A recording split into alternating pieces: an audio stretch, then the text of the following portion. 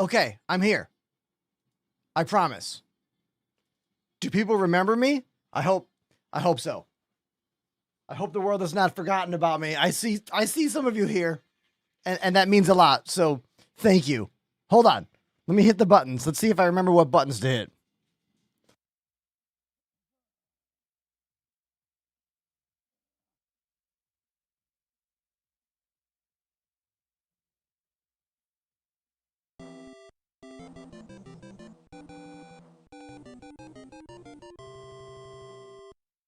Pandemanium_TV has subbed for 54 months. Brother from another mother. OT.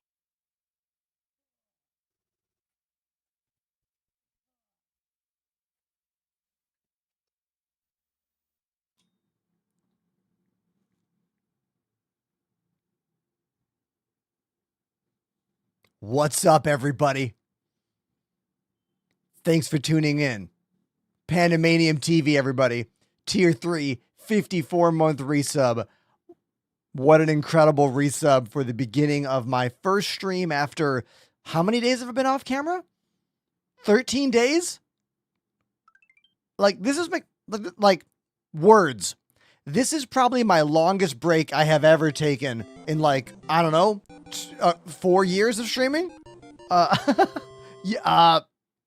Go swim 156. Let them all come in. All right, they're all gonna rain in. 07. All the resubs are gonna rain in right now. You've been waiting. I know you have. Thank you. Go swim. 69 months. FLLip1234 has subbed for 53 months. Nice. He's got me beat by 1 month. And Flip with 53 months. Thank you, Flip. Borkware. Mark D has subbed for 58 months. 58. 58 months. We got a new chatter. What's up, Merlin? I see you. How you doing? Speaking of Wizards and Warriors, I watched all the Hobbit movies in order on the plane back from Bali the other day, because that plane's like 18 hours or 19 hours, and then another 4 hours from Singapore to Bali or the other direction. So yeah. And then yesterday during the super jet lag day, Annie and I watched Lord of the Rings Extended Edition.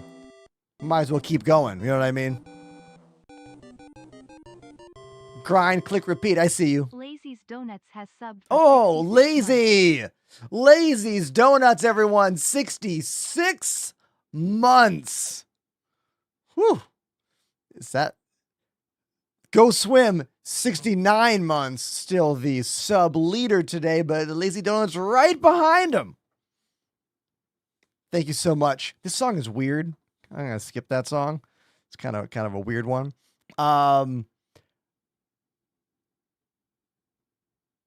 Beard is looking very compatible. Is that a typo?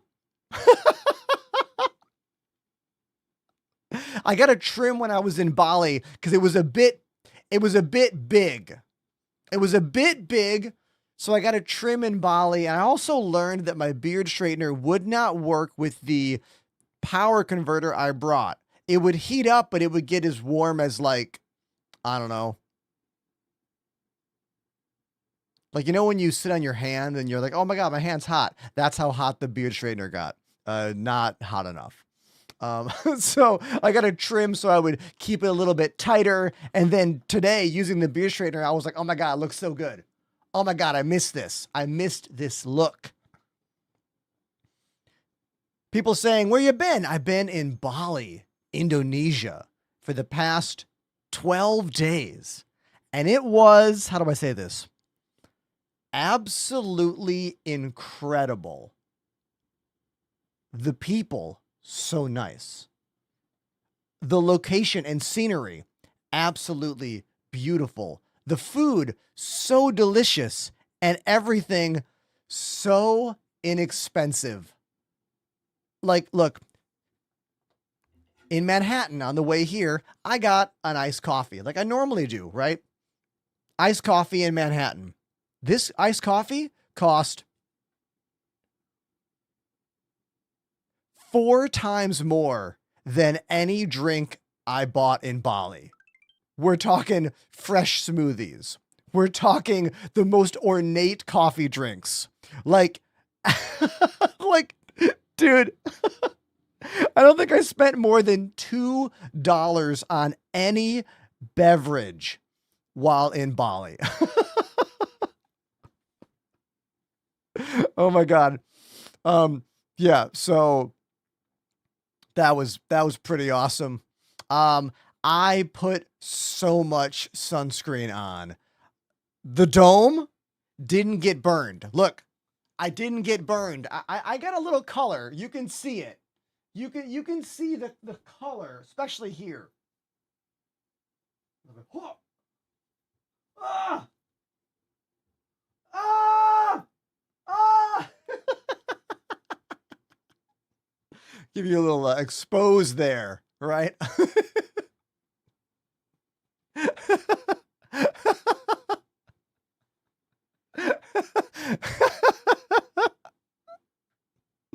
uh, but I didn't get burned. That is the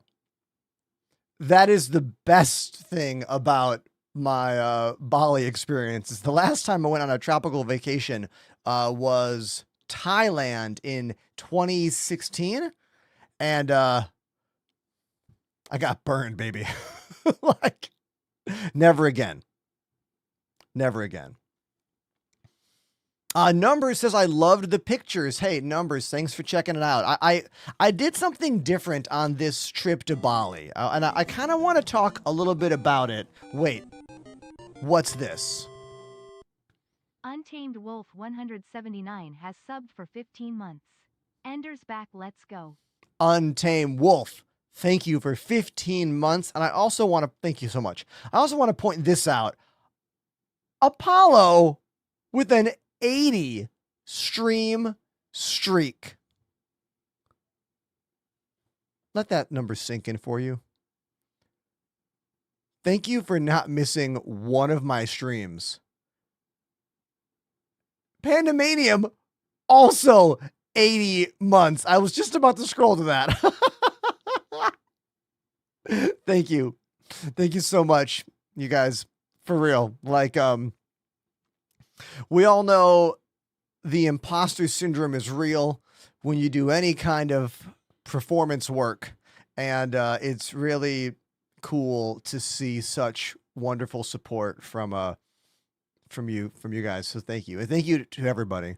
I thought a lot about my job over this vacation and like how this job works and how this kind of work is very different than a lot of other performance-based work I've done in the past.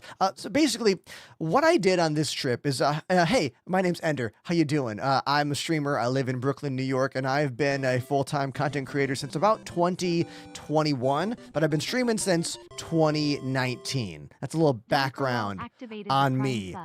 Donker Lowell. Doing great and love the streams. Donker Lowell, thank you for 10 months. Thank you.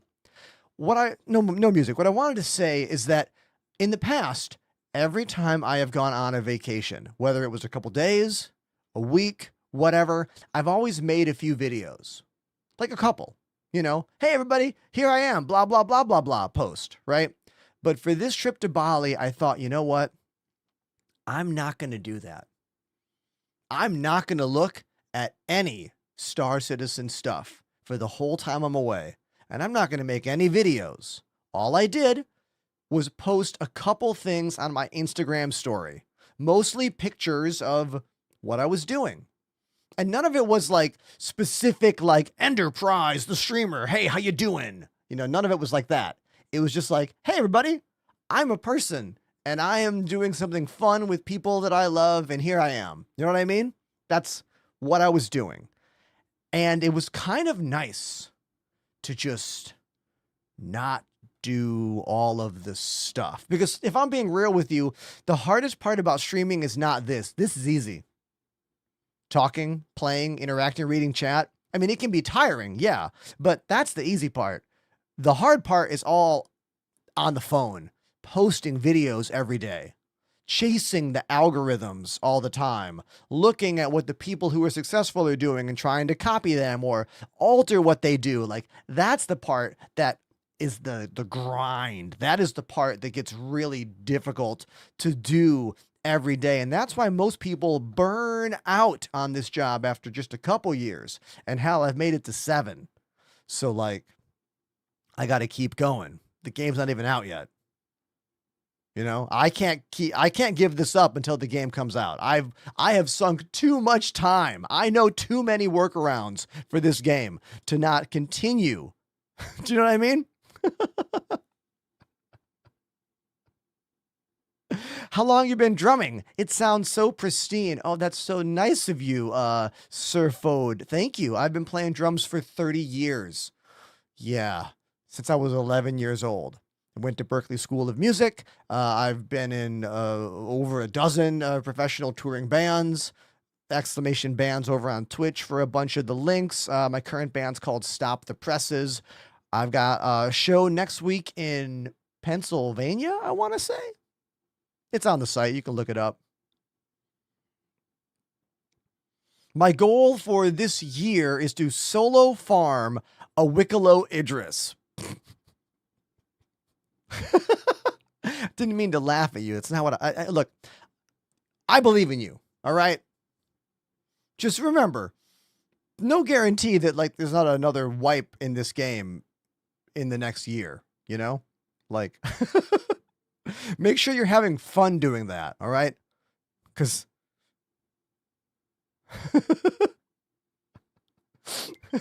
is there a list of ships with images? Yes, the wiki.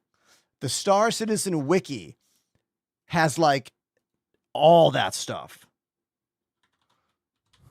Or you could do there's so many. There are so many sites. What does chat suggest?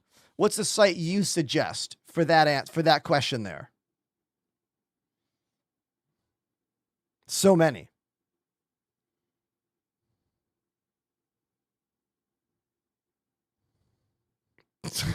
T, I don't want that much responsibility in your life. I acknowledge your comment. That sounds like a lot of pressure right there.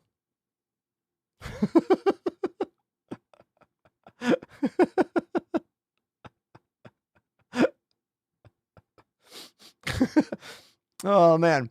Hey, Kyle says I got into Star Citizen because of you and your content. Hey, thanks. I mean, hope it's okay. Don't blame me if you end up hating the game. All right, not my fault. Join the Discord, play the game with us. We'll help you make it less annoying because this game can be a lot to deal with. All right, it can be like too much. It can be too much to deal with. All right, I'm gonna find you. I want to find you a little image or a little video of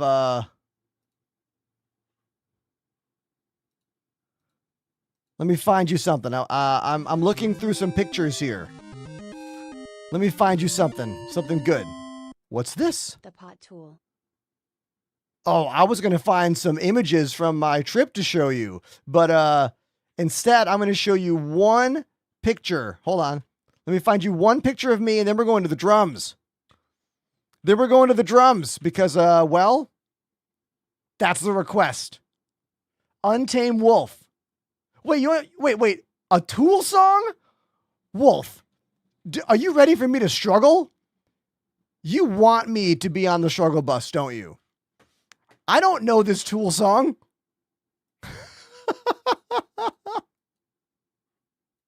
Hey, here's me on an ATV in Bali. So much mud, bro. The mud, I was covered after this adventure. Covered.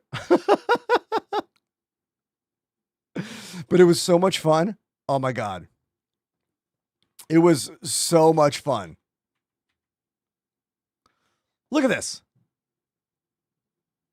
ATV driving in the mud in Bali was incredible. Incredible. Yeah. I need to put together a whole compilation of photos to show all of you on stream because I got a bunch of photos I'd love to share with you. But now, it is time for me to go to the drums and struggle because I got a request from Untamed Wolf to play a song I don't know. It's called The Pot by Tool. And if you don't know anything about Tool, let me tell you their music is really, really hard to play and involves lots of odd time signatures, meaning I can't just go 1, 2, a 3, 4, a 1, a 2, a 3, and 4. I can't because it's going to be like 5-4 and then 7-8 and then 6-8 and then like 1916 and like I'm gonna have to just listen and hope I don't fall on my face. And if I do, well, we can all blame Untamed Wolf. So let's play The Pot by Tool and see what happens.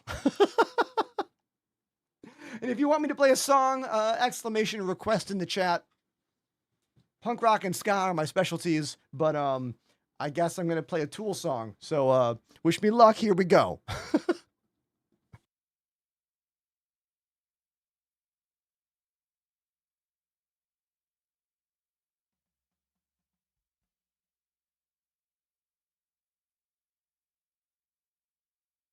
All right, here we go. A song I don't know by Tool.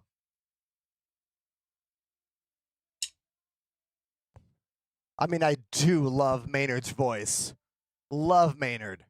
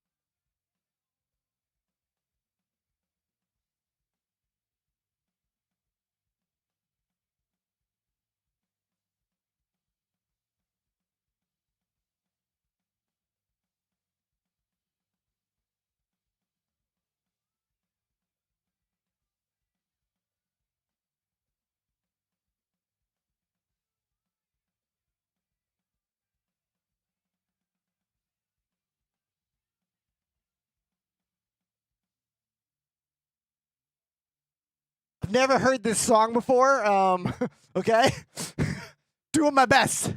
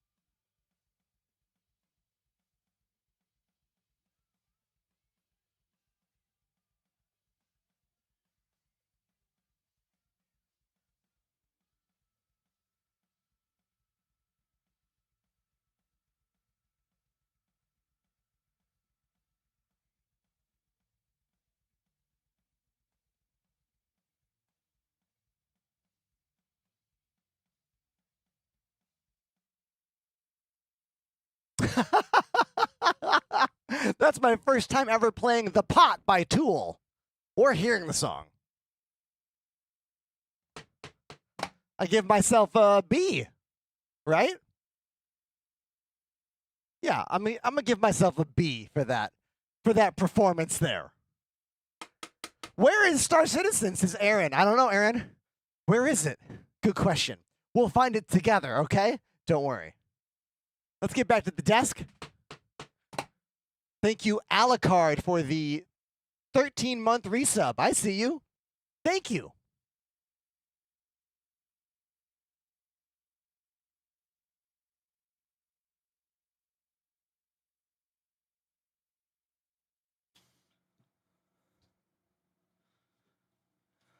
All right. If you just got here, hey everybody. My name's Ender, and this is my first stream back from Bali, Indonesia, after about a 12-day vacation. And yeah, I'm back. Thanks for being here. I appreciate you a lot. Thank you. Now, I did not purchase many things on my vacation, but I am going to show you two things that I did get. I found this really cool artist shop called, it was Jewelry by a Fellow is the guy's name, and it was in Canggu, Canggu,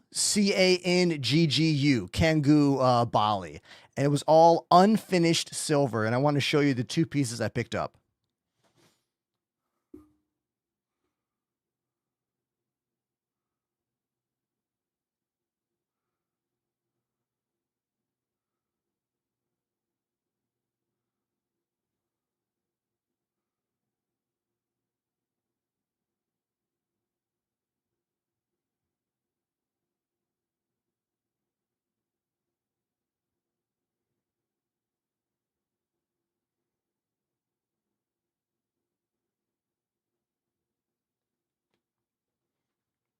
Pretty cool, really unique. I like the unfinished finished like silver part about it, like, you know, made by hand, made by someone who wants to share their art with people, you know?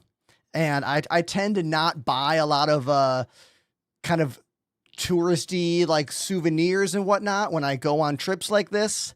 I feel like if I'm going to get something, I want it to be something that's like unique to where I went and a memory. And I think these pieces are really, really cool. How's it look in that camera? Oh, you can see it pretty well here, actually.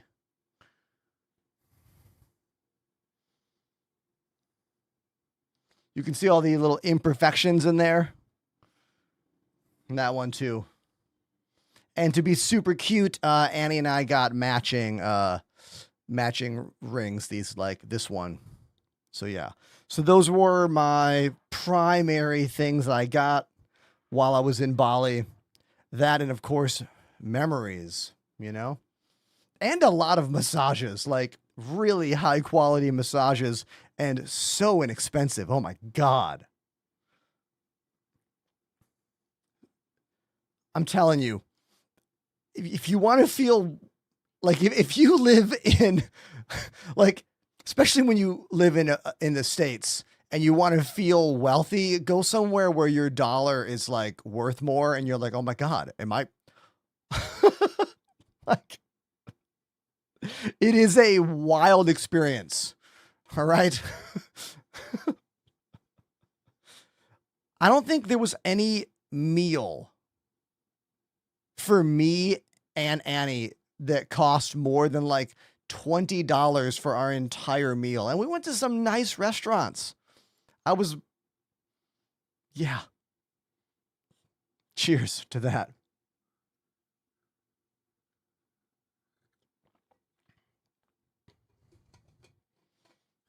No, it did not piss six. But yeah, I had a really, really, really good time in Bali. That is the takeaway. If you get a chance to go, you should do it. Yeah. Here, I will show you a couple pictures here. I got a few pictures I can show. Hold on, let me find them. Hold on.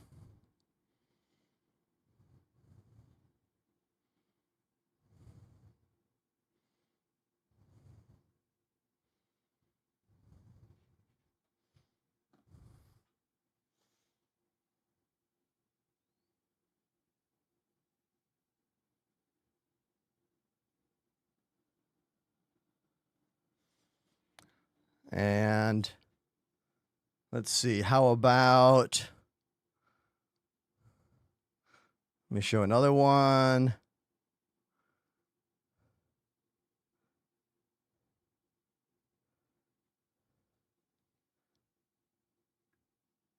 This is a swing, like super duper freaking high up. I need to put these, you can barely see them. I'll do this tomorrow. I'll put together a compilation on, and you can look at them there, you know? Can barely see them on my phone with the cameras and the lights and everything.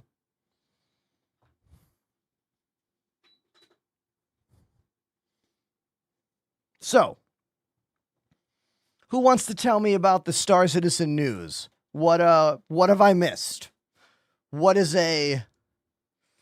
Is there any piece of news that like they have given us over the past week and a half? Anything specific that I have missed? I have a iPhone 16 Pro Max. What's your favorite PvP ship? Probably something small like Arrow or Gladius or yeah, I'm gonna go with those two. I don't really do much PvP in the game, mainly because like fighting this game is enough bullshit. Like fighting the game engine itself is annoying enough. I often don't want to add in another person into that mix.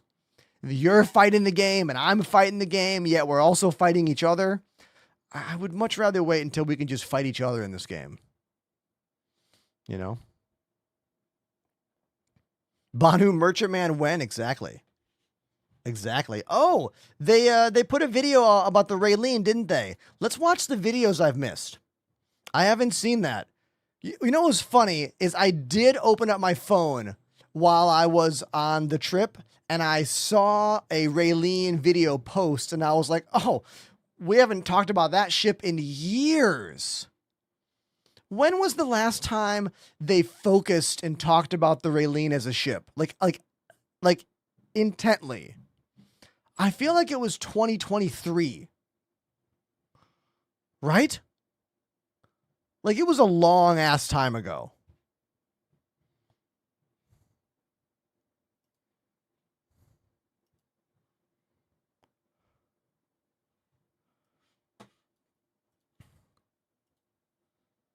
Let's watch this video about the Raylene together, because I haven't seen it yet. How about it? Does that sound good? Yeah. Let's do that. All right. So, all right, here we go. Let's watch a video about the behind the ship's Gatak Raylene, Star Citizen's first alien cargo ship.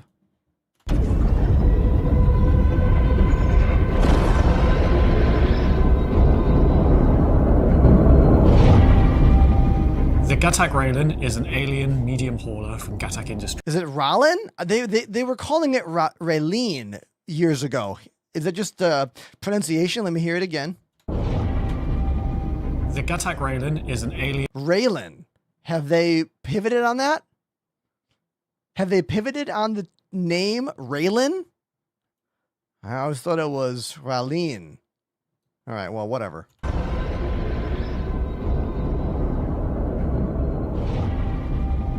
The Gatak. Gatak Raylene is an alien medium hauler from Gatak Industries and prioritizes speed of loading and unloading cargo by having it all on the exterior. The Raylene is our first. Raylene. Why did I think it was the Raylene? Whatever. Dedicated cargo hauler from an alien race, and this is an important moment in that a lot of our other alien ships. I wasn't paying attention. The Gatak Raylene is an alien medium hauler from Gatak Industries and prioritizes. Can I watch that animation for the legs again? The leg animation is really freaking cool.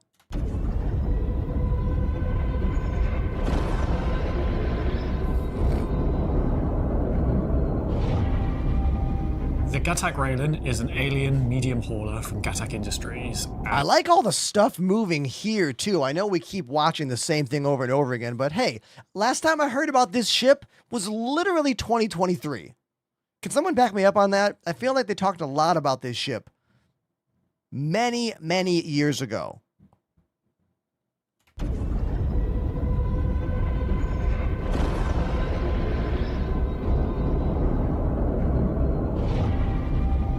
The Gatak Raylene is an alien medium hauler from Gatak Industries and prioritizes speed of loading and unloading cargo by having it all on the exterior.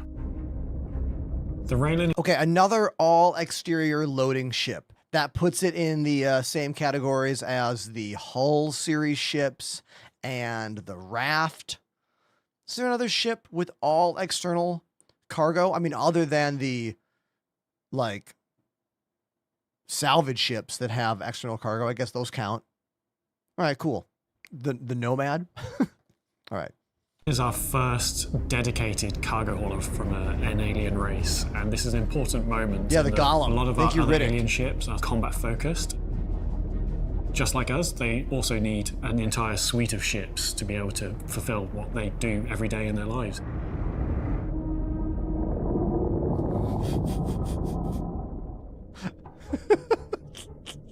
So one of the things that we really want to push with our alien ships I'm laughing is at just chat that right distinction now. All right. from kind of human manufacturing techniques and alien manufacturing techniques.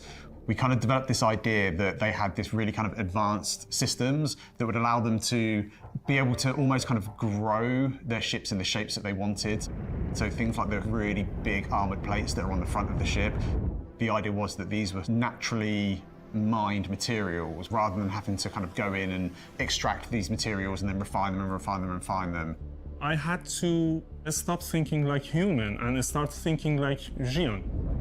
How would an alien design shapes, movement, and technology? With the Xi'an specifically, they have a lot of control over how they can manipulate different structures. So with the railing, it has this... I want to rewind that for a second. And while I do that, I'll say, Nuzzy, I use a lot of cameras. There's quite a few, but the main one in the middle is a Sony Alpha 6000. Alpha 6100. Yeah. Come to Twitch and do exclamation cameras for a full list. Now let's go back to that spot because I want to see that again. Stop thinking like human and start thinking like Xi'an. How would an alien design shapes, movement, and technology? With the Xi'an specifically, they have a lot of control over how they can manipulate different structures. Yeah, a lot of floating, hovering technology. It reminds me a lot of how they make the ships in the last couple seasons of Star Trek Discovery. The way the ships are all like moving. What do they call it in Star Trek world? Transformative matter or something like that? Yo, Rogue Knight Rider. Thank you. Rogue Knight Rider has subbed for 16 months. Welcome back. Hope you had a great holiday. Thank you very, very, very much. Oh, this is something else we need to discuss. Kit.co is out. That's right. That website went down. So all of my gear links don't work anymore.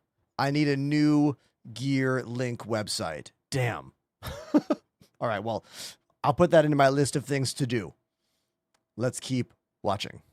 So with the railing, it has this really distinct state change between its flight silhouette and its landed silhouette.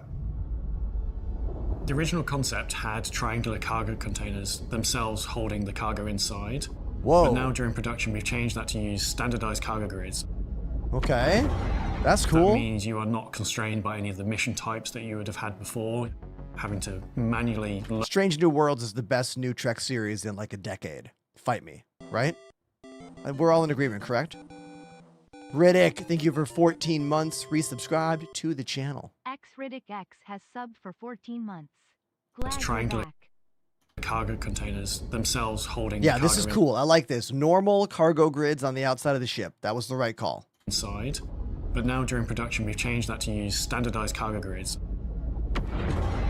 That means you are not constrained by any of the mission types that you would have had before, having to manually load all these cargo units into custom cargo containers. When are they going to redo the Reclaimer? When are they going to redo the Reclaimer? All these ships with easy cargo on and off, and the Reclaimer being the only ship that can salvage the largest ships in the game, still terrible to use. Okay, continuing. Now you can just turn up to any location. Right? It still bothers me. Anyone else? Ports up to 32 SU containers, so you can just load them on easily, offload them easily. We have two size 2 tractor turrets. Oh, I like the location of these tractor beams. Way off to the sides, so you can easily swing them in. A lot of the tractor beams on the ships are kind of awkward to either get into the ship or get out of the ship. Lots of range of movement here. I'm assuming I can go all the way from the side, all the way over. Yeah, this is great. Hopefully one person can swap between these two tractor beam turrets and they don't make us have to use two people. This is the Gatak Raylan. Am I saying it right, chat? Gatak Raylan. That sits on the bottom wings. Two rear bridge seats each control one of these turrets and can use them to add and remove cargo from the cargo grid as they like. All these flying seats everywhere. So Flight of the Navigator. Right? Two rear bridge seats each control one of these turrets and can use them to add and remove cargo. It just looks weird. Like, you know, it looks like I'm in dev mode. Right? Can we watch it again? Each control one of these turrets and can use them to add and remove cargo from the cargo grid as they like. The turrets move with the wings. You have an okay view when the wings are deployed, so when you're flying around in space. But when your wings are in the landed position, you have a really, really good view over the cargo grids. Yeah, that's what I was thinking. That looks really wonderful. And for those who really appreciated the original aesthetic of those triangular cargo pods, we've retained the signature triangular elements of that as a deployable armored shield over the cargo beds. Oh, The shields themselves interesting. are a physical barrier that stop projectiles from hitting the cargo themselves. Obviously, having it deployed makes the cargo very hard to take off, but offers that protection. That's very cool. This makes me think about all the ships right now that have external cargo that have no protection of any kind on that cargo. Are they adding a different level of armor to only this ship for external cargo? Or are they going to go back and add some kind of cover to other ships that have external cargo? I'm thinking about like flying with cargo, how much damage can you take before the boxes fall off? You know? Let's watch that again because it is pretty cool. Elements of that as a deployable armored shield over the cargo beds. The shields themselves are a physical barrier that stop projectiles from hitting the cargo themselves. Obviously, having it deployed makes the cargo very hard to take off, but offers that protection. This essentially makes a sort of hybrid interior-exterior cargo ship. You get the benefits Very of both interesting. systems. You have the ease of loading of exterior cargo, as well as the protection of interior cargo. I remember the triangle cargo boxes from those old images of this ship. I think it's good that they went with the standard stuff. And then as a further benefit for those of you who like counting boxes, we also managed to increase the cargo capacity from 320 to 640 with these changes as well. Whoa, 640. 640 cargo. So that puts this ship in line with what other ships? 640. Who in the chat has all those numbers memorized? I know some of you do. I know you do. Who's got the equivalent ships for me? 640 has got to be Starlifter territory? Yeah. Starlifter is probably somewhere around there. C2 is 696. Okay. If this is a medium-sized ship, technically that's a lot. Damn. All right, cool. Raylan, you can enter the ship one of two ways. So if the ship is landed, you enter through a lift at the very bottom. And if you are in flight or Can we laugh about that video here? Watch this. on the Raylan, you can enter the ship one of two ways. So if the ship is landed, you enter through a lift at the very bottom. I want you to see where the ground is and where this lift went down to. Notice they show you someone walking up and then they cut the video and now someone's on it. I'm pretty sure when that person walked up to this ship, You enter they through a lift couldn't at the walk very bottom. onto it. Like, you know, when you jump, you can't reach. I think they did a little clever edit in between here and either use like dev mode to like whoop, pick up the person, or they had to re-land the ship and do that again. Is this just me seeing between the lines and knowing how it is to play this game actively? Or did someone else also notice this? Let's watch it again. Let's watch it again. One of two ways. So if the ship is landed, you enter through a lift at the very bottom. Yeah, there's no way. And if you are There's no way. in flight or you're in space, you have a docking collar on the top rear. The elevator shaft is a really nice central part of the whole ship. It's the first thing you see as you walk in, and it leads you through every floor. Oh, more floating You can see all cargo the way up. or weapon A lot of racks. our Cool. human ships tend to be quite flat, quite long, whereas what we've tried to develop is this idea that the aliens prefer a little bit more kind of verticality to their Oh, Void Cipher says, if it's a non-physical elevator, does it give you the elevator the ability to dynamically adjust how far down it goes? I mean, that would be very cool, but there's no freaking way possible that they're doing that. At least not right now in the game. The elevator is going to go to a fixed position, just like every other elevator in the game, you know? I want to rewind a bit because I wasn't paying attention. It's the first thing you see as you walk in, and it leads you through every floor. You can see all the way up. A lot of our human ships tend to be quite flat. Oh, that's just like, what's the Sulene? Cool. Another smaller Gatak ship. So again, Star Citizen crushing it when it comes to design language for these brands. If you are new to this game and you want to really understand the fidelity of detail that goes into designing this game, just look at the spaceships. All the ships that are by Drake, you can tell they're by Drake. All the ships by Crusader, you can tell they're by Crusader. They do a really good job of making these in-game brands look and feel like real-life brands, like Mercedes or Ford or John Deere. Like, they do a great job with all this stuff. And because we have full ship interiors, you have so many opportunities to see the nuance of these ships. So it really separates it from a game like Elite Dangerous, where all you have is the outside of the ship and the cockpit, which is almost all the same cockpits. So I love how they're continuing to make this real life like brand or brands all connected. And it really makes you feel good about knowing the game because you know the design and you're like, oh, that's a new ship from Drake. Like, you can just tell. And it makes you feel like you're on the inside, like you know a lot about the game too, which is good. You got to have passion. It's great. I love it. They're doing so good with all this stuff. You can see all the way up.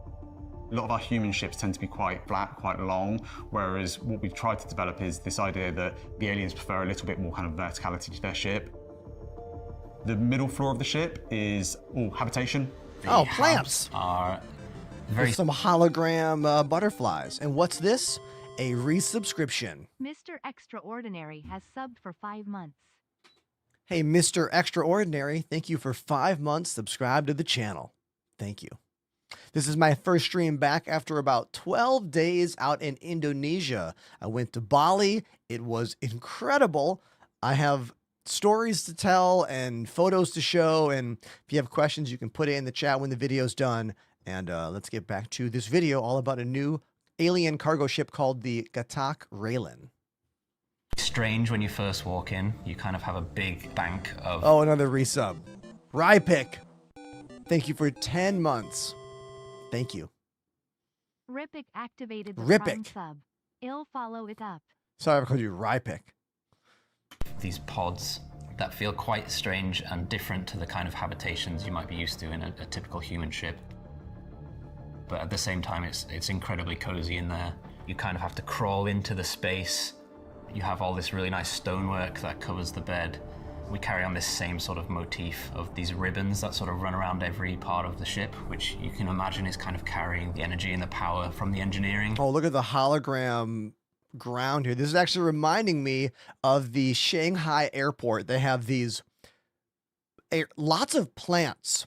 I had when I flew from New York to Shanghai, 19 hours, Shanghai to Bali, about 4 hours, and lots of plants in the Shanghai airport. Way more foliage and green spaces than I've ever seen in an airport. And they had these areas with like actual fish with plexiglass over the top. So they were like fish ponds with plexiglass over the top and then trees everywhere. So you could walk on top of the, you know, the koi pond or whatever. And that's what this is reminding me of. Yeah, it's pretty cool. And powering all these rooms. We try to make it feel quite... This ship is big. That sort of Hold run on. around every part of the ship, which you can imagine is kind of carrying the energy and the power. This is a from really the big room engineering right here. And powering all these rooms. Damn. We try to make it feel quite relaxing, quite calm. So they've brought in these waterfalls that run down the sides of the walls in the mess area. On one side, you've got the bathrooms, and on the opposite side, you've got the food preparation area. As this is an Whoa. alien ship, it caters to both the Xi'an and the humans. So for the humans, you've got a chow line where you're able to get your food and your drink. Alongside the very specialist Xi'an food area. Are these the ones that eat poop? These are the ones that eat poop, or these are the ones that poop squares? I can't remember. These are the turtles, but they behave like birds. We're gonna need Paul from the Astro Pub to clear this up for us. They're the alien Star Citizen lore expert. And then off to either side, we have a small room that has a small bench and like a viewing out over the front of the ship. We've got the 2 escape pods on either side and also the turret access. Finally, if you take the elevator up to the top floor, it takes you straight into engineering. The engineering, Yeah, is Inferno, really kind of Bali was imposing, amazing. and it just feels very important. You can tell that there's like a lot of power running through this room. Your different component bays all around the room facing you, and they all open up with Oh, like they got those same doors from the Sulene. See that again. your different component bays all around the room facing you, and they all open up with like the impressive Xi'an tech grav plating all moving out of the way. The alien design comes in with quite how wide these component bays are. Like there's a lot of room that accommodates more space needed to access them than just a slim little engineer who's making his way in. You also have these beams that are coming across the ceiling, and you can tell that there's power thrumming through like these ribbons that are coming from each of the component bays. It's a really, really interesting room, and it was a lot of fun to work on. As you go towards the front of the ship, you'll I love when they interview the people that design. I mean, all these are all devs, but you can tell when they interview someone who's like really excited to share the things they've done about the ship. And I can tell that this dude is pumped about the things he got to work on this ship. And I love when they show that off during these videos. into the bridge area, and this probably has one of the best views out of a lot of ships that we've done. There is 4 yeah. seats Look at that. floating on air. So That's reminding me a little bit of the Asp Explorer from Elite Dangerous. Remember that? You're like hovered right over the glass. that feels like it's totally alien, uncanny thing. When you enter the seat, they're rotating with a fancy flying animation. I hope that they feel really Dude, wow effect. this flying It's chair thing is pretty weird. different than the usual ships we have. Super weird, but cool. The cargo capacity of the ship lends itself to the vast majority of cargo missions, so it's great for cargo players, and it's not short in the firepower category either. It has great turrets and pilot-controlled weapons as well as missiles. I think whole the team did their job so fantastic. Ali, thanks It for looks clicking on the cool, show. Nice to sharp, see you again. aggressive. Very happy with it.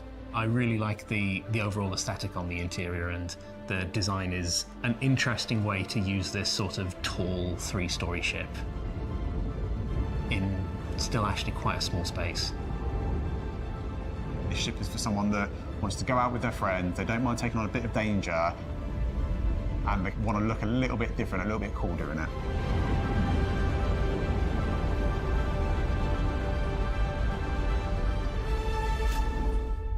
How long until we get those jump?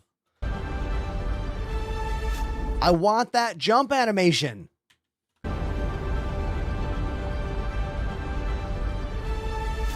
Ugh. Yes, Tech Nation, they do have shields that go around the cargo in this ship. For someone that So it's external cargo, but they've got these floating shields that kind go out of with come their in. friends, they don't mind taking on a bit of danger. They talked about it earlier in the video, saying that's going to add some extra protection for the cargo, giving the ship kind of a hybrid inside cargo ship and exterior cargo ship. One more and they want to time. look a little bit different, a little bit cool doing it. Engage. Yeah, that's sick. So cool. All right, so that was the Gatak Raylan, a new alien cargo ship, the very first alien cargo ship that CIG has put in the game yet. I'm your host, Ender. How you doing? Fresh back from Bali. I've been on vacation for about a week and a half, and it's nice to see so many of you in the chat. Thanks for not forgetting about me. Dark Wolf with a 20-month resubscription. Dark Wolf 1695 has subbed for 20 months. Thank you. Thank you very much. Pandemanium says, up next.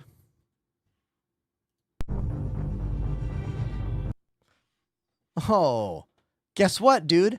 I already have that video in my What's Next category. I planned. It's literally the next video it's going to show up. Watch. Watch. See? Haha. I can plan things too. Yes, the trip to Bali was long. 19 hours from New York City to Shanghai, and then 4 hours from... Wait, was it Shanghai? Hold on. Brain. Yes. Yeah. 19 hours to Shanghai and then about 4 hours to Bali. On the trip back, my partner Annie and I watched all 3 Hobbit movies. Yeah, a lot of time. All right. Behind the ships, another new ship I know nothing about. Let's check it out. Is this a treadmill? This is definitely a treadmill.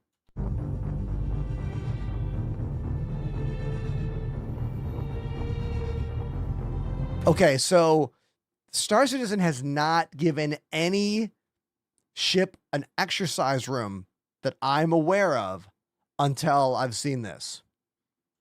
They're obviously going to talk about it in the video. The Tilui is a new ship from Gatak. Say it again for me. The Tilui is Tilui. Katak Tilui. the Tilui is Tilui. Tilui. Oh, okay, I guess you're right. There is a little gym on the Idris. You're right. But I don't remember it at all. You know, this is memorable. So thank you, Exhibit. Whenever I say your name, I just can't not think about Pimp My Ride. the Tilui is a new ship from Gatak Industries. It is our first dedicated alien snub fighter carrier. Dedicated snub fighter carrier. I mean, this has got the game coded right here. How many of you have already pledged for this ship? I know what you like, all right? A ship that carries lots of smaller ships? Come on. We have 2 categories within our snub division of ships. We have snub fighters and snub crafts. This is really designed for the former, the snub fighters. And they need a carrier because they don't have quantum drive, so they have a very limited range and require a larger ship to get them where the action is. And whilst the Tilui may visually share some elements with the Raylan, it is a new ship chassis. It does look a lot like the Raylan. Real noticeable change on the rear of the vehicle is the large hangar door. And that really reveals that's a the cool large hangar door. opening, which also has an air shield across the rear. The Tilui All right, I want to stop it right now. Does this ship have any kind of system to help click in these ships to land? Do they talk about that in the video? Because when I look at this, all I see is an absolute nightmare fest of trying to fly these in and land them safely. A ship like this needs to have a distinct, that's where you land. Like Elite Dangerous style, only can land here type design. I don't know if they'll talk about it. That might be too game detail-y for them to talk about. But you know what I mean, right? It has an air shield across the rear. That should be a lock-in experience right there. Cha-chink. That's where it goes. The Tilui has the same armament as the Raylan, plus 2 additional top and bottom rear-facing remote turrets. How else are you going to have combat docking? If it's a ship made for combat with smaller ships, there needs to be some kind of assistance to dock those in that way. And the game does not have this yet. I am getting into the dreaming portion of the game. I often have a hard time when I watch these videos removing the current video game experience from the future game experience. And the current experience of landing multiple ships in one other ship sucks. It's awkward. It's difficult. Ships always blow up, get bumped, damaged. So this ship needs to have a very distinct dock, undock situation, right? Right.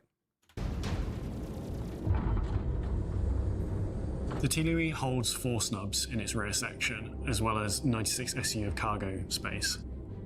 And the purpose of this cargo is to enable players to use the rearm repair. Yeah, that's refuel all mechanics. rearm cargo.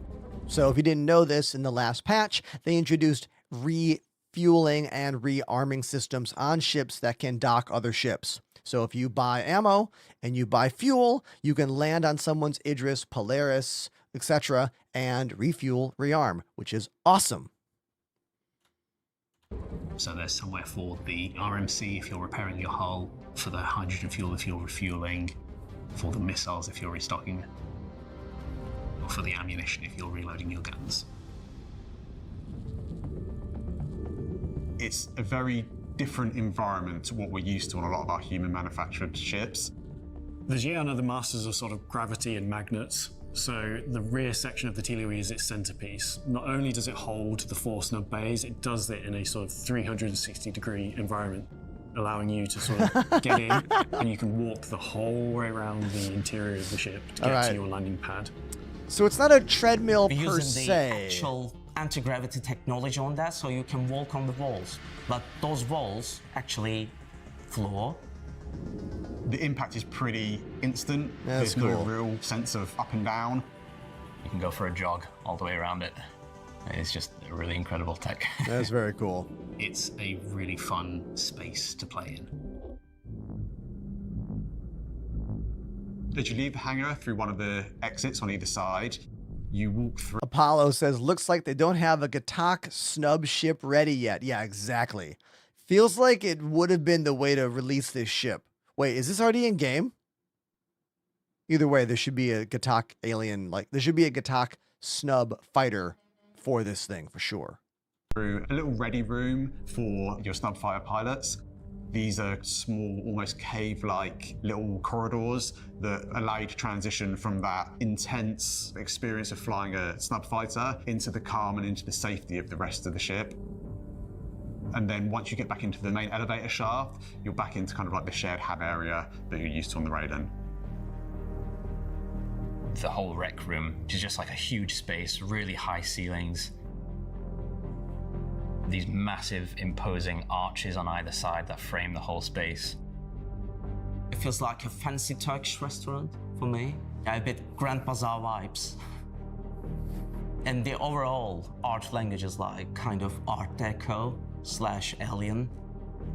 Yeah, I feel like the CIG design team definitely pulled some ideas from Star Trek Discovery and the way the ships are in that series, right? Can you all see that? Am I the only one? And I like to using the organic materials like actual alien rock on the walls, which feels nice, more architectural masterpiece. The turret access rooms, there's one on either side of the ship, and they feel really interesting. They've got a little more than a typical turret access might have. I like to call it the turret reception. Whoa, that just armor. because it feels like you go in with an Look at the appointment to shoulder see the pads on turret. that asymmetrical armor there. Are we going to see it again here? And there's this really nice window that gives you a nice view of the side of the ship. And there's like a nice bench in front of Cool. it to sit and look out. You have some escape pods in there as well. The whole room came together feeling really kind of cozy and interesting. I mean, I'm not saying that Star Trek copied from CIG or CIG copied from Star Trek. I'm just saying that there's similarities there, and it's impossible that there wasn't some back and forth there, because the devs in this game look at all sci-fi media. Because why? They have to sell the stuff to us. And what's the easiest way to sell us ships in this game? When ships in this game have little notes that remind us of other sci-fi areas. Star Wars, Star Trek, Battlestar Galactica, The Expanse, you know? So it's a loop that makes sense, you know? The Tilui is for anyone that wants to be in the fight, but wants to play in more of a support role. I'm very happy with the ship. I think we've really sort of pushed the boat out, especially with the interior section at the rear. You don't have that particularly large firepower, but enough of it is an annoyance to distract other players and allow other people in your fleet to help do the objectives. Ooh, a It's Farscape about supporting ship. your Yes, snub fighters living and causing as much ships. kind of chaos on the battlefield as you can. It's almost like I love a swarm of Farscape. angry wasps that can go in and attack. Or if you really annoy people a bit too much, they can get back in and you can just jump away to safety. Like I often point out where the game is at and where it is not at. And I'll tell you right now, the game is not at this point. A ship in combat, shooting, while the ships fly out. Watch this animation here. This is cool to watch. Watch it again. It's about supporting your snub fighters and causing as much kind of chaos on the battlefield as you can. It's almost like a swarm of angry wasps that can go in and attack. Or Right there. If you really annoy people a bit too much. You literally cannot do what they just did there. And if you do, you are lucky and you're in the server with the fastest response times ever. All right. I can't wait for that. I want that. We're not there yet. They can get back in and you can just jump away to safety. You know we need an alien snub fighter now, right? Yeah, it has crossed my mind. Yeah. Is that Jared literally saying they have one and that guy being like, yeah, you know, yeah, exactly.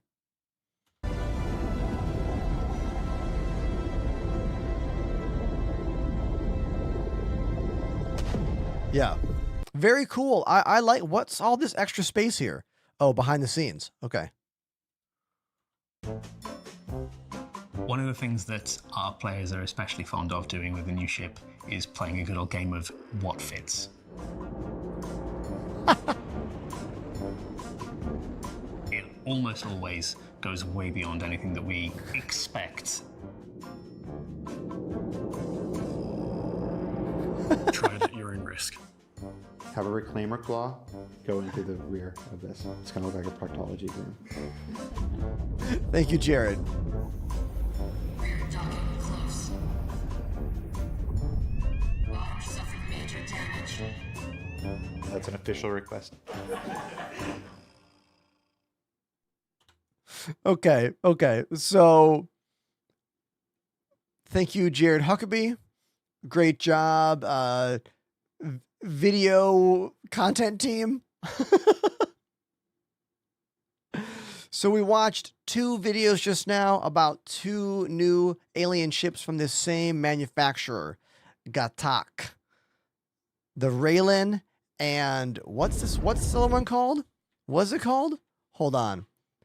The Tiliu? Tiliu? Am I saying that right? Of the over 200 ships. Oh, that's Morphologist. What up, homie? The Tilly, who? Tililu? What's this thing called? Tililu. The Tilui is a Tilui. Okay, the Tilui. Tilui. T and the name Louis. Tilui. Tilui. Tilui. Okay. Hold on. I got an email I want to read real quick. It's a CIG thing. Hold on. It's a new ship from Gatak Industries. It is our first dedicated alien snub fighter carrier. We have 2 categories within our snub division of ships. We have snub fighters and snub crafts. This is really designed for the former, the snub fighters. And they need a carrier because they don't have quantum drives, so they have a very limited range and require a larger ship to get them where the action is. And whilst the Tilui may visually share some elements with the Raylan, it is a new ship chassis. The real noticeable change on the rear give me 1 sec, of you the guys. vehicle is the large hangar door. And that really reveals the large hangar opening, which also has an air shield across the rear. The Tilui has the same armament as the Raylan, plus 2 additional top and bottom rear-facing remote turrets. The Tilui holds 4 snubs in its rear section, as well as 96 SU of cargo space. And the purpose of this cargo is to enable players to use the rearm, repair, refuel mechanics. So there's somewhere for the RMC if you're repairing your hull, for the hydrogen fuel if you're refueling, for the missiles if you're restocking, or for the ammunition if you're reloading your guns. It's a very different environment to what we're used to on a lot of our human manufactured ships. The Xi'an are the masters of sort of gravity and magnets. So the rear section of the Telewi is its centerpiece. Not only does it hold the 4 snub bays, it does it in a sort of 360-degree environment, allowing you to sort of get in, and you can walk the whole way around the interior of the ship to get to your landing pad. We're using the actual anti-gravity technology on that, so you can walk on the walls. But those walls... I'm writing Galactica actually right now. Hold on one sec. The impact is pretty instant. There's no real sense of up and down. You can go for a jog all the way around it. It's just a really incredible tech. It's a really fun space to play in. As you leave the hangar through one of the exits on either side, you walk through a little ready room for your snub fighter pilots. These are small, almost cave-like little corridors that allow you to transition from that intense experience of flying a snub fighter into the calm and into the safety of the rest of the ship. And then once you get back into the main elevator shaft, you're back into kind of like the shared hab area that you're used to on the Raiden. The whole rec room is just like a huge... Okay, thank you so much for that. Appreciate that. I just had to follow up with a, you know, work-related thing. You know what I mean? Space, really hot. Okay, I'm back, and now we can talk I about see these ships. Anyone got something they want to say about the ships we just watched, the video we just got into? I'm back from vacation. I've been in Bali for about 12 days. If you got a question about my trip, you can also put that in the chat. I'm going to boot up the game. I did install the latest update, so hopefully it works. Pandemanium asking me if I got invited to Manchester for the Squadron 42 event. Yes, I did. Literally, I was just following up about that right now. Because while I was in Bali, I got the message inviting me to some kind of Star Citizen event in Manchester. And the email was very sparse. Didn't give many details. Didn't give many things about that. So what I did is I wrote a very nice message and I sent it back to them. And I didn't get a response for a week. And I just sent the message to Galactica, and they were like, oh, that must have been an auto response email. They don't reply to that one. So I sent that message to her just now. So hopefully I will get some answers, and we'll talk about if this is a thing that is possible for me, you know? Because the reality is, how do I say this? Everything in this world costs money to do. You know? And if you think it's inexpensive to fly from America to England and go to a thing and not work, you'd be wrong.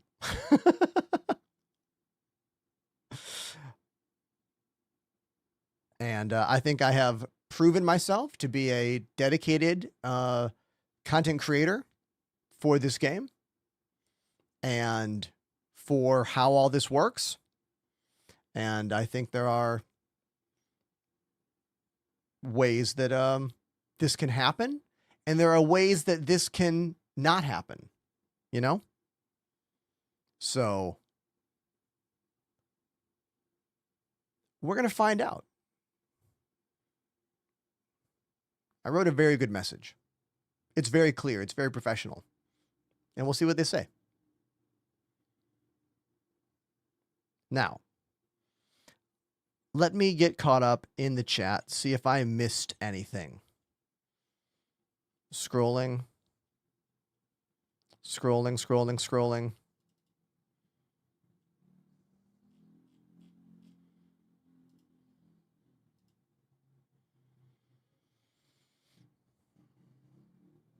I missed the story. Start the stream over. You know, if you watch on Twitch, there's a rewind function. Just saying. Recap is we just watched videos about the new Gatak ships. Let me get this camera working. Hold on one sec.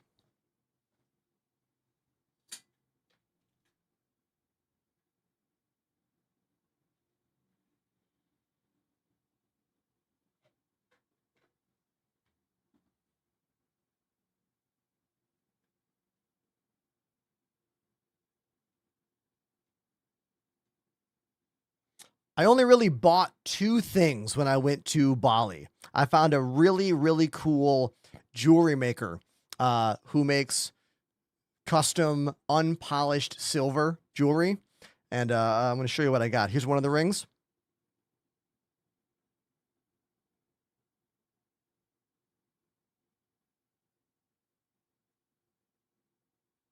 And here is the other ring.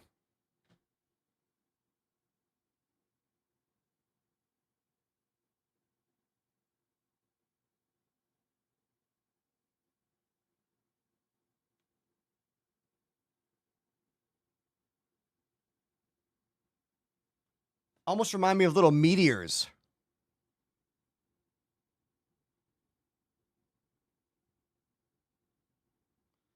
Fellow is the name of the artist. By Fellow in Canggu, Bali.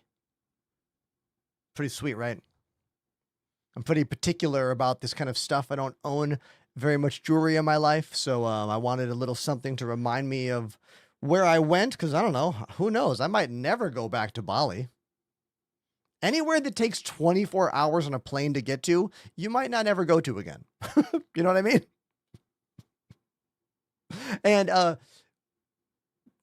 security kid in the chat reminding me of the One Ring.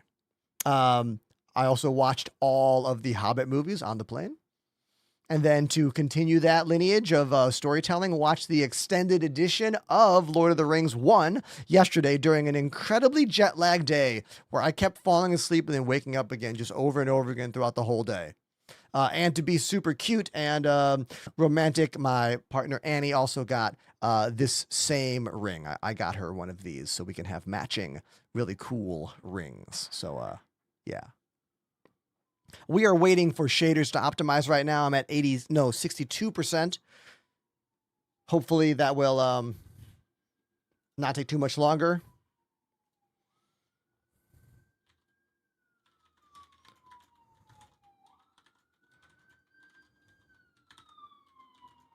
Hold on one second. I'm emailing CIG.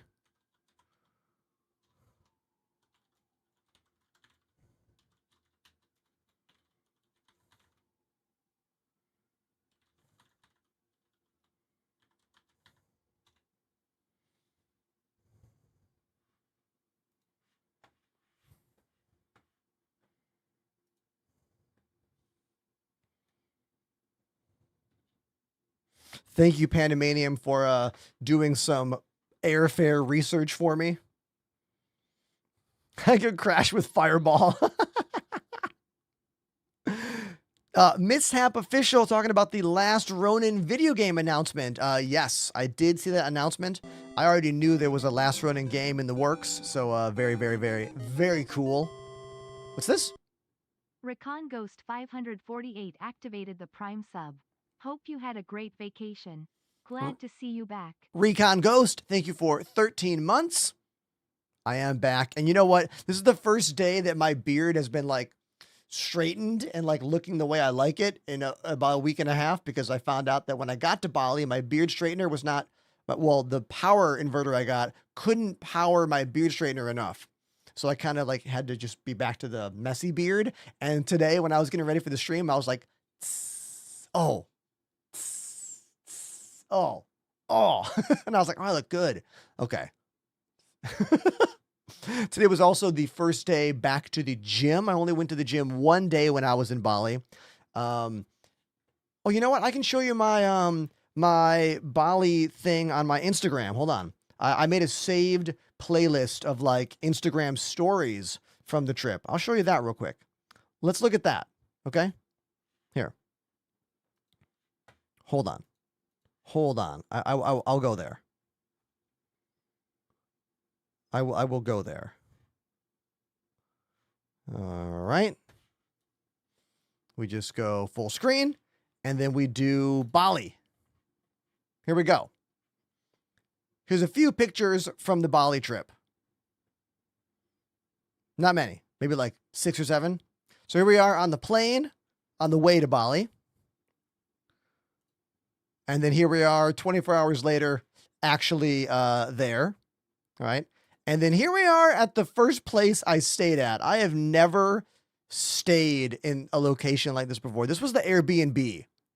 Are you kidding? That was the view outside the Airbnb. All right. So this freaked me out in the coolest of ways. And then here we went to Nusa Penida. Nusa Penida is an island in Bali. And this is a very famous rock formation. I forget the name of this rock formation. I don't think this is Broken Beach. I'm forgetting the name of it. So here's this one. For some reason, that video is not playing. What do they mean? Having a hard time with the video. Oh, look at this gym. This is the most ridiculous gym view I've ever seen. These are like rice paddies, you know, like farms. And this 3-story gym with this insane piece of art on the wall that represents what this gym is. The gentrification of gym bro life to traditional Indonesian farming life.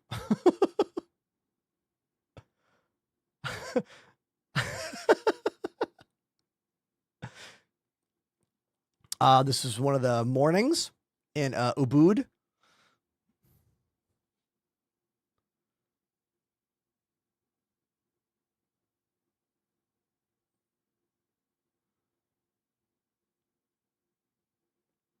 Yeah, coconut tree life.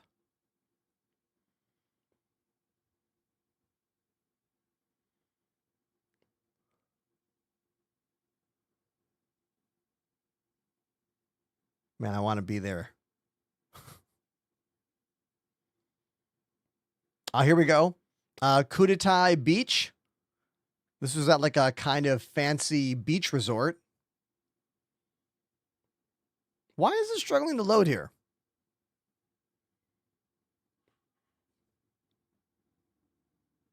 Yeah. Here we go. Kudatai Beach. Kudeta. Oh, this restaurant, I have pictures of the food. This restaurant was so amazing. I think we went there 3 or 4 times.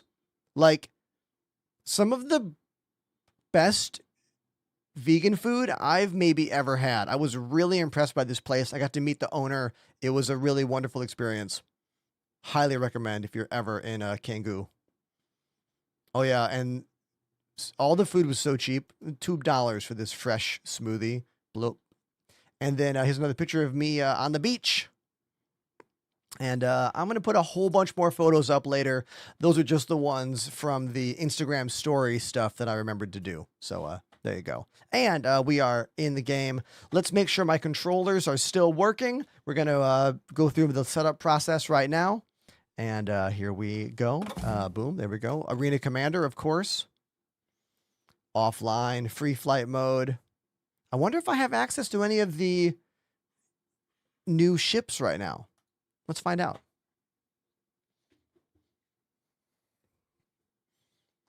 Okay. Ooh. Gatak Raylene right there. Hell yeah. All right. This will be my first time in a brand new ship. Let's launch it.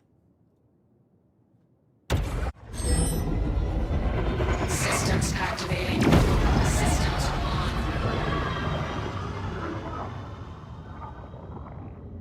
Okay. Raylin. I keep forgetting it's called the Raylin, not Raylene. The Raylin. This is the Gatak Raylin. Hold on.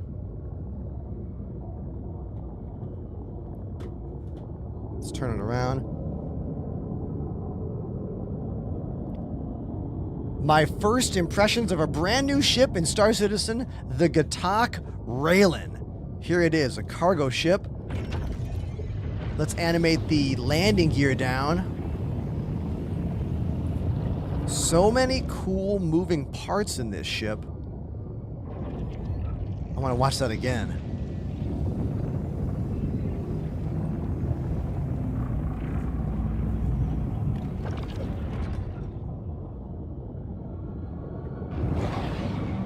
There's those engines. Cool sounds.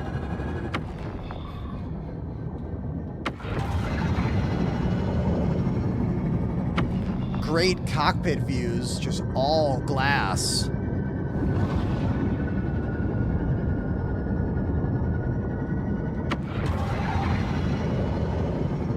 Yeah, the sounds in this thing are great.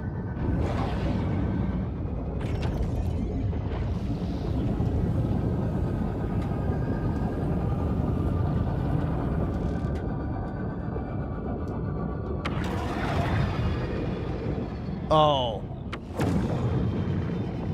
There we go. Perfect landing. That rock got in the way, but that's okay. There we go. The Gatak Raylan. Let's get out and take a look around.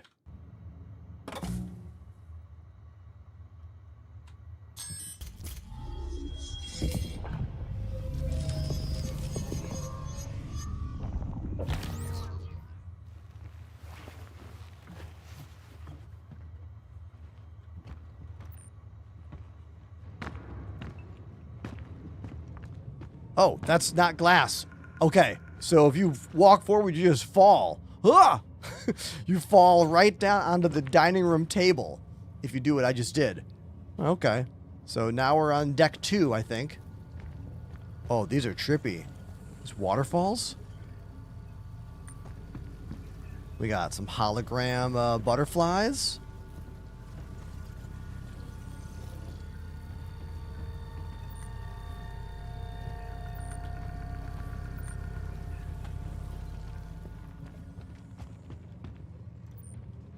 Lots of floating stuff in this ship.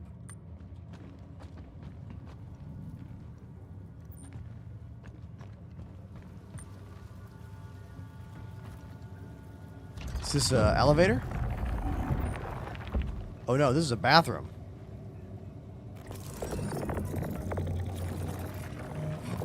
Okay, no seashells, but that's fine. Another bathroom?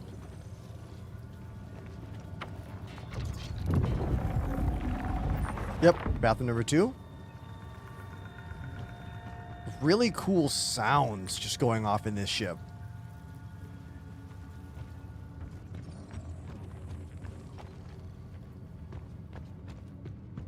That must be the central elevator.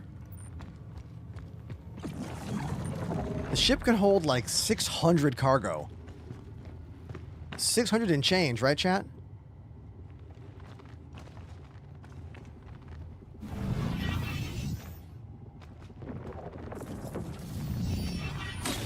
$640.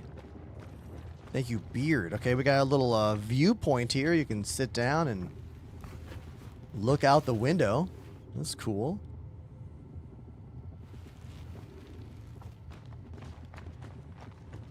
This must be the turret seat.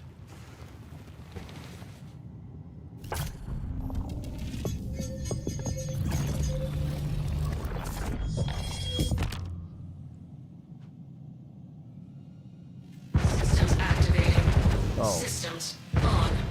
Great sounds in this turret. Very satisfying. And if we look, there's the weapon on the side over there. See? Right here.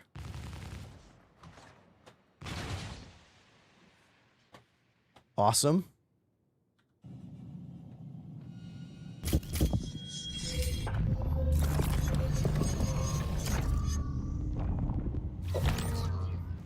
So we got turrets on both sides.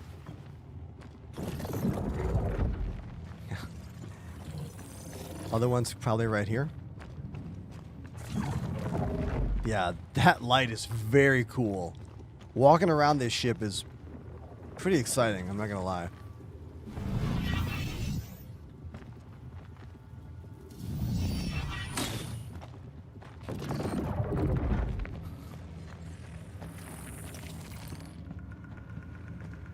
What's back here?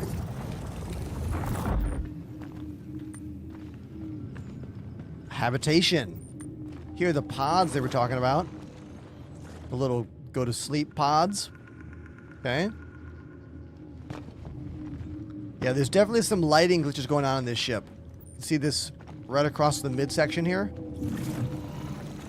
I'm not sure what's happening there. Is everyone else experiencing this lighting glitch? I am in Arena Commander right now. We'll have to go into the main game and see if this is still happening. This kind of shadow line going down the whole ship here. Now, this could be just on my end. I did not download the latest NVIDIA GPU driver.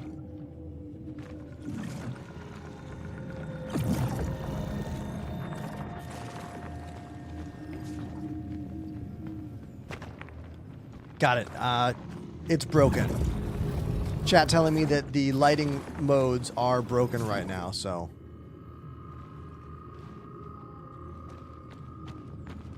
Okay.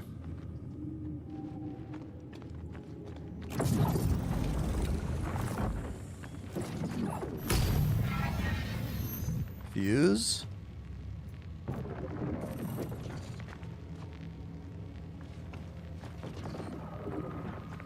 Almost looks out of place having a normal fire extinguisher here, right?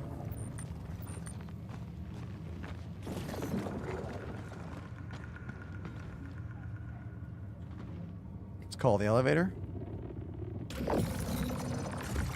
Let's go back up to the bridge. I did not mean to fall to deck 2, but I did.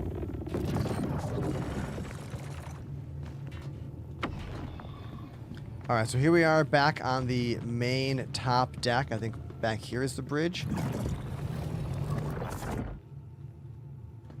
I have no Moby glass here in the Arena Commander module. Okay, going third person, fix the hologram of the ship. So now top left, I have the map again. It went away, but it's here now.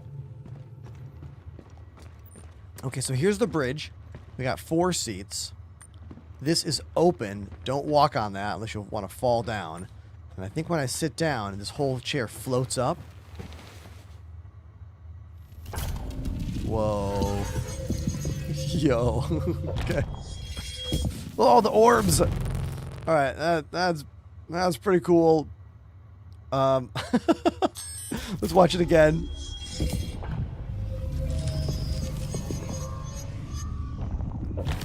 Yeah. When I saw the video, I was like, that's kind of gimmicky. And then I just did that in the game, and I'm like, okay, that was really cool.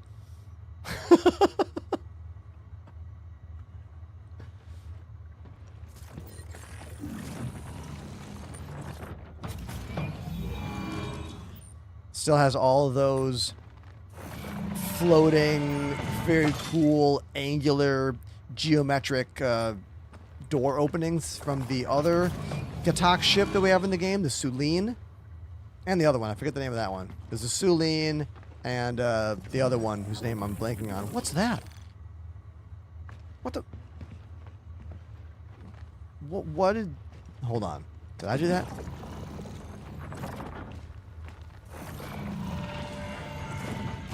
Does that just breathe? That opened up there, and I don't know why.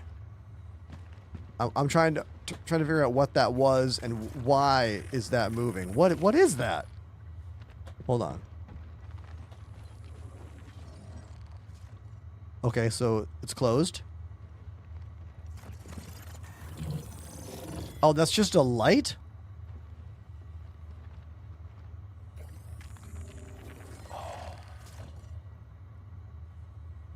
Yo. Automatic light fixtures in the Gatak Raylan. Watch this and watch the ground here.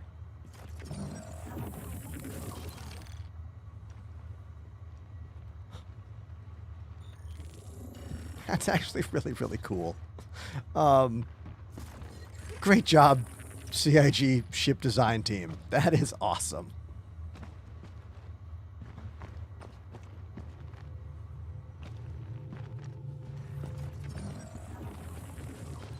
All right, what are these rooms? Ah, these are all the components. Oh, engineering terminal. It does zoom. Nice. Configuration, presets, 3D view. Nice. Okay, awesome.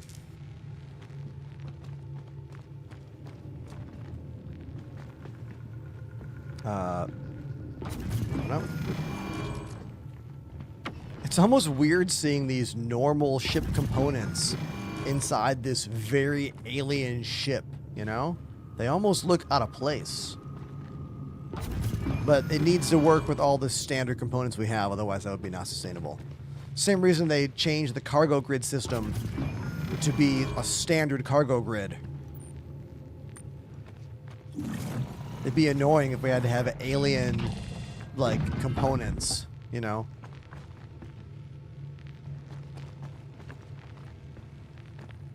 What's through here? Oh, these are suit lockers? I'm gonna guess gun rack. Yeah. Yep, weapon racks right here.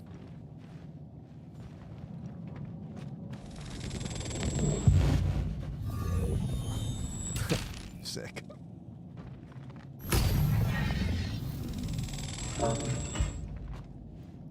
Very cool. This ship has got coolness all over it. Cool factor off the charts. The Gatak Raylan.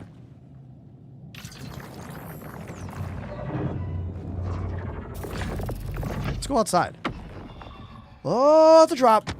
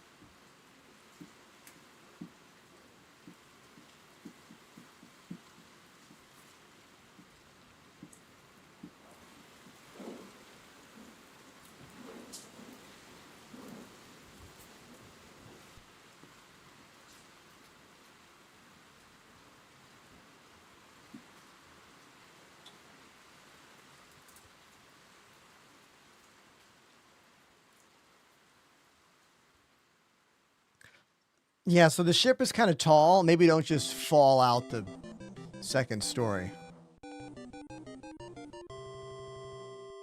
The first ambuking activated the prime sub.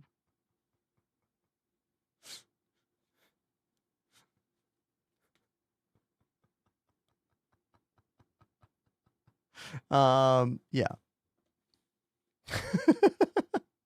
Hey, first Ambu King, thank you for the 16-month resubscription. Thank you. Appreciate you.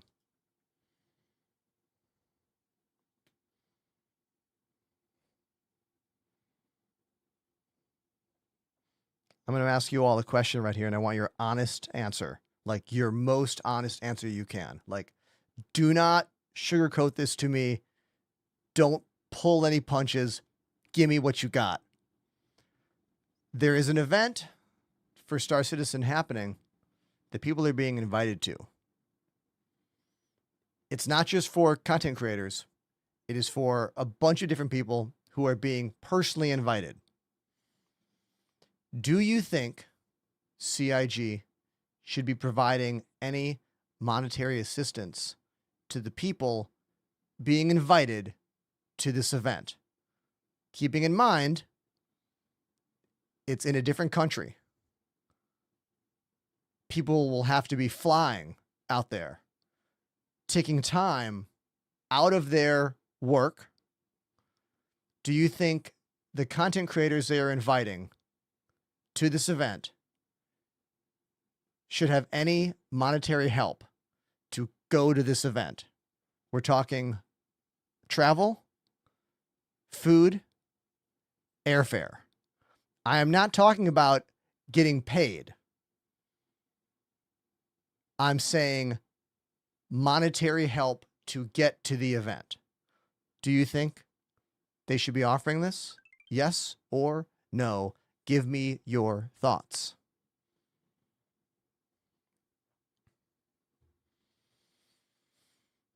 Ditopia says yes, Frontier does. Many game devs do. Call of Duty has a festival every year that creators are invited to. And, you know,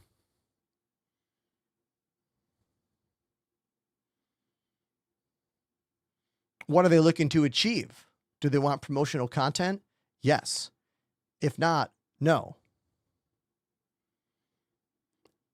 It depends on what they're doing. Is it marketing? I mean, it's marketing for the people who love the game and for the people who make content about the game.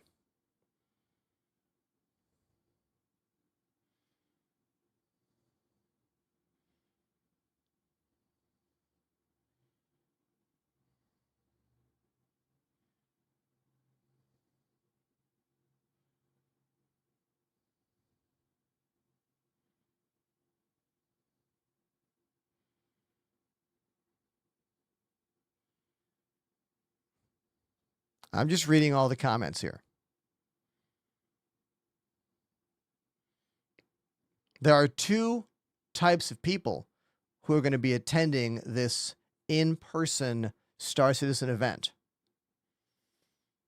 Backers of the game who are excited and are viewing going to a game studio as a kind of vacation type event, which you should. And then there are the content creators who advertise this game.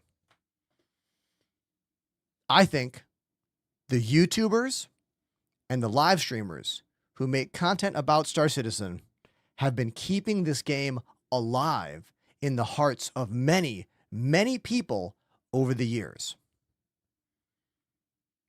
They engage the community when the game is at a low point to help get people playing, and they make videos constantly sharing the development news and updates for you to get a different take on it or to get a smaller, more condensed take than the official CIG YouTube videos.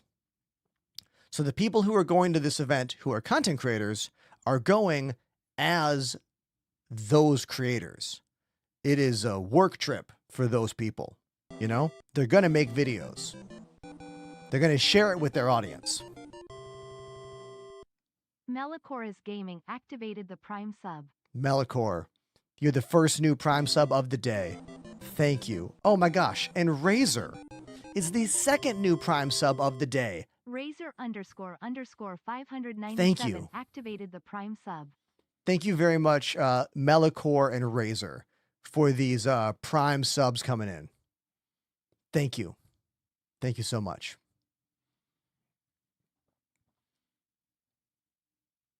Good work requires good pay.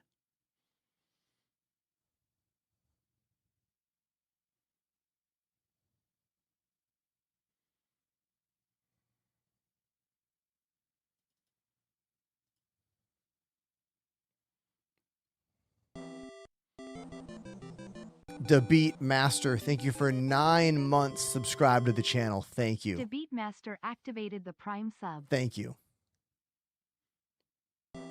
Hammertoe, 10 months. Thank you. That Hammertoe activated the Prime sub. Thank you.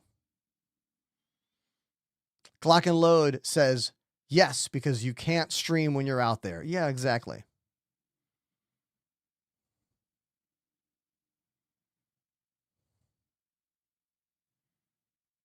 We don't know what the event is, but I would estimate that it is some kind of Squadron 42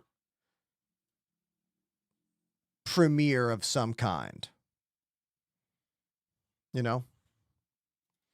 And I am struggling about what I should do here.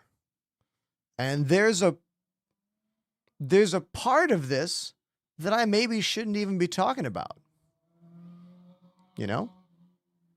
But I try really hard to be very transparent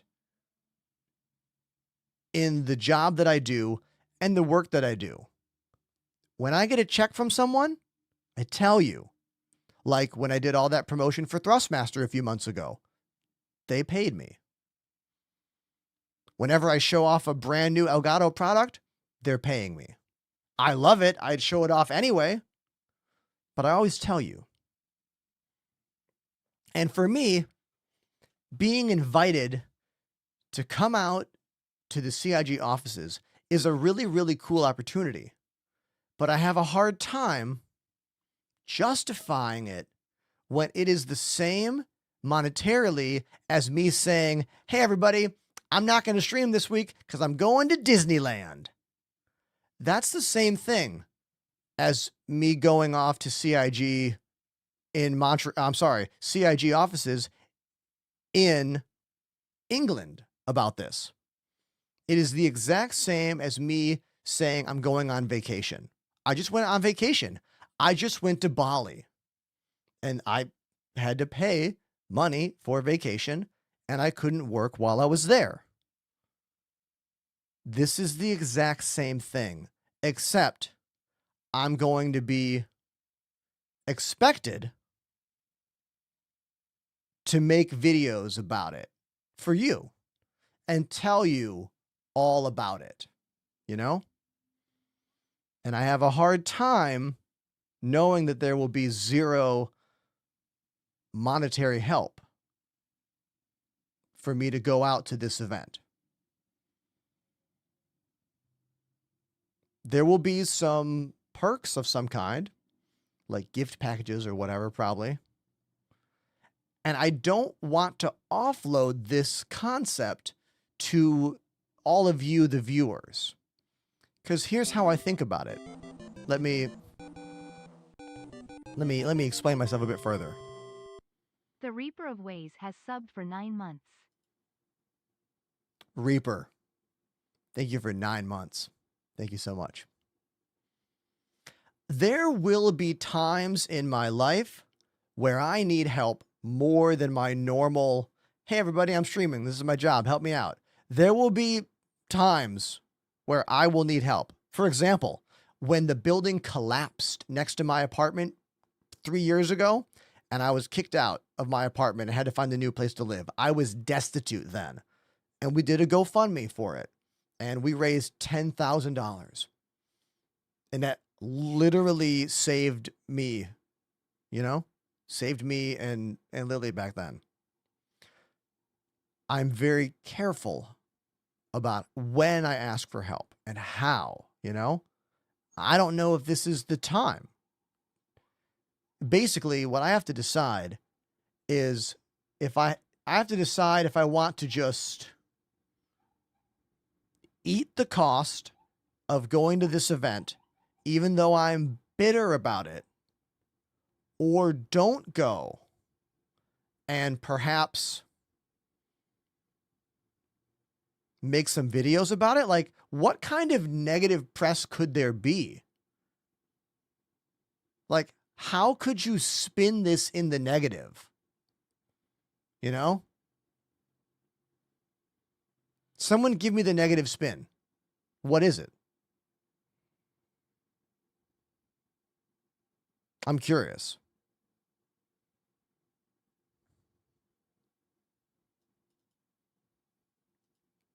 You know what I mean?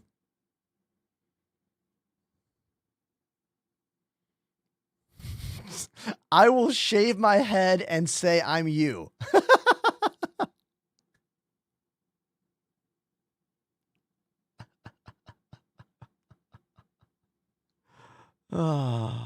Is this my ego talking? Why do I have an issue with it? There's definitely some of my own ego in the way here, for sure. For sure.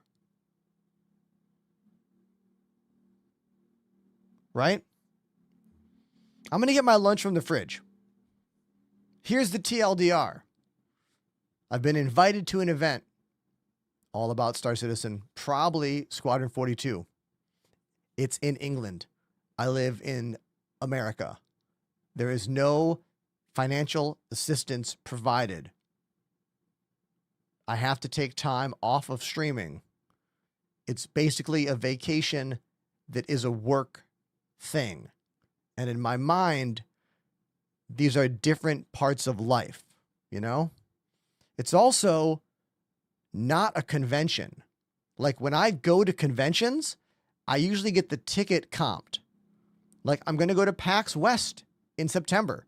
They are paying for my ticket to PAX West. I have to pay for airfare and hotels, but I have an opportunity to network with so many game development teams and companies and businesses. This is a Star Citizen only event. The game that I have been creating content about almost every day for 6 years. The only publicity possible is that I could gain more Star Citizen followers, maybe. But I feel like everyone that likes this game already knows about me. And you've already made a choice as to whether you like me or don't like me. You know? I'm curious to hear your thoughts. I'm going to get my food out of the fridge. Hold on one sec. Who thinks I shouldn't even be talking about this, too? I mean...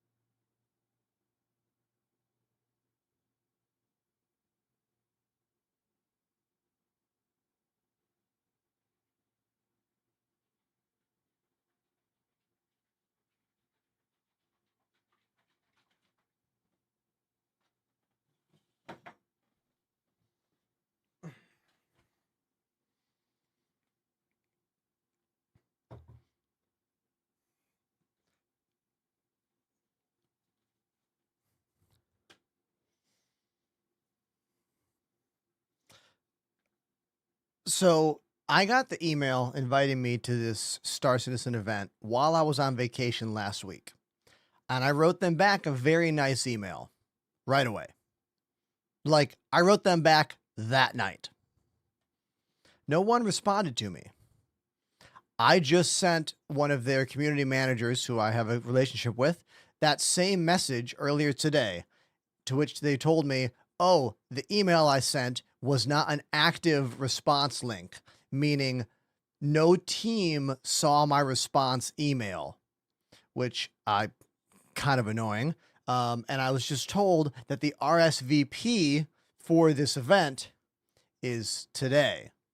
So I need to respond today, or the slot for me will be offered to someone else. So I think I do have to ask today, but also, and this is me, I'm trying to be really, really careful with my words here. I'm trying to be very careful. Here are the things I do not want to happen. I don't want to come across as entitled.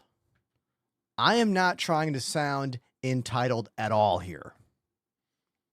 I'm trying to not sound that way. Egotistical. I'm not trying to sound like I have a massive ego about this whole thing either. But to say that it is a kind of loaded conversation, it is. You know?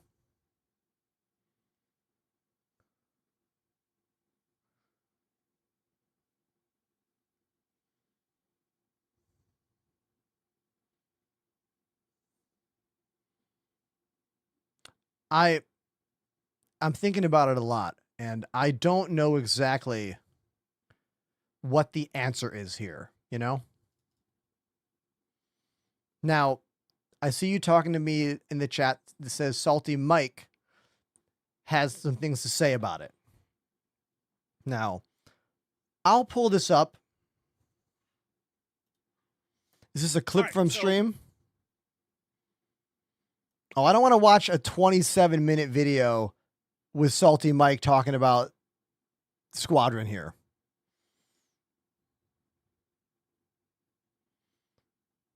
Looks like Morphologist made a video about this as well. His is only 11 minutes.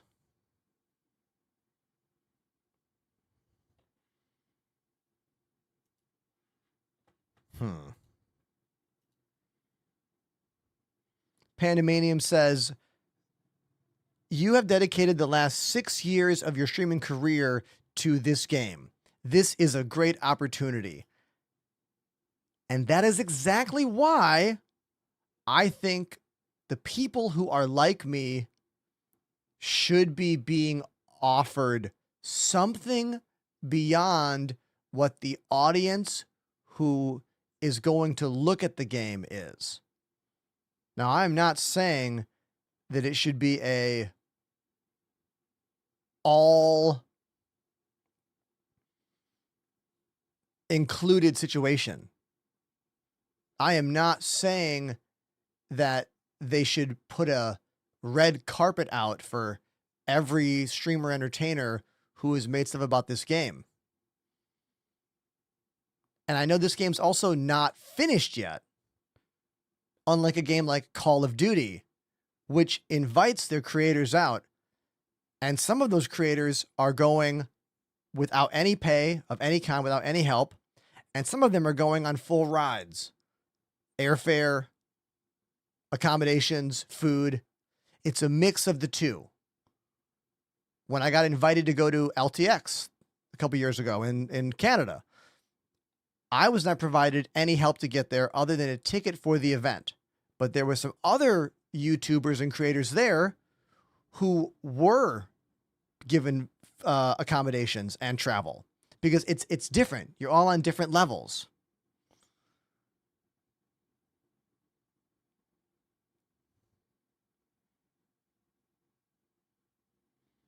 You could RSVP and then also pull out if you need to.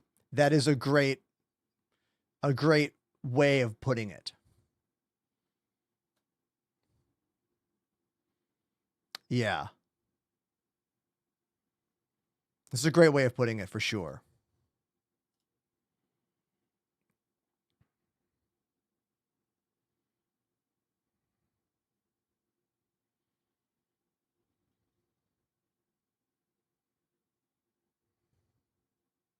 Yeah.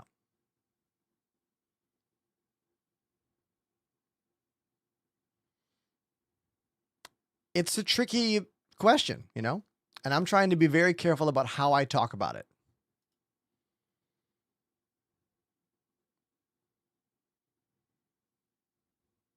Lobster Pete, great name, is exactly correct here. That is why I think CIG has always been like this, you know? I think they are very afraid of the backlash that could happen if they are known to put money into the streamer side of advertising. But I ask you this, how is putting money revenue into streamer YouTuber advertising any different than their actual advertising and marketing team? If CIG Official makes a video advertising the game and they paid those people to edit, produce, make it, and if they pay a YouTuber or a streamer to make a video, produce, edit it, deliver it, how are those two things different? Because to me, they're not. If anything, one is more open to interpretation and possibly more authentic because it's coming from an individual who is not an employee of the company. All advertisements about Star Citizen that come from Star Citizen Official are always going to be angled, meaning they are paid by the company. It's always going to be positive press. Where when you work with a independent creator, it might be mostly positive, but also maybe some negatives or whatever.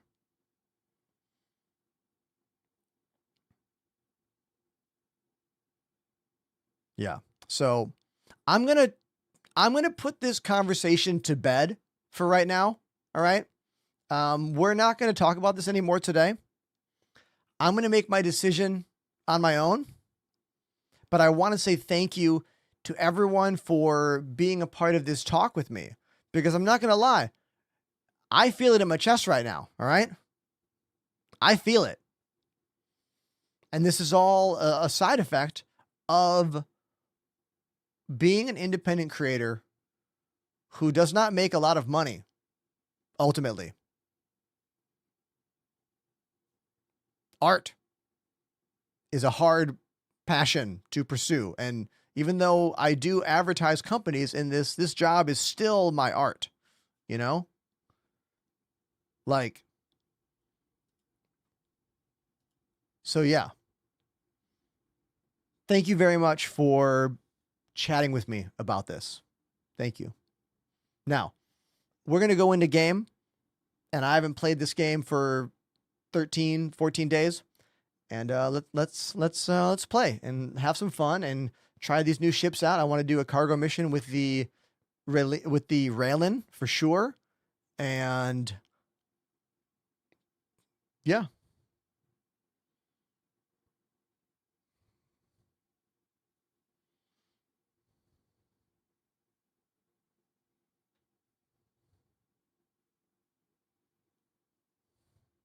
Thank you, Lord, for the welcome back. Thank you.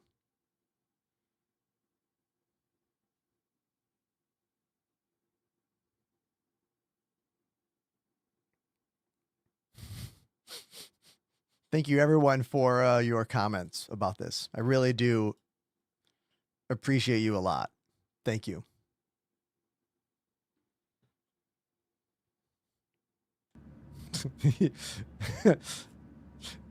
You made me laugh for sure. I got a banana.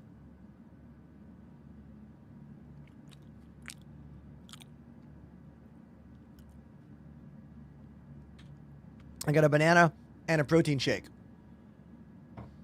Wait, there's a PTU out today? I didn't even know that. Oh, I didn't even know there was a PTU. I mean, I could download it. Is it worth even playing though? Like, I don't want to download the PTU if it's like Wave 1 is sometimes rough.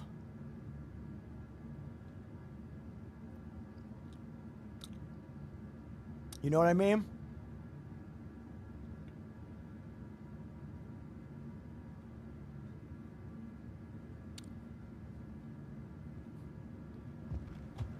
Well, my frames are pretty good right now. Yeah, these frames are great. I know there's a super heavy armor Gatling gun thing. Oh, everyone, we got today's 1 year resub. The first complete first year resub today. Stoho, thank you for 1 full year. Thank you. This song is, of course, from the Nintendo game California Games. This song being the footbag theme, which is what they call hacky sack in that old game. And I always thought that was funny as a kid. Footbag. Stohub_Shio has subbed for a full year. Looks like the submit refuel request glitch is still happening on the right-hand side of the screen. You see that thing? Submit refuel request. That's going to block all pop-ups, friend requests, missions, everything. To get rid of it, hit escape, go to options, go down to in-game hints and toggle from yes to no, and then go back in, and then it's gone. That's how you fix it. Let's hope the new patch fixes that.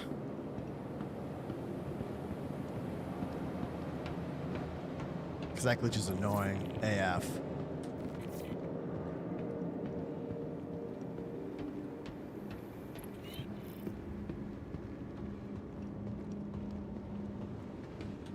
What do you mean by ship flyby sounds? Don't we already have flyby sounds? This is like a different kind of flyby sound?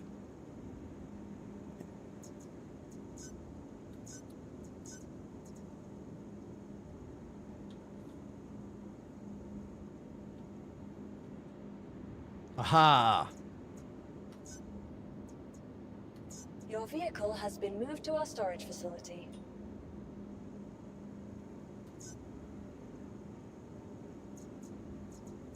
If there's new sounds, I will wait to hear them in game. I'll download the PTU tonight.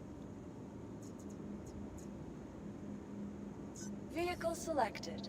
Stand by. Please visit us again. Goodbye.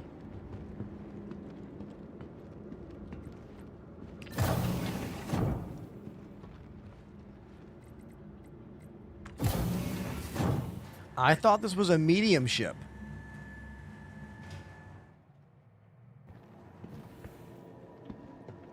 Oh, it is a medium ship. Look how small it is.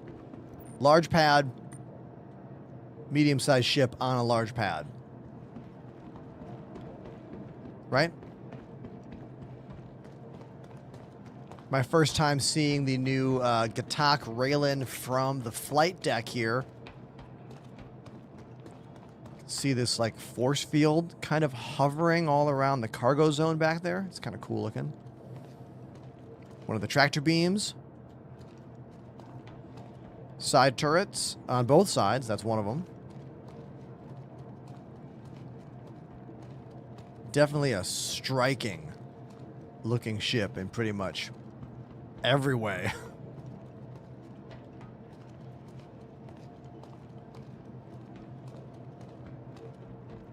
The spice is flowing. That vibe for sure. Menacing, you know?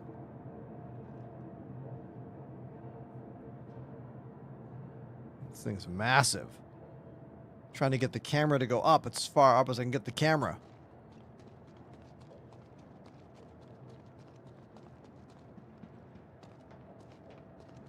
They did a good job with the design of this ship. Right?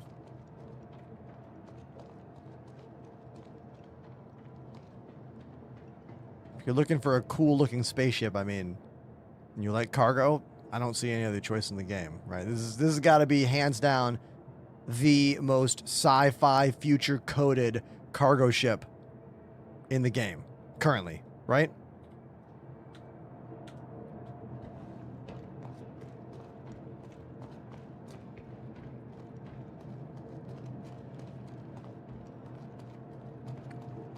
Elevator entrance has got to be over here somewhere.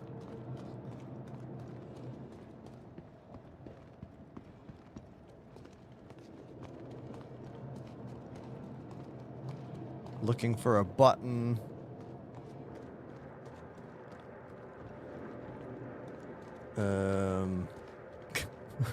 Don't worry, I'll find it. I would assume it's like on one of the legs.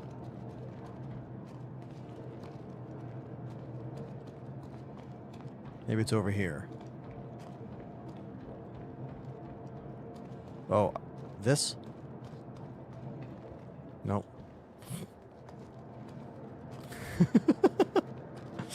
Okay. We're gonna find this.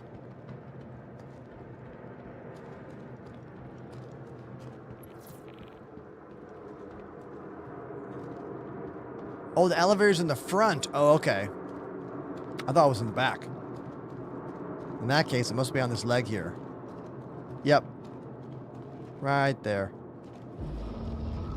I think I'm already in the Go Swim group right now.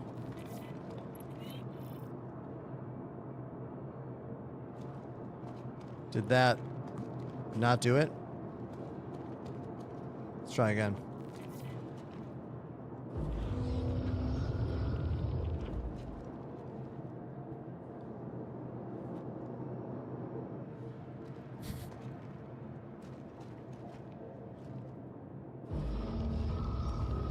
Oh, is that just opening that?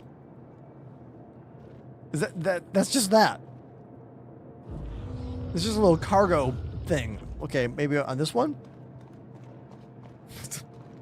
Yes. That one. Ah, Go Swim is here. All right. All right, come on up, buddy.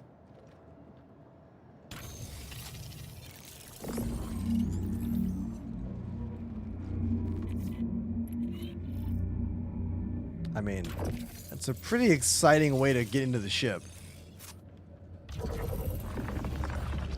Yeah, that fuel port goes nowhere. I mean, all the fuel ports go nowhere, right? They're all just like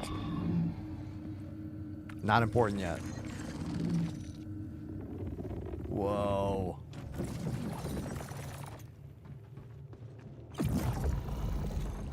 All right, here we are on the bridge.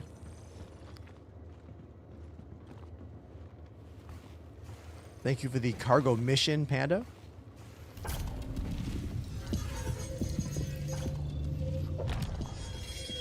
It's flying. I love how the orbs fly in as well. You know?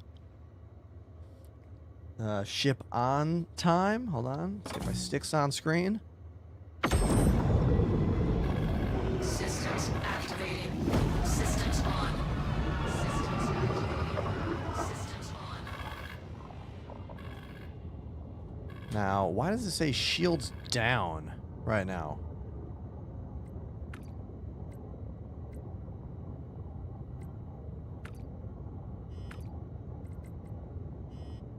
Shields critical. Okay, now shields are on. Okay.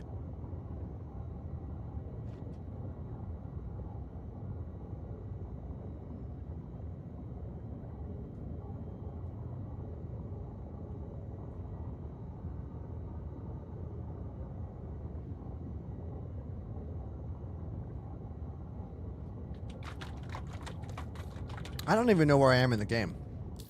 Where am I?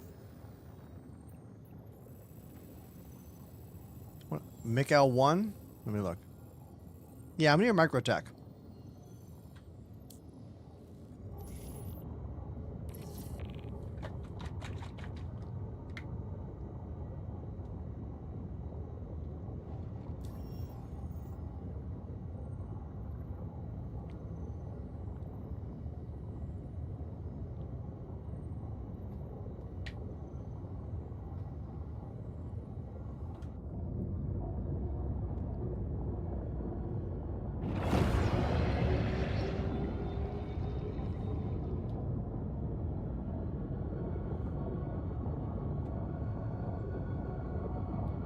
Pyro to Bikini Point. Let's do it.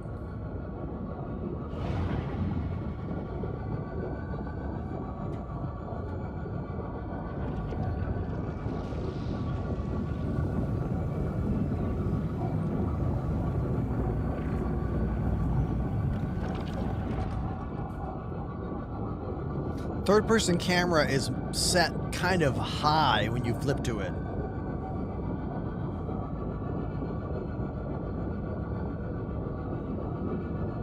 ArcCorp to Pyro. Let's do it. DA Poets has subbed for 67 months.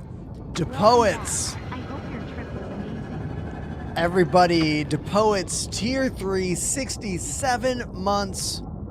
Thank you again, dude, for the many, many months of support here, and appreciate you.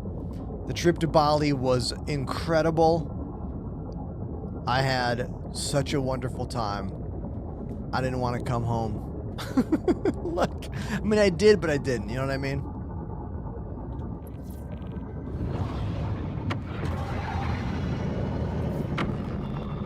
All right, time to get all this stuff.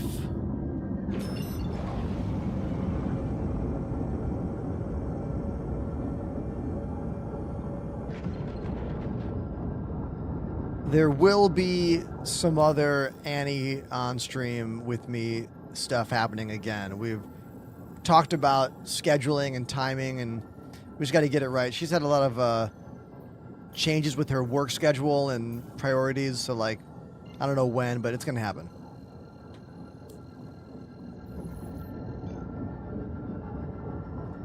Engage. First look at the jump animation here for the brand new alien ship, the Gatak Raylan. Many of the alien ships in Star Citizen have a different view and different look when you're in quantum space. All these Gatak ships have this green vibe. It's my buddy Go Swim. We are in the floating hover chairs located inside this ship. The first alien cargo ship with a lot of cargo space. Like what? 600 something? And all the cargo attaches back here. Exterior. And there are some kind of cargo shields that can be employed over the cargo to help protect said cargo.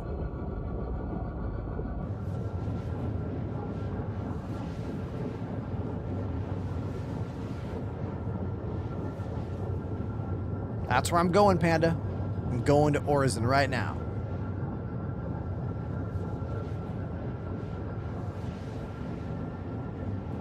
I just realized I'm down to 38% hydration. I better hop off this hover chair and see if I have any drinks on me. I think I do.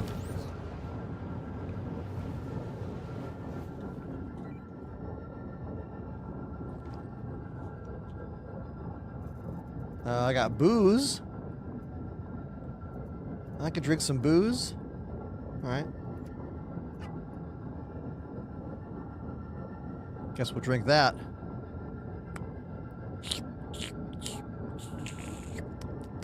I don't drink anymore in real life. But,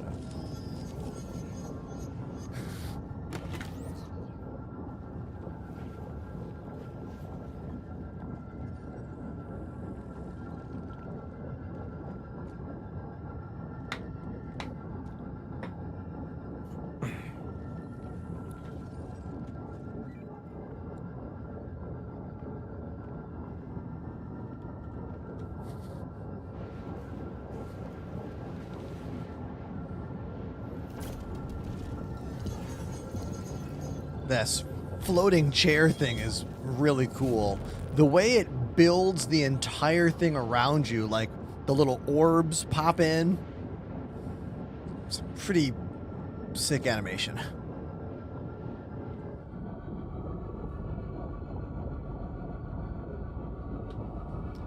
Striking design with this ship too.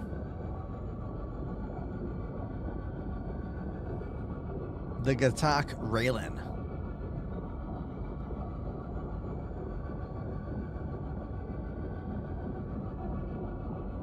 Rypick says, I've got myself down from 205 to 184 pounds. Hey, way to go. Nice. Fitness has been a big part of my life for the past about 3 years. I never went to a gym once until about 3 years ago. And now I go about 5 to 6 days a week. And I'm pretty much in the best shape I've ever been in. And this next year is when we're going to push that up even further. Like, being in Bali was really good for me in terms of getting my head on straight and getting priorities put together. It's just so laid back there. It's easy to think about that stuff. And the people there are so, like, in shape. Like, health and fitness, and I saw it everywhere, you know? It's on my mind a lot. I've been thinking a lot about what I want to do, what kind of goals I have for the year. I already kind of put together a little bit of a new plan for me for my workouts, and my goal is that sometime over the next year, not even year, the next 6 months, I'd like to hire a personal trainer to help get me going on some of the things I want to do. Like when I first started going to a gym, 3 years ago, I hired a personal trainer because I had no idea what to do. I was like, how do you design a workout? How does this equipment work? Like I needed help. And then I kind of figured it out, but I want to do that again. I want someone to help me out again in a similar way. So I plan to do that in the next 6 months. Specifically for like my midsection. Like I want to work on, I want abs, I want that I want the Wolverine body. Let's be real. All right. I want the Hugh Jackman experience, And we're going to get there.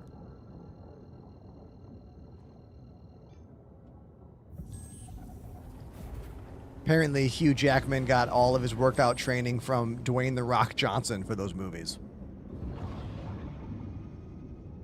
And his diet was 6,000 calories a day. That's insane.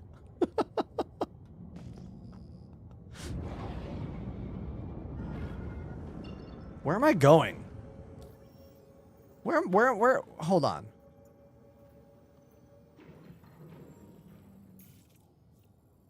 Oh, down to Orizon. Okay.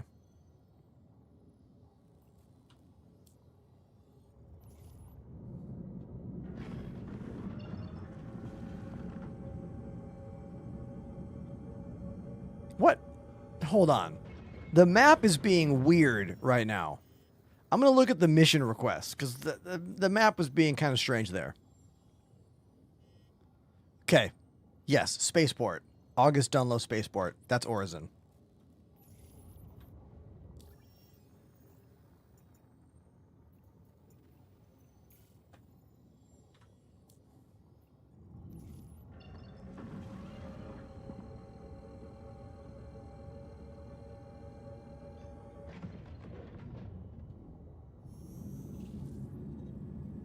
Yeah, Tech Nation, I know what you mean, but gaining weight. I had to gain weight after COVID lockdowns. COVID lockdowns, like, took a toll on me. I was the lightest I'd ever been during the 2021, time period. I was down to like 120 pounds or something insane like that.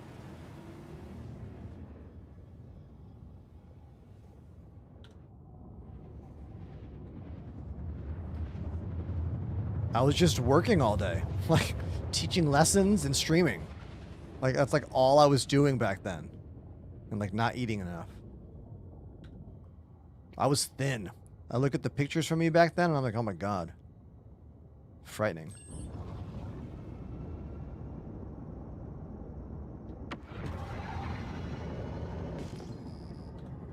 Here we are at the floating cloud city of Orizon. You land where that flashing light is out there. If you look on the left-hand side, you can see that little flashing light.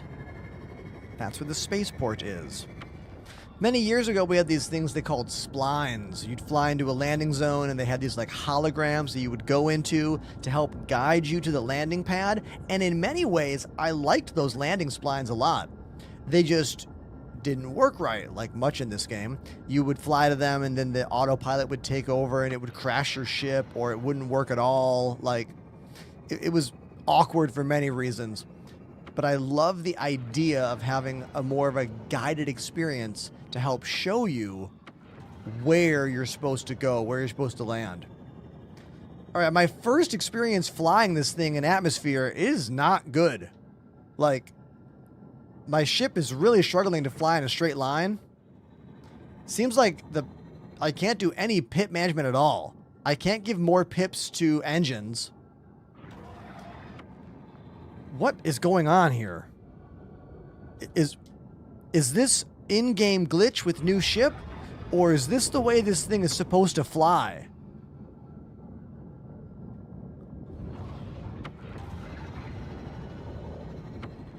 Like, notice that I can't fly straight.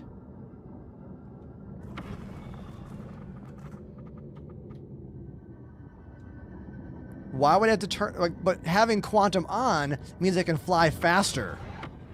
I want to stop everything for a minute. There's some stuff going on with this ship that I don't think is correct. Is it a coupled, decoupled glitch? Because I was in decoupled mode.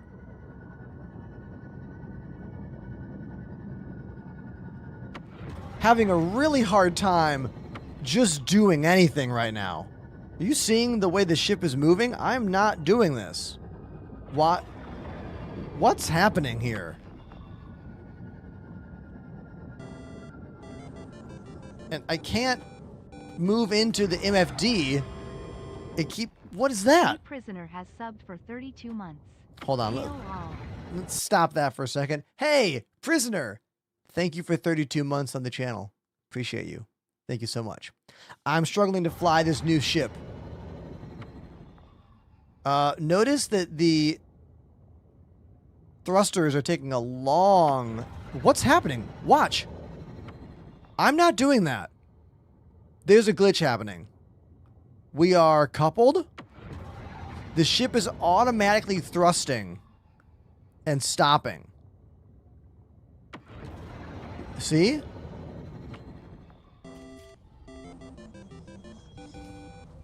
I'm gonna turn the ship off then on. Cyber_Jedi activated the Prime sub. Yo. Cyber Jedi. Thank you for 10 months. Appreciate you. Thank you so much.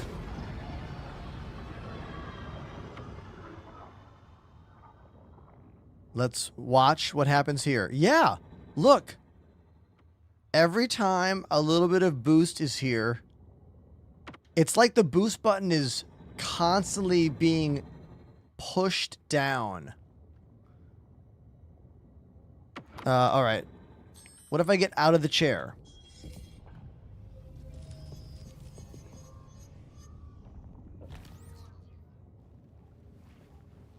On off didn't fix it. Maybe out of seat into seat will fix it. This is a glitch too. Every time I try to interact with something on the ship, it is bringing up my personal, like, what's that called? Wait, is my keyboard freaking out? Wait, is my keyboard freaking out?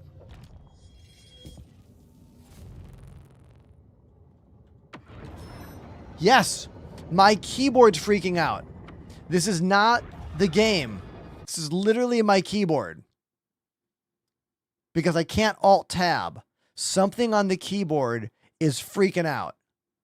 And I don't know why that is. I'm going to unplug the keyboard and plug it back in, maybe? So it's a me issue. Like, literally my keyboard issue.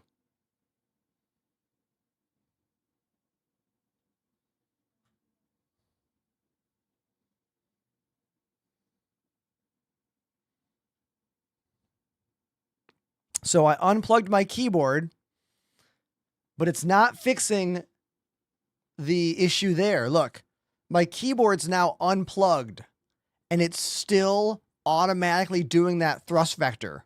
You see that? And I have no keyboard. It's unplugged. That's weird. Right?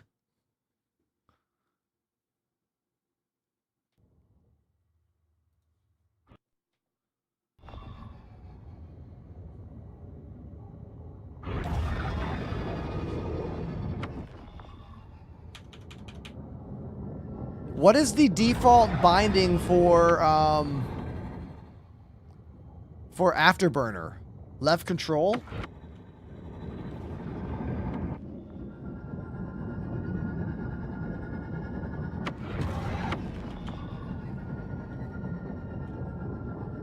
So the keyboard's plugged in again. My Windows key isn't functioning.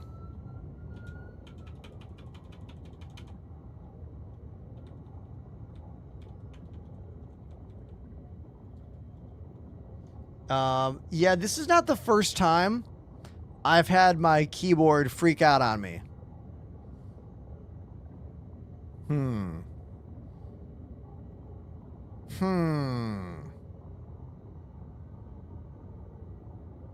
Well,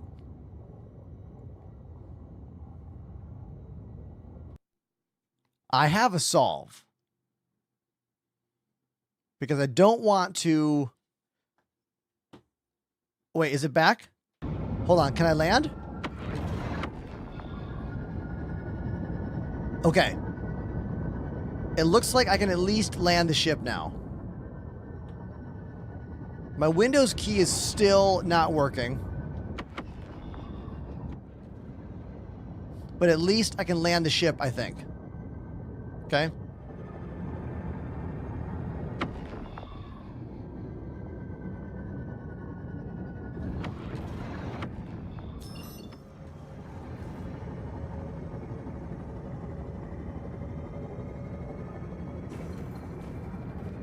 I think it's a keyboard issue. For some reason, it's okay right now. But this is not the first time my keyboard's been weird. I've had I've been using this same Kinesis Freestyle Edge for quite a few years. So it's being a little weird. If I reset my computer, it'll solve the issue. But right now I lost my Windows key, which means I'm in some kind of different mode or something? I don't know. Give me a second. I have a solve. Oracle! Welcome to the show. It's my first day back from vacation. Been in Bali for about a week and a half.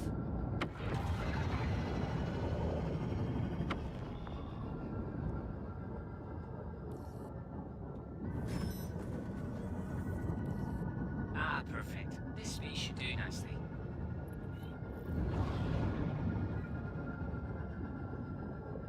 Ooh, Alt-Tab and then the Windows key.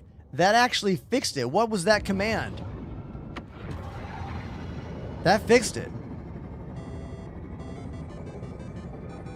Thank you, Pandemanium.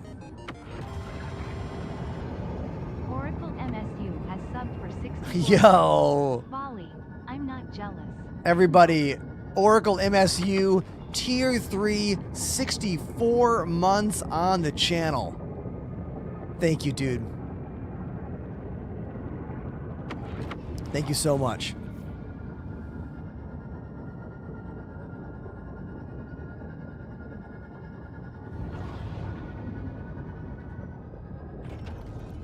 Landing a brand new ship for me. This is the Gatak Raylan, the first alien cargo ship that CIG has made yet in the game.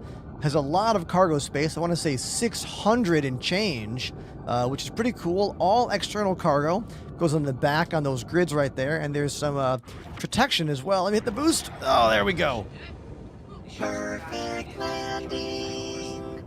Bam. It's my first landing in the new Gatak Raylan. Right there. There she is. Quite a striking ship.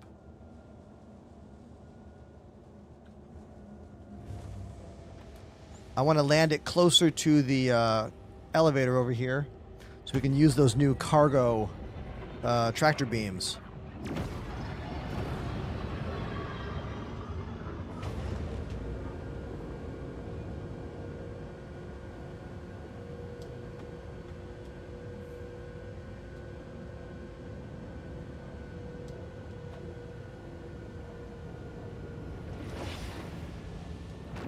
There we go.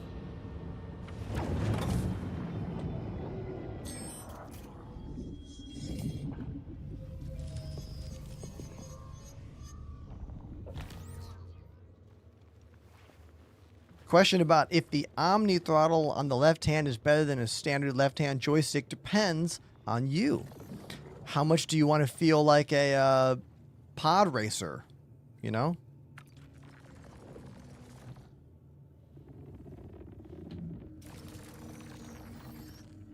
Oh, Panda's going to call the loot for us. All right, well, that means I can go to one of the tractor beam rooms. I wonder where those are. On the bridge, maybe? They got to be on the bridge. I'll go back up.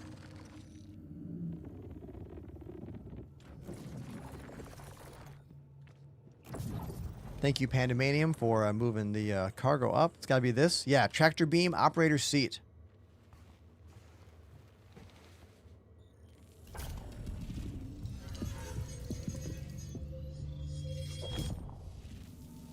We'll hit my enter turret seat button and see if that works. I have those right up here. Turrets 1, 2, and 3 on my little VKB general aviation unit. Let's see what happens when I hit this button. Boom. Yeah, it works. Awesome.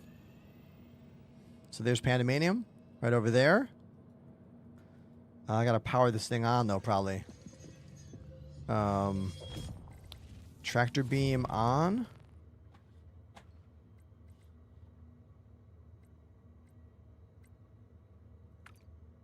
Yeah, it must be that.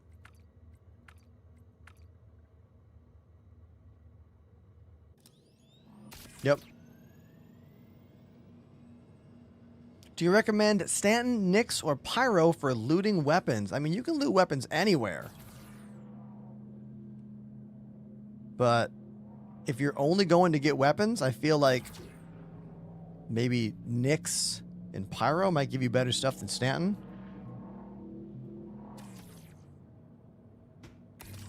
Oh. Tractor beam control. I'm still getting used to this. Oh, that's cool. Look at that. Cool. Loading cargo in a new ship, the Gatak Raylan. Using these tractor beams, a little tricky. Trying to get the hang of this.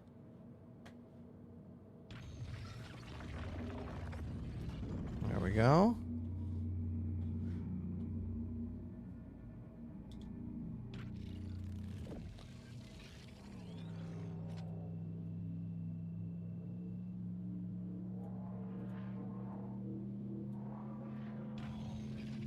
Tech Nation, what would you use a split throttle for in this game? What would be your reasoning for that? Just curious.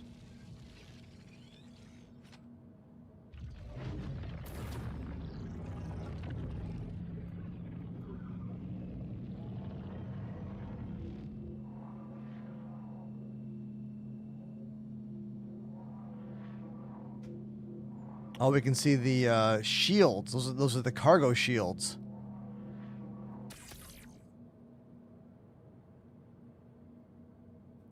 Visual glitch stopping my buddy Go Swim. I think they had to hit the tractor beam or hit that shield on and off. Okay. Oracle says, I'm glad you can just use regular boxes with the ship. I was worried about the triangular module design. Yeah, I think CIG realized it was going to be too much of a pain in the ass, you know? So I think that was them being like, wait a minute, this is too much, you know? Sometimes this game is too over-engineered for its own good, and I think that was a moment where the devs realized this and backpedaled, you know?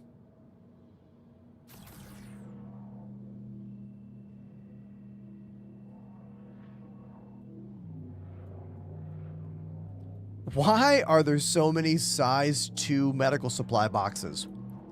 Couldn't these be in a much bigger bin? Like,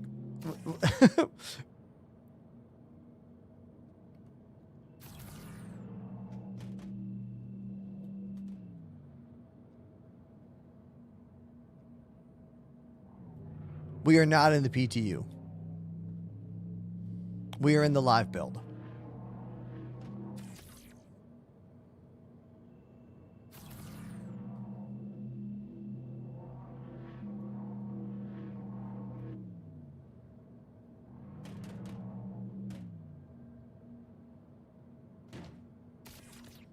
The disrespect is palpable. Yeah, I mean, I guess we could have some kind of lore explanation, like someone wants medical supplies and they only have access to storage bins for size 2s, I guess.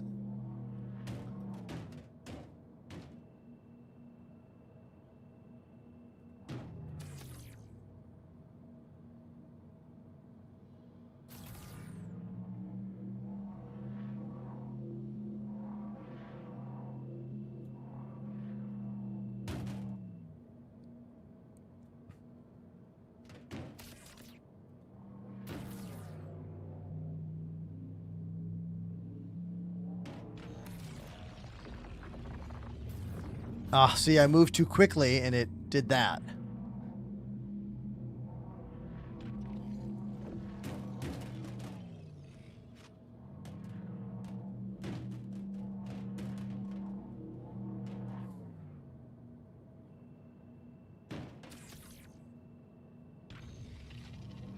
Come on. There we go. Thankfully, my mouse does have the infinite scroll wheel design, so one flick of the mouse will fully bring the tractor beam all the way back or forward. Uh-oh. It's gonna bang it around. There we go. Why is everyone using the ship for cargo? It's the newest cargo ship in the game, and we are bored with everything in the game except for the newest thing. And also, I'm here to show off the newest ship to you, you know? Don't you want to see it? Don't you want to see the newest ship? Here it is.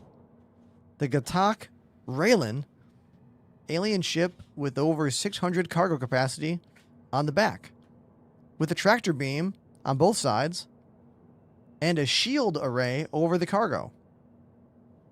Why wouldn't you, if you have this ship, why would you not be using it right now, you know?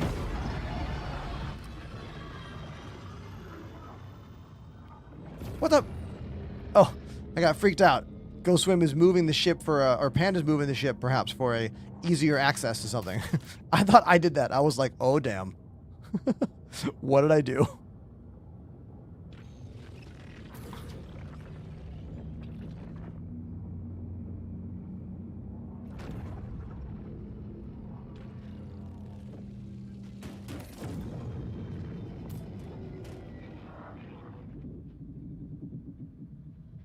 There is no vertical orientation like the Sulene. It doesn't take off like a rocket ship.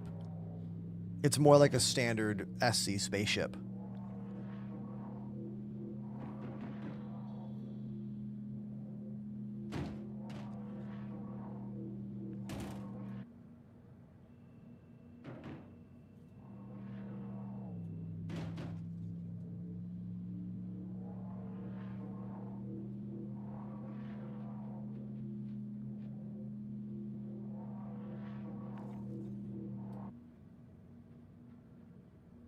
Is that a chair?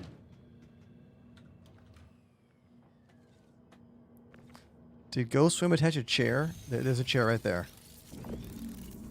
And there's a chair. Cool.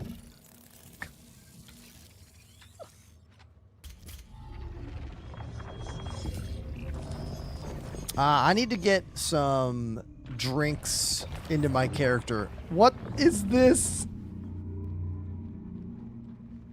Look at this neon sign.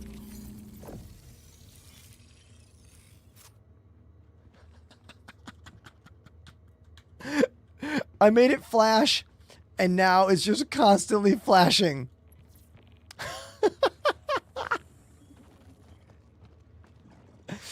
This is like when it's, you know, Christmas time and you that person who has the reindeer in their yard.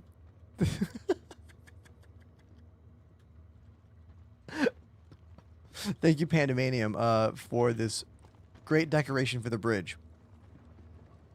I want Go Swim or Pandemanium. I wonder if either of them have any beverages. My guy is thirsty. Down to 34% hydration.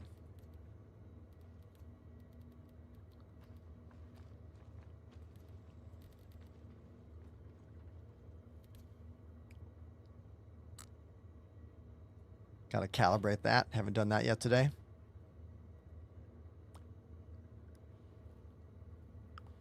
There we go. Nice. I don't think I have anything. Yep. It's going down. It's coming down.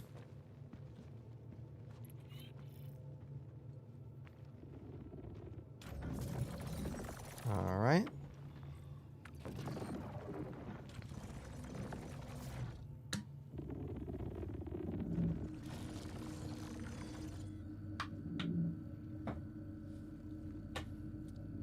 Ah, what's up, buddy? Ooh, thank you. Everyone, let's all say thank you to Pandemanium for the refreshments here. Excellent. Oh, looks like they can't interact with the elevator. You're on the ship. Interesting.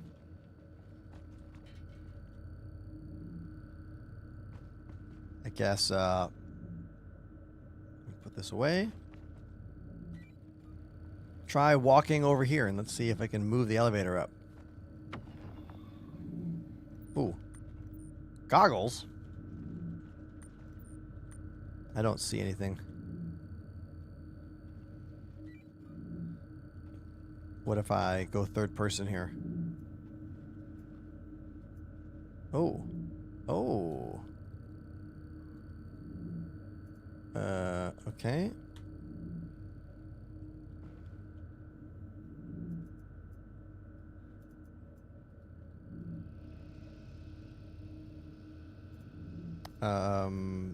Store?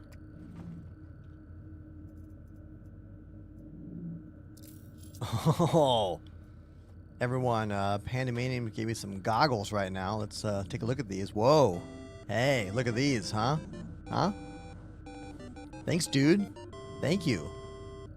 One Thanks. Dagger 1 has subbed for 11 months. One Dagger. Thank you for 11 months on the channel. Thank you so much.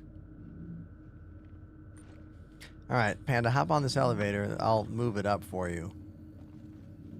There we go. Oh, look. Oh, he's got blue ones. Oh, those are purple. Those are cool. Let's see what happens here. Oh! That didn't work. Coming back down.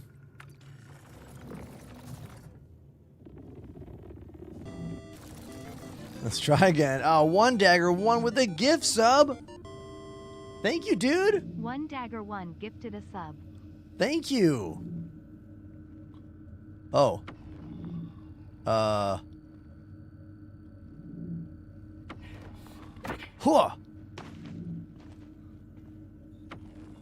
Da-da-na-na. Da-na-na-na. Da-na-da-na-na-na. Da-na-na-na. What? What?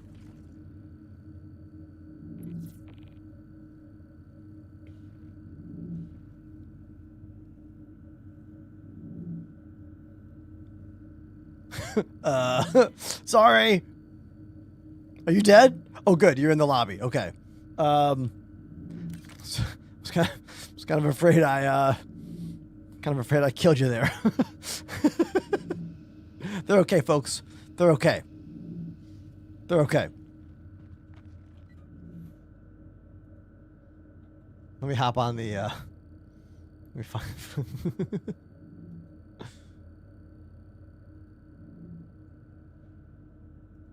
My Discord being weird? Hold on.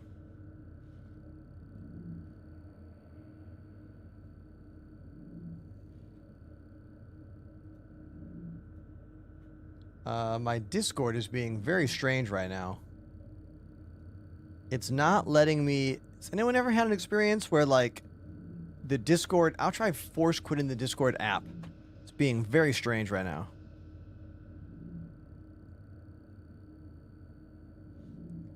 Let's try that.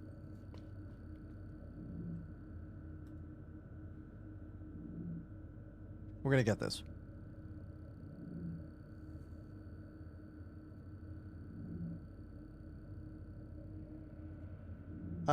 Has anyone ever had an experience before where they can't scroll through Discord channels? I want to show what's happening here. So here's my Discord. I can't scroll up and down between the channels here. And if I try to click on one of these channels, it opens up a browser source of that channel. Has anyone ever experienced this Discord glitch before? Like, it's almost treating it like a web browser or a bunch of web links. Is it still my keyboard? So we still think my keyboard's causing issues here.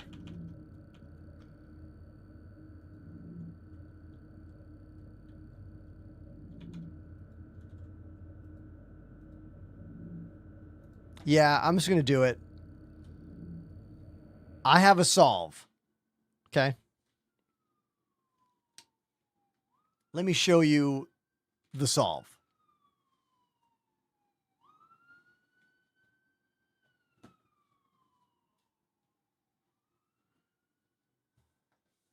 It's called opening up a whole new keyboard that I have been waiting to use. So now we got a reason to.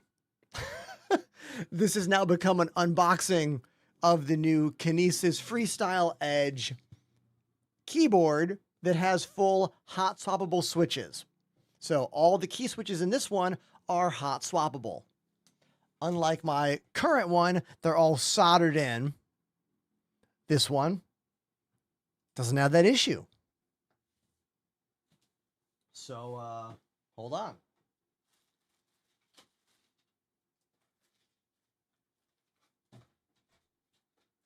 I've got a knife somewhere around here. Oh, here it is. Hold on. There we go.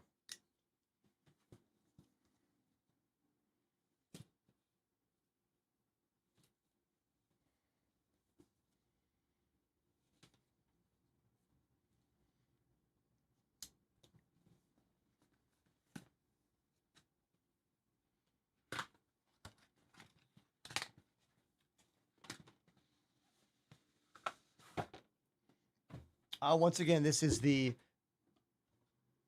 Kinesis Freestyle Edge RGB split ergonomic gaming keyboard. I have been using this gaming keyboard for how many years now? 6 years?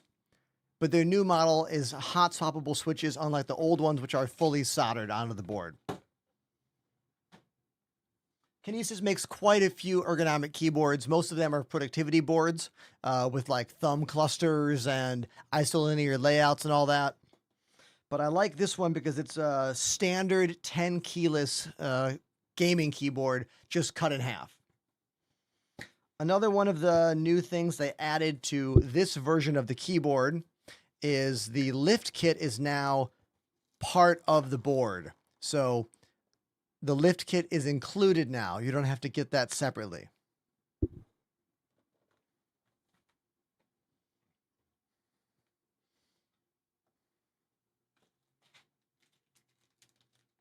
Bear with me for a moment here.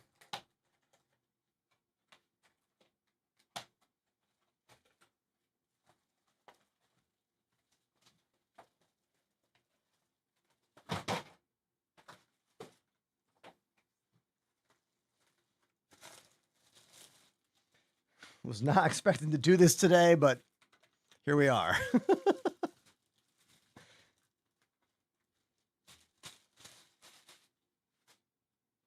What's happened has actually happened a few times to me with the keyboard getting stuck. I think it's going into a different mode. If I reset my computer, it seems to fix it. But like I said, I've got this other board, so I might as well just plug this one in. That'll solve the issue right away without doing a restart to my computer, you know?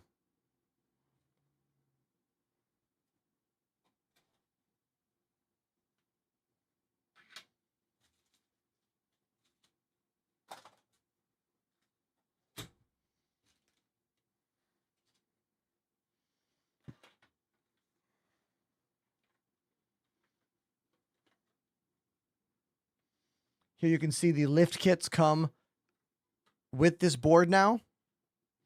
I don't use any lift on my right-hand side, so I'll just take this tape off and remove this entirely from the board like that. There we go.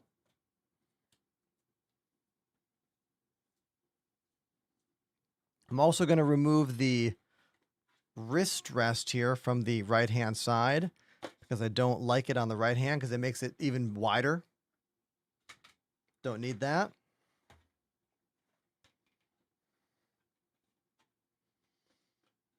Looks like they changed the design of where the lift kit sits.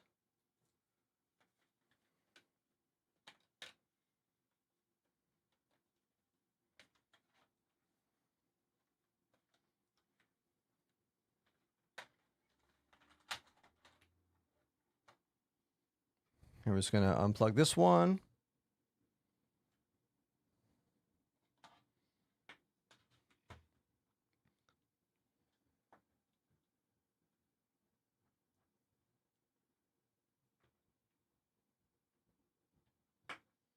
As you can imagine, my desk is full of stuff here, so it's kind of challenging to get in there. There we go. Tech Nation says, I managed to quit nicotine cold turkey. Way to go, dude. Smoking is a very difficult habit to quit. I have never smoked, but I've had many friends over the years who have. I congratulate you. Great job. Way to go. Your wallet and lungs will thank you.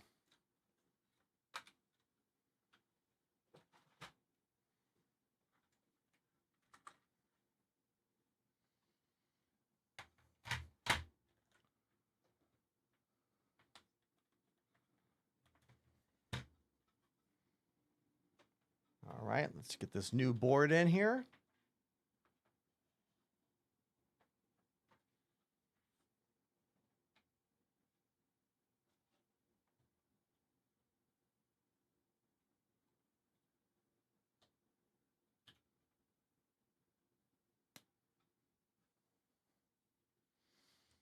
All right, here we go.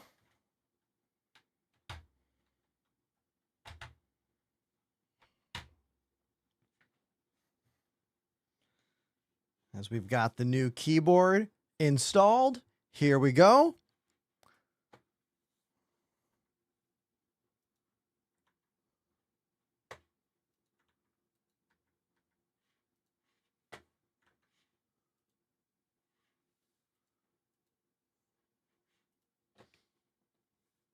True comedy is installing this new keyboard did not fix the weird Discord issue that I'm having.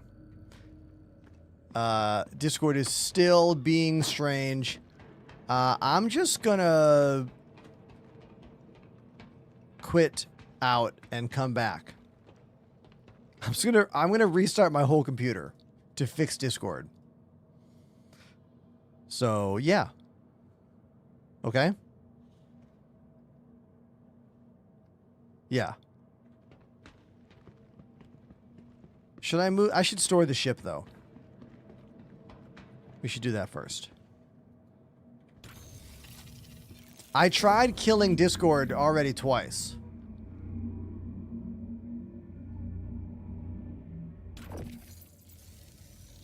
Let's move the ship.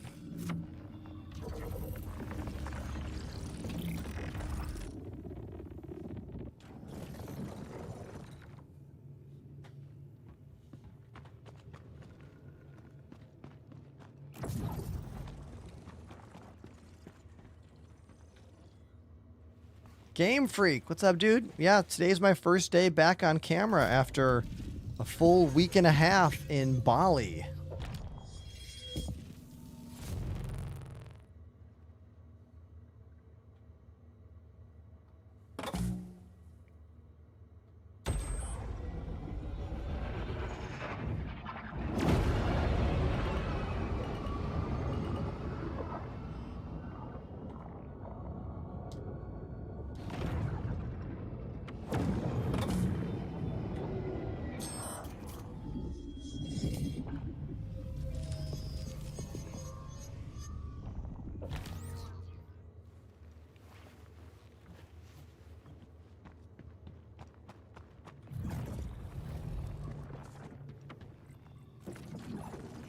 I think it's a Discord glitch of some kind, but it could have been triggered by that keyboard. As I said, I've been struggling with the keyboard a bit over the past like week, like last week before I left for vacation.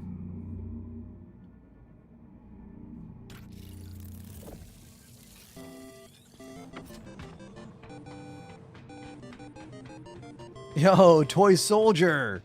Toy Soldier _0506 has subbed for 13 months. You guys. I am here. Welcome back. Hope you had a great holiday. Toy Soldier Tier 3, 13 months on the channel. Thank you so much. They're a big supporter of my drum breaks, donating to get me to play drums. You've done that many, many times. Thank you so much for your continued support here on the channel. Thank you, dude. To the ASOP vehicle retrieval system. Let's store the Raylan. To our storage facility. Please visit us again. Goodbye. Josh Santos is trying to buy Star Citizen and it's not working. What do you mean? Have you tried using my link? It's in my link tree, or type exclamation cheat code in the chat for the actual code that you can use on the CIG website.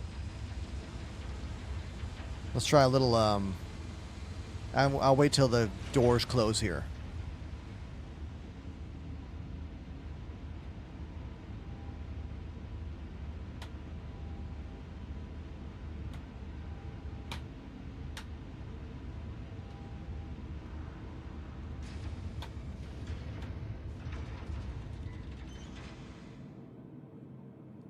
Wait for that passion light, caution light. There we go.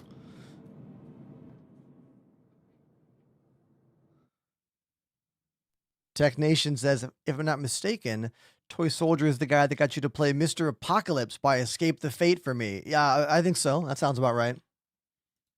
Yeah.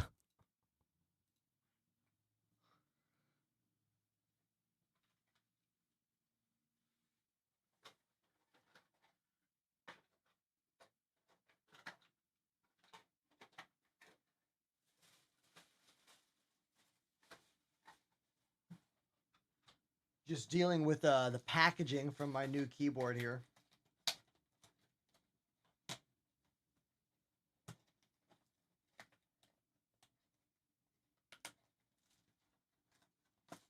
I probably should do like a factory reset on the firmware from the older keyboard. I bet that'll solve the issues. I'll do that later.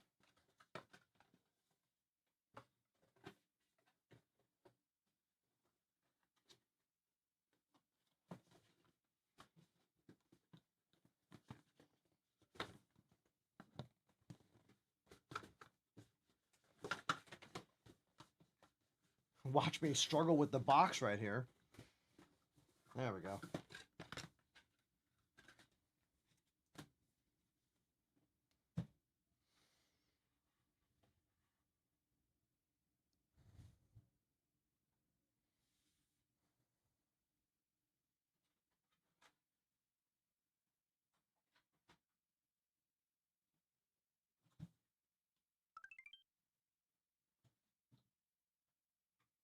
Thank you for that follow. Appreciate you.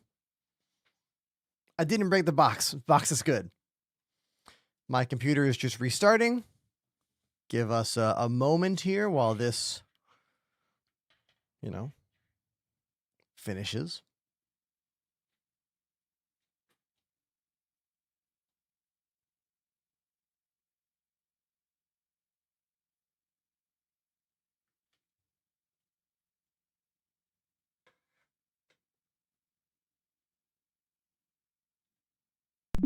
While we're waiting for that to fully boot back up, I'm going to show you some of the souvenirs I picked up while I was in Bali. I don't buy very much when I go on vacation other than like food, but I did find a really cool artist making unfinished silver jewelry, and I want to show you what I got here. I got 2 rings from this guy.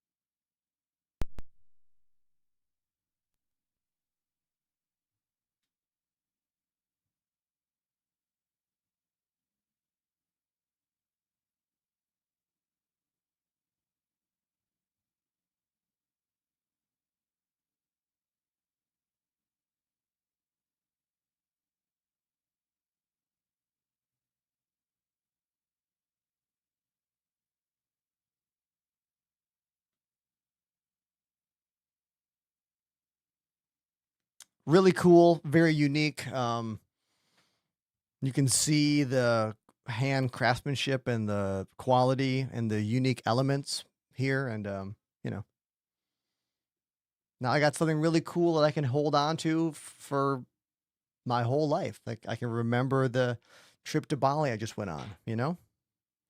Because I might go back there one day, but I don't know, maybe not. Whenever you got to be on a plane for a full day to go somewhere, you might not go there again, you know? So thanks for bearing with me while we do the computer restart. Appreciate you.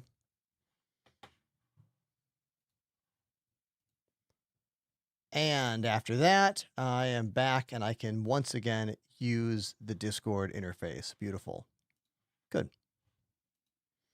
I do have a lot of cameras. Yeah. This current studio has 11 cameras, all a mix of HDMI output cameras, GoPros, and Sony Alpha. And then there's a couple webcams as well, Elgato webcams, and one PTZ camera up here. This is by a company called Obsbot that I can physically move around the room, as you were seeing.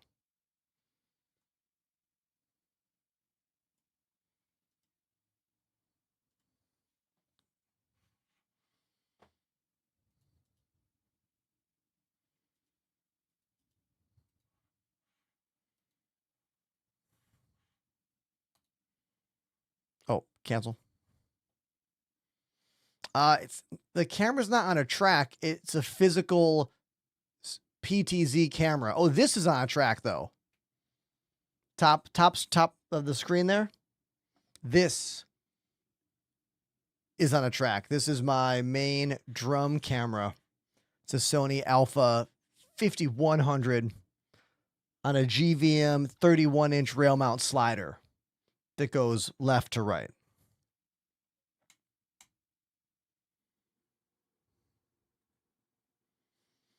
Do I have to buy a starter pack? Yes, you have to buy a starter pack to play this game. I believe the cheapest pack is... It used to be $45, but didn't CIG increase the price? Let me look at the shop here for you. No, it's still $45. $45 is still your cheapest starter pack for the Aurora Mark II. Right there. Right here.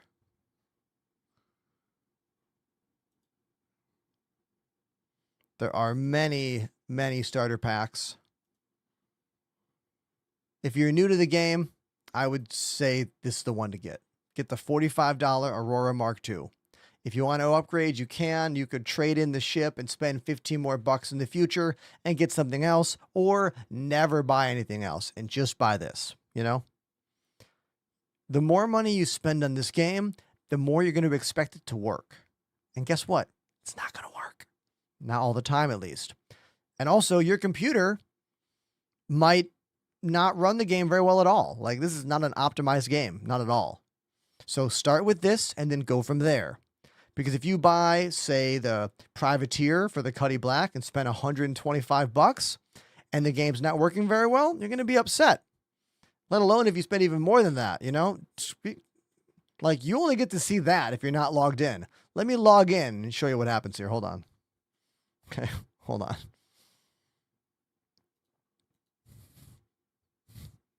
Now that I'm logged in, you can see there are, you know, okay. CIG does have a really good refund policy. That's true. They do.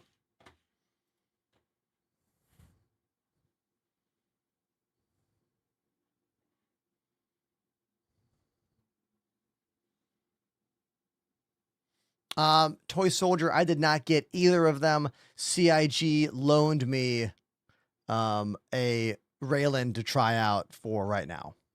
But after Alien Week stuff is done, I will not have access to that ship anymore.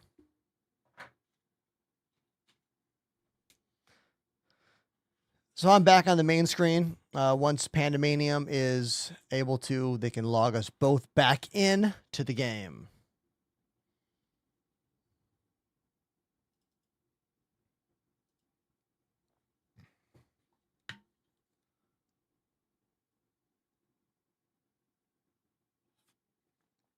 Refund?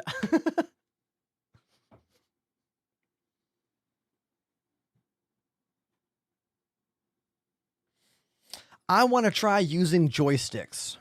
So let's talk real quick about joysticks. So like for me, a game like this is only a fraction of as much fun to play without joysticks. You do not need joysticks to play Star Citizen. You can do everything with keyboard and mouse, and plenty of people do. However, how many games allow you to be in an FPS experience, but then also a flight sim experience with a full 0 to 60, 360-degree type of movement? Like, not many games, really. Like, I can only think of one other game that fully allows that, which is Elite Dangerous. You know? So for me, joysticks make the game so much more fun, because the feeling of flying your ship like this, and I have pedals below the desk, is an experience that is wonderful and fun and exciting, you know?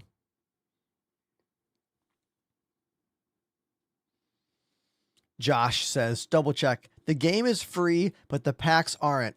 No. Star Citizen is not a free game. You need to buy access to the persistent universe. So when you buy a starter pack, you are getting the game download, Star Citizen, and you're getting a ship to use. During this alpha state, you can pledge and purchase more ships with real money, or earn them and buy them in game. When you use my link or anyone else that gives you their affiliate link, you are tying you making an account to that person, so CIG can track that and see that.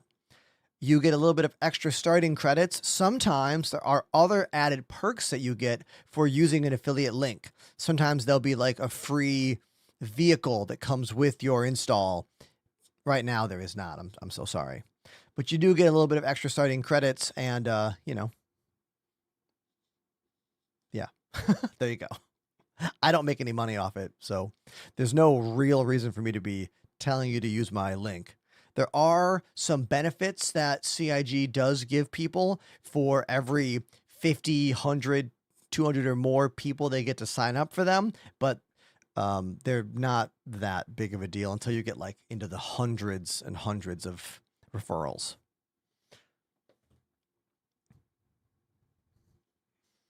Panamanium, you out there? Is Panda out there?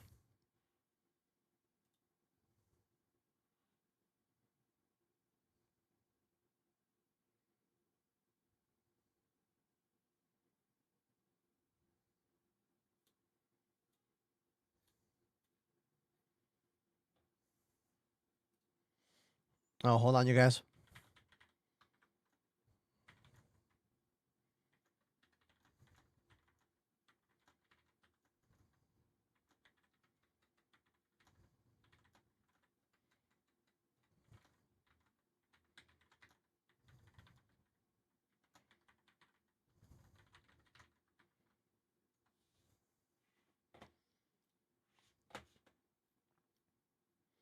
I'm going to drop out of this, but I can't drop, you guys. If I drop if I drop the group here with Panda, then I think I'll lose the mission.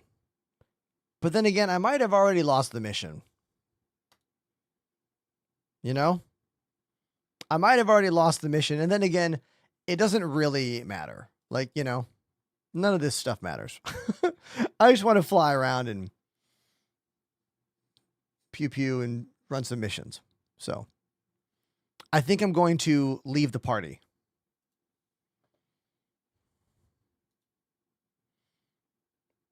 Three, 2, 1. Bye.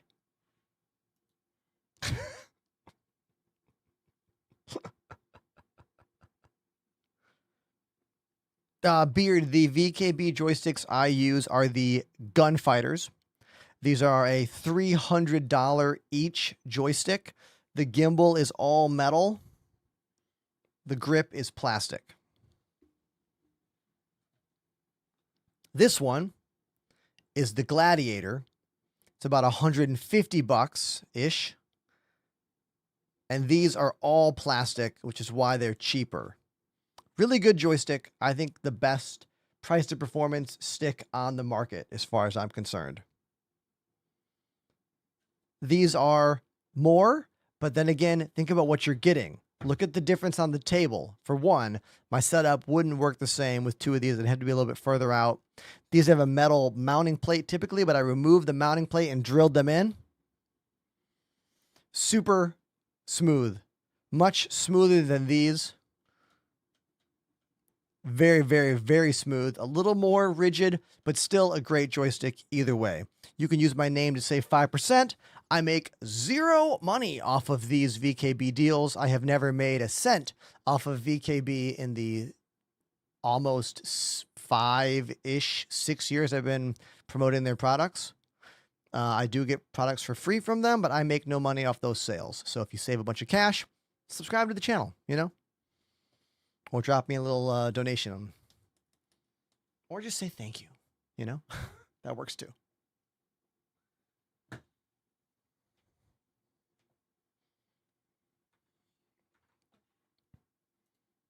Getting used to these new switches on my desk.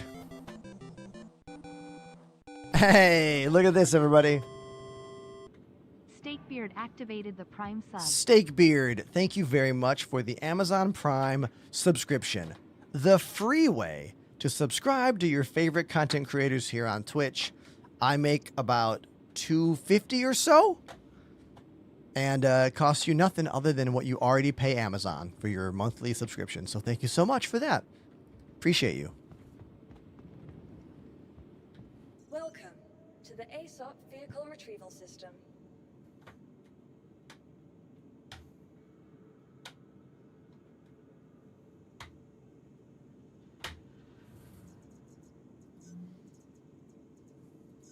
Your vehicle has been delivered to the following location.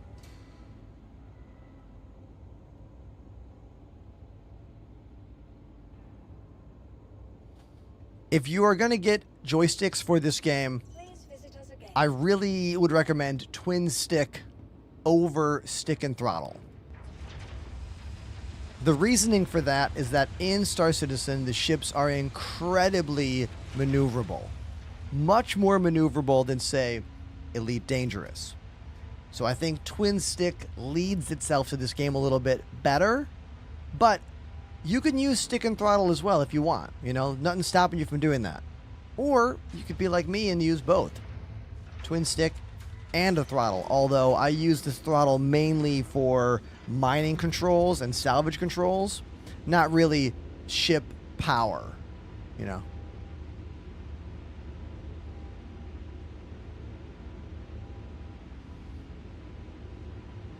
Panda says, what did I miss? Restarted my computer, plugged in the newer version of my Kinesis Freestyle Edge RGB keyboard. Switches feel a little bit different, but it's working. They changed the way the angle adapter works, so I need to get used to this different angle. And oh yeah, I left you in the menus. I'm so sorry.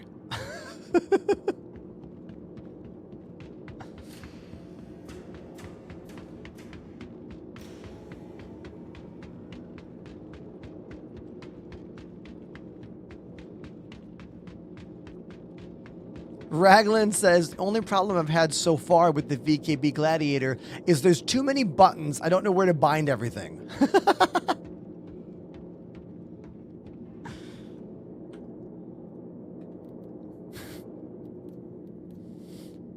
I switched from the Thrustmaster T16000 to the VKB Gladiator, and I remember being like, whoa, so many buttons. You know, because by comparison, there are.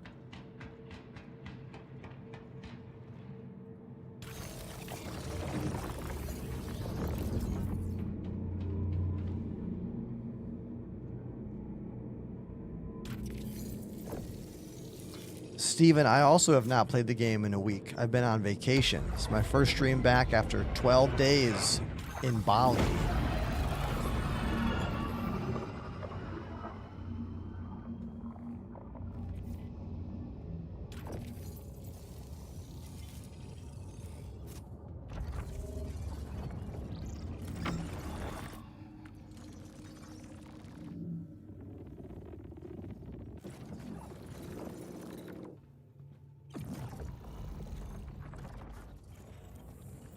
Little neon sign, courtesy of Pandemanium, is still here in the ship.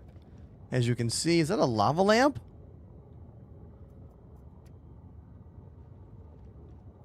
What is that? Oh, it's a can of booze. That's my can of booze. Let's leave it over here. All right. If we get pulled over, we don't want to have that in the cockpit. Let's leave it back over. Let's leave it over there.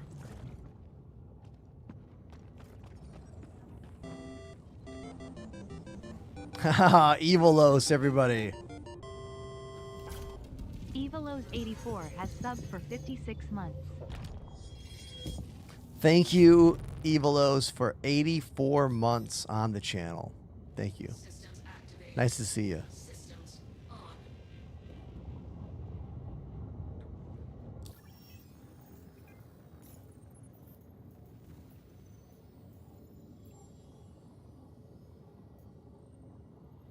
This is quite a hauling mission. Let's do it. All right, where are we going? Gotta get souvenirs from HDMS Bezdek. Spirits from HDMS Thaddeus. Shubin Mining Facility. We got 4 places to go. So annoying. Let's go to them. All right. You know, the cargo elevators are going to be broken. We don't know that. We don't know if they're going to be broken. There's a chance they will be. All right. But look, you got to play this game with hope in your heart, you know?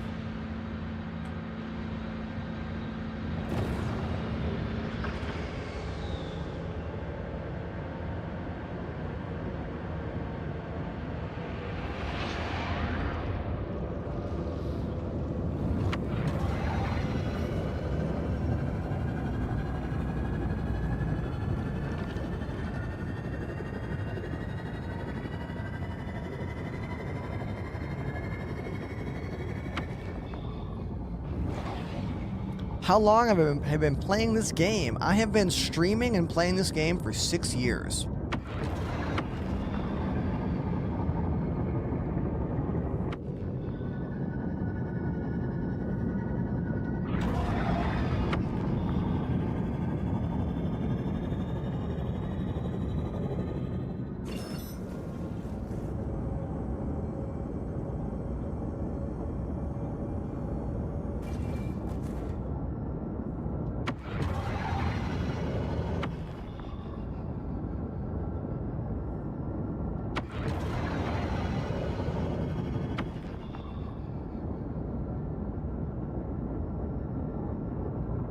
Got to get out of Atmo, and then we can jump.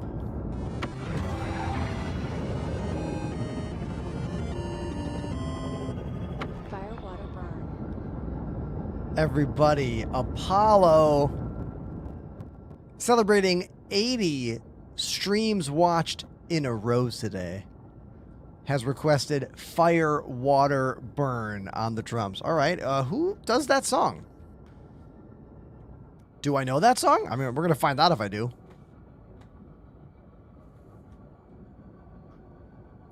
Let me get a nice view of the Gatak Raylan ship here, kind of flying off. There we go. Oh, the Bloodhound Gang song? Oh my god.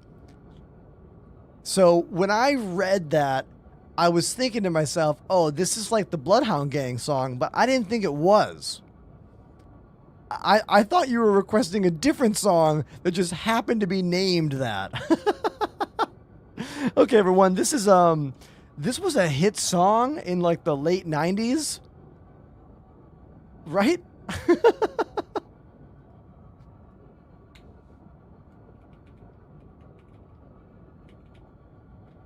I'm pretty sure the drummer for this band was like a little kid. Wasn't he like 13 or 14 years old when he recorded this track with the band? Pretty sure he was very, very young. And I was really young when this song came out. All right, here we go. Fire, Water, Burn by the Bloodhound Gang. Is it off the One Fierce Beer Coaster album? I did own that album as well. I remember the Pac-Man song and the, yeah. All right, let's go. Let's go. Here we go.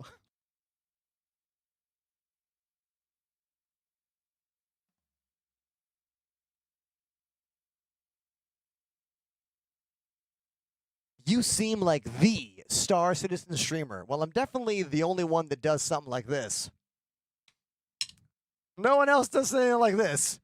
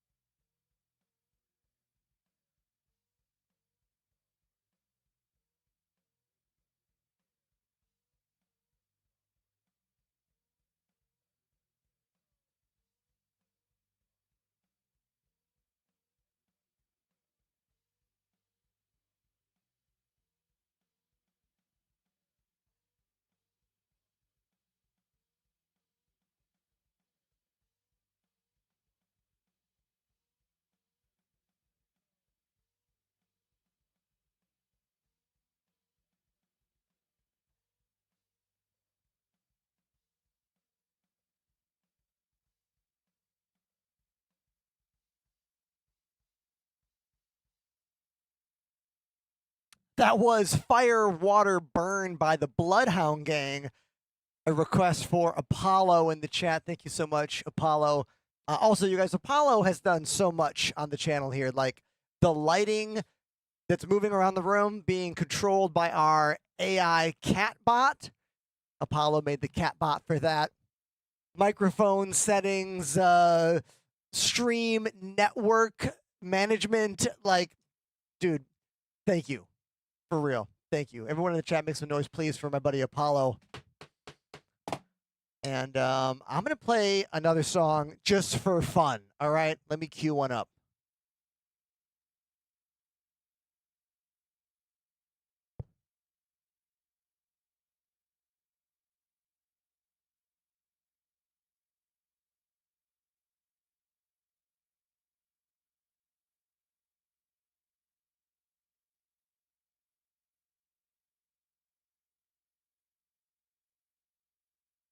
I'm looking for something that speaks to me, you know?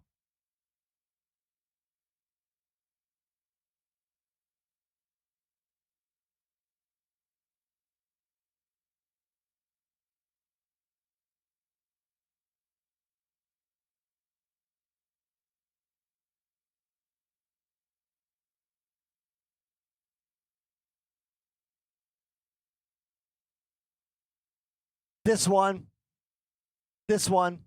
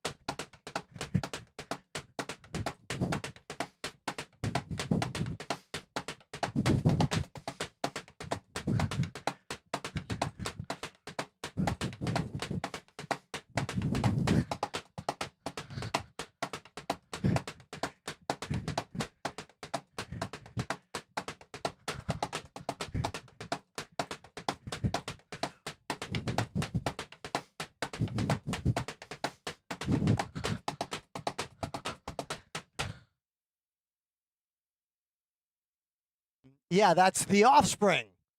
You're going to go far, kid.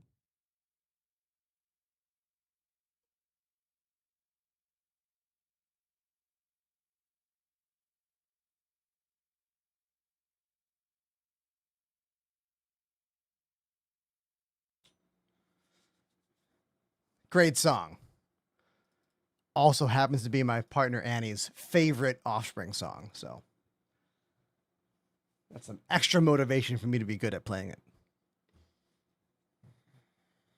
All right, so before we go off and do a cargo mission with the Gatak Raylan, I need a little moment for me. So I'll be right back. You can watch the ship fly right here, and don't go anywhere, all right?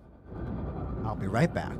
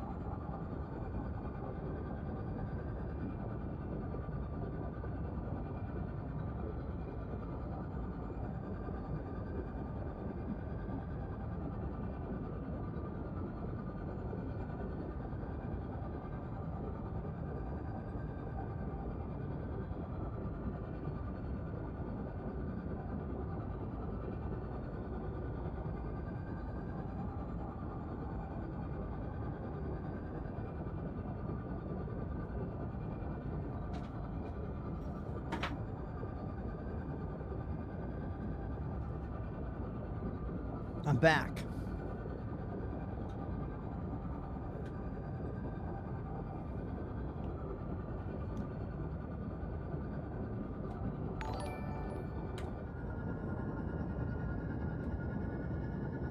All right, now where are we going to do these missions? Let's find out.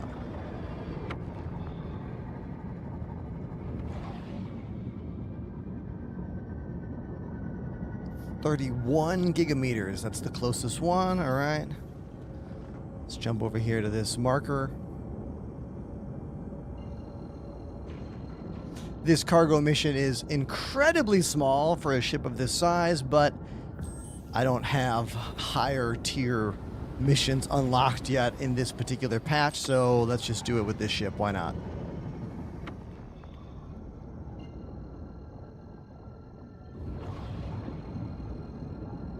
I appreciate Game Freak on TikTok saying that I'm one of the most positive, well, you said I'm the most positive Star Citizen streamer who only will do a crash out when the game is absolutely unplayable. I appreciate the way you put that, yeah. When the game is totally unplayable, I'll crash out a little bit, yeah, for sure.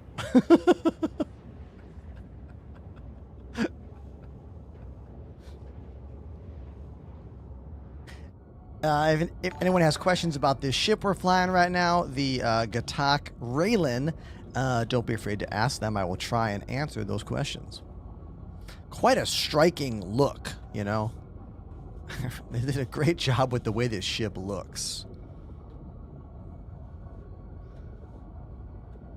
All the cargo I have on right now is from a previous mission that we lost during my game restart. I wonder where the binding for the shield is, the cargo shield.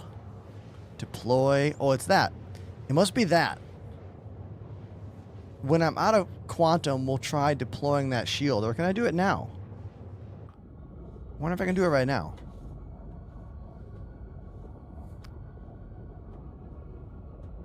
Patrick Starfish cargo hauler. That's what I've always called the, what is it? Cartual Patrick Starfish Bounty Hunter.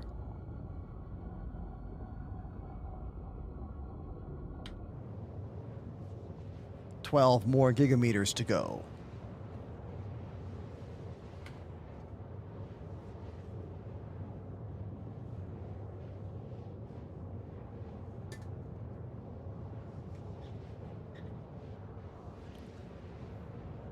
So for the past 12 days, I've been on vacation in Indonesia, in Bali, my very first time visiting.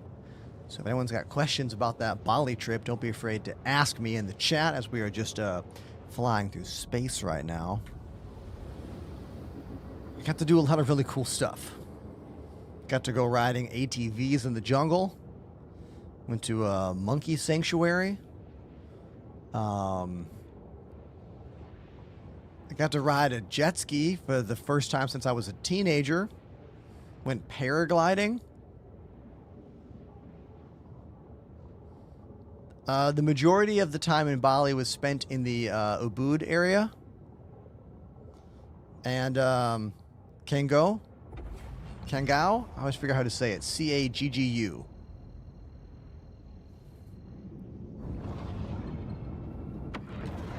Canggu, I believe. I had so much fun. It was amazing.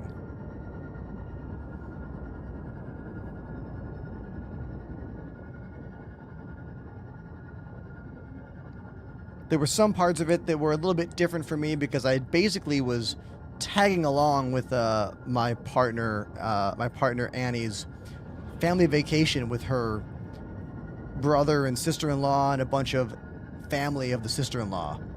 So there was some moments where I was a little bit of the third wheel, kind of being like, "Hey, hey everybody," you know. But I did my best to be me and have fun, and it was a really great experience. I had a wonderful time. I never really went on family vacations, you know, like the only family vacation I've ever done before was when I'm a kid. And when you're a kid, that's not called family vacation, that's called vacation. Post 18 years old, every vacation I've ever been on has been one that me or my partner booked, you know? So this was kind of a new experience doing something like this.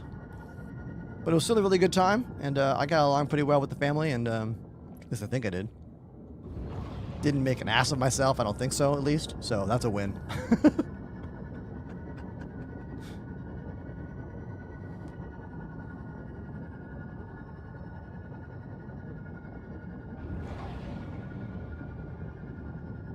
Sevens, this ship is called the Gatak Raylan.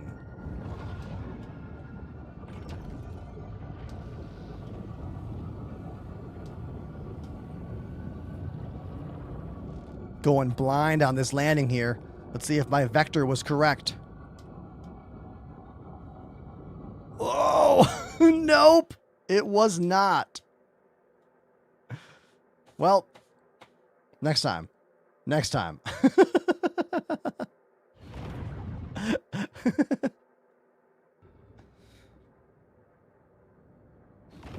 There we go.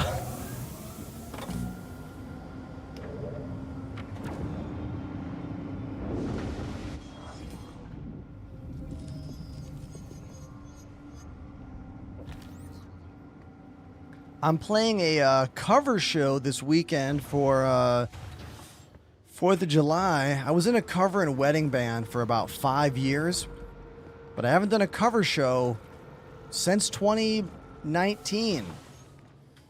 And my band, Stop the Presses, got hired to do a cover set. So I'm going out to a yacht club in Connecticut this Saturday, playing about 3 hours worth of covers. Should be a good paycheck. Will be fun to play a bunch of songs that I haven't played in a long time. And the good news is they still want us to play our original songs. So that's like 40 minutes less of cover songs And we get to play our own music. So that's cool. What's new in the game? Well, this thing. This brand new ship. Right there. That's new.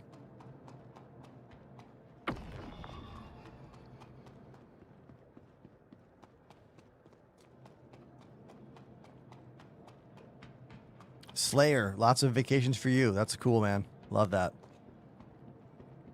Ever played Dragula? Many times. I can remember Apollo specifically requesting that maybe a year or two ago. Rob Zombie track.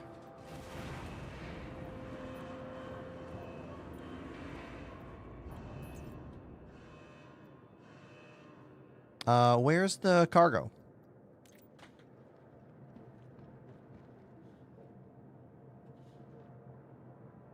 Did I go to the wrong spot? Am I not? Wait a minute. Did I mess up? Hold on, everybody. I think I messed up.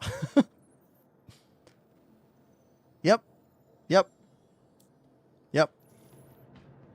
That's on me. Mm-hmm.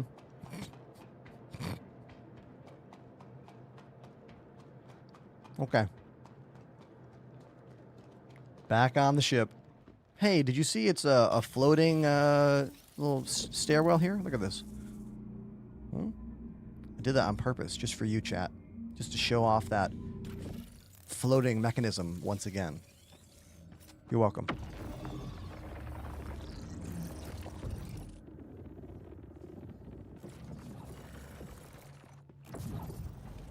I like the way this light turns on when you walk into this room and then turns off when you walk away. Check this out.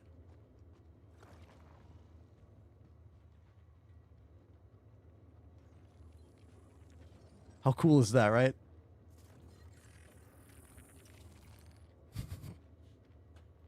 Yeah.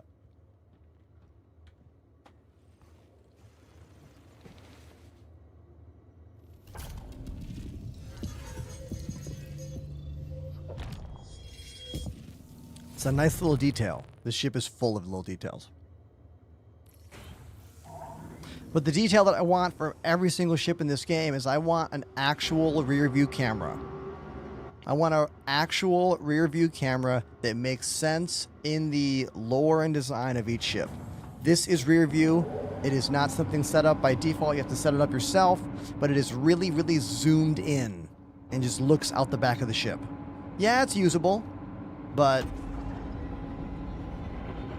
I want something better than this. Sure, I can use it here. Like, I'll use it right now. And now we are, reversing out.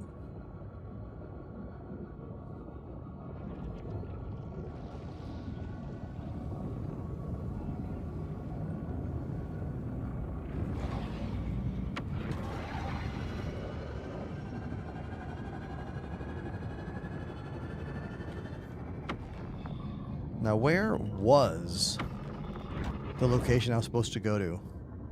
Ah, it's over here. Yeah.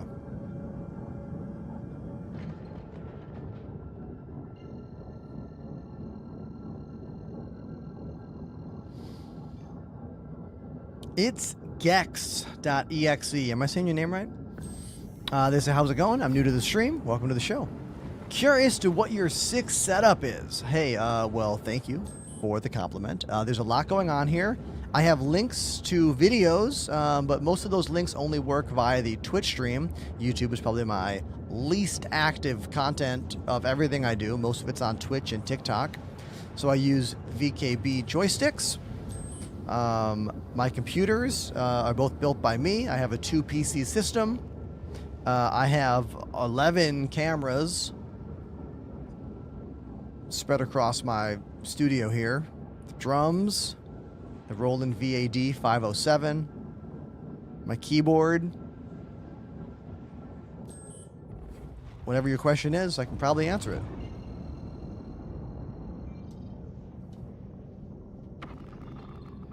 Don't be afraid to ask.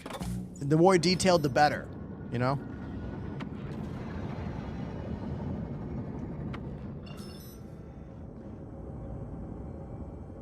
What is that location over there?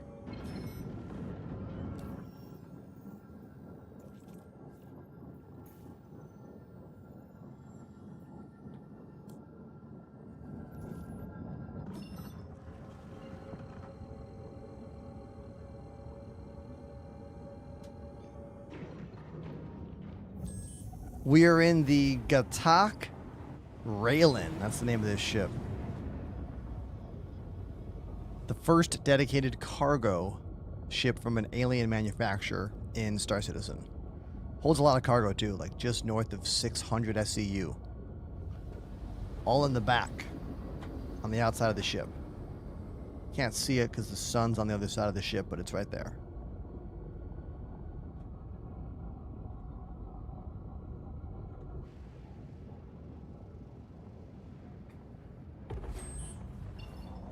Cargo grid is really cool and easy to use.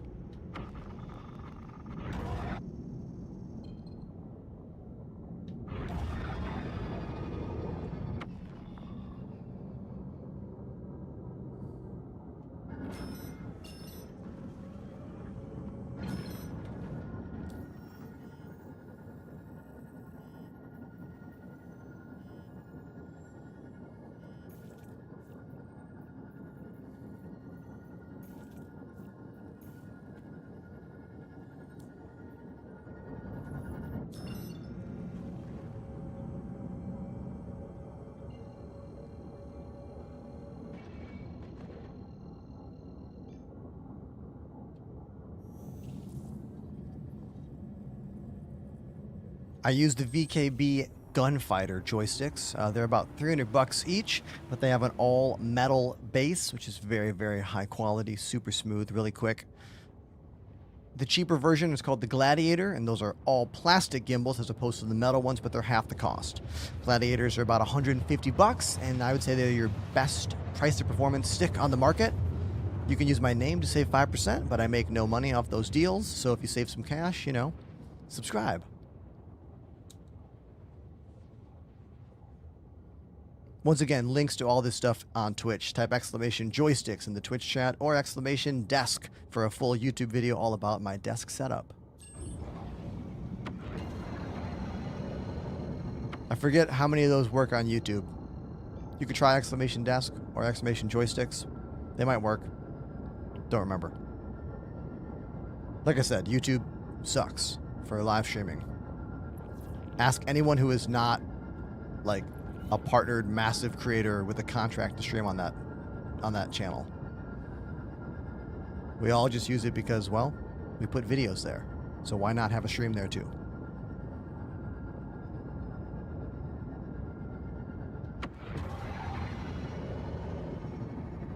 This is a comically low cargo mission for this big, big ship. Like 8 SCU, and this ship holds like hundreds.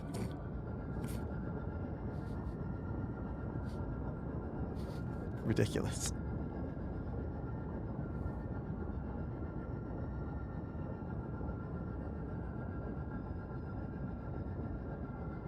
I like the sounds a lot. The sounds for this ship are great.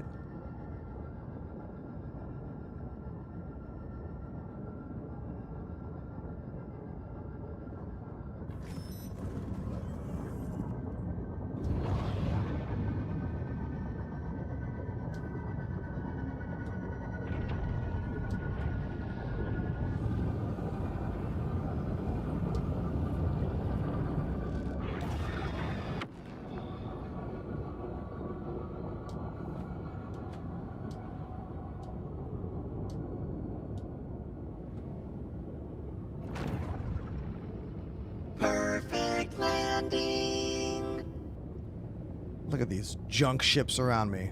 These are probably just derelicts. I probably just left these here. All right.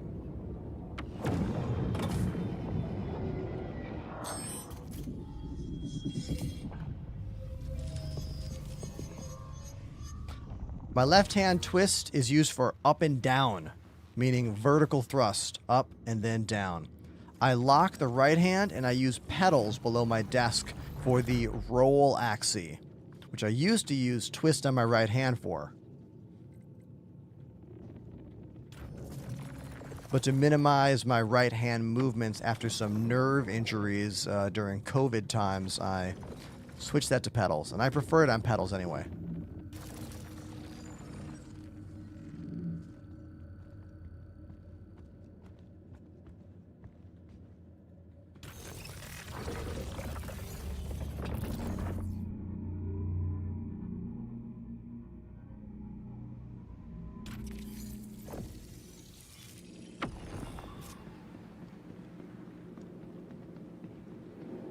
Got like one SCU of cargo here.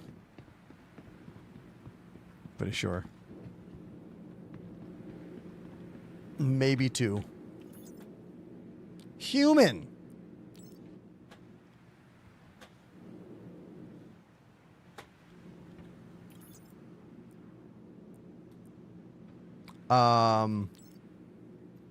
Interesting.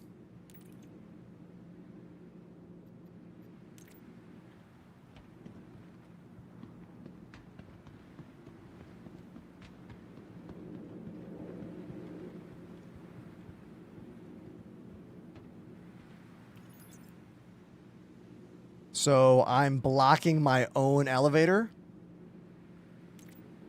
Or someone logged off while they were in the elevator. Let's try this one.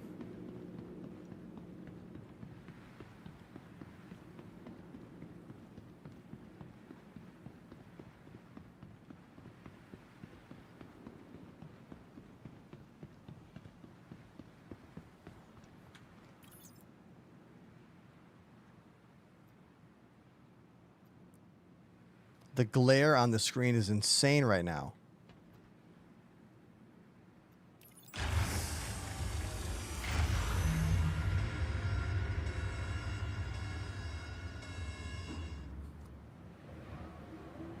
Look at the glare here. This is too realistic.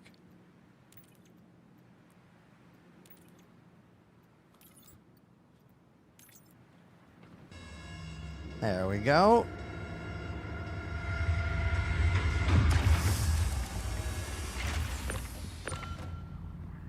Booze. I'm going to deliver one SCU of booze. Let's put it up there. And this is all, we don't need any of this.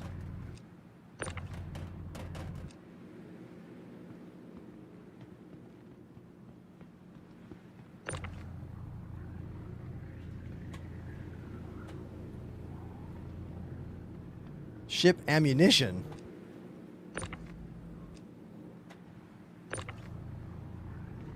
Ugh. We'll just leave it for someone else. Oh, I'll use the ship tractor beam. What am I doing? Yeah, we'll clear all that out with the ship tractor beams.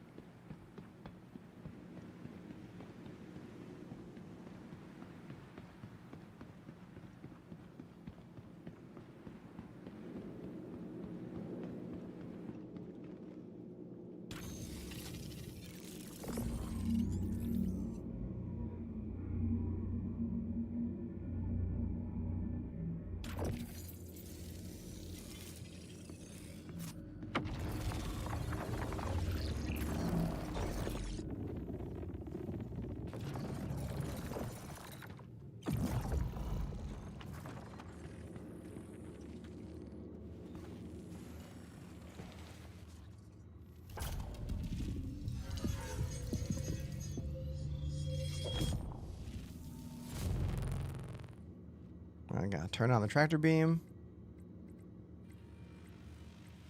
Oh, it's already on? Ah, it's on already. Okay.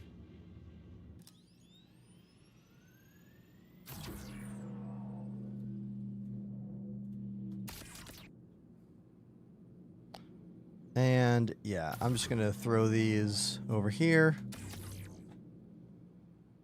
Because, well, whatever.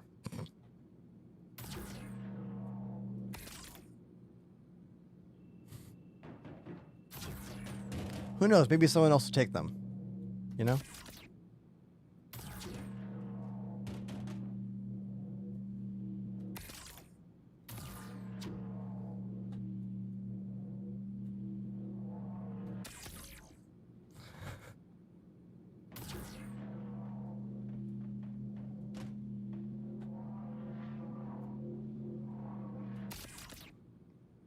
too bad there's no disconnect all cargo button. That's what I would use here.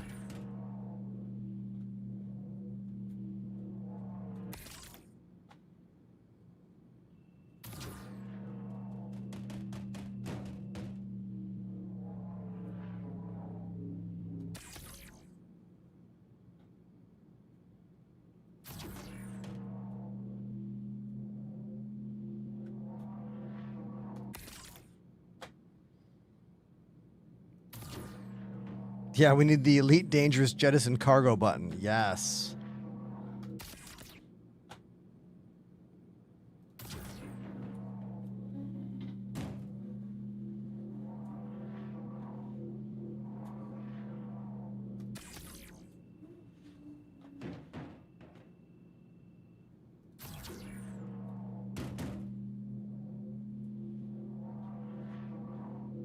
Untamed Wolves is what I miss. We played some drums. That's really it.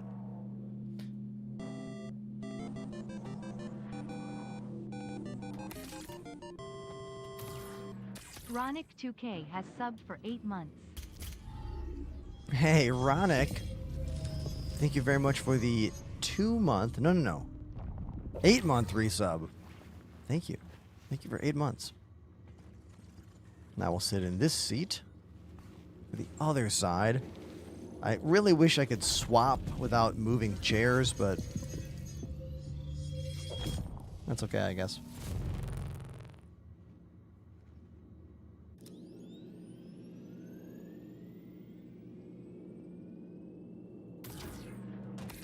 Oh, if I grab the one below, the other ones fall off. Cool. Nice.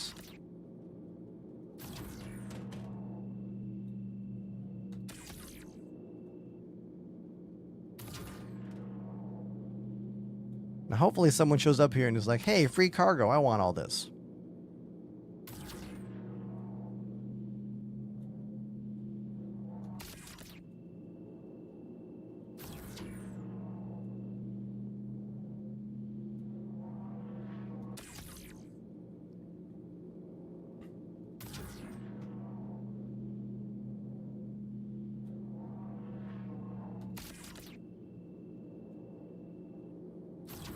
Because, like, CIG doesn't even have a system in the game to clean up the random ships that are left here. Let alone the cargo left here.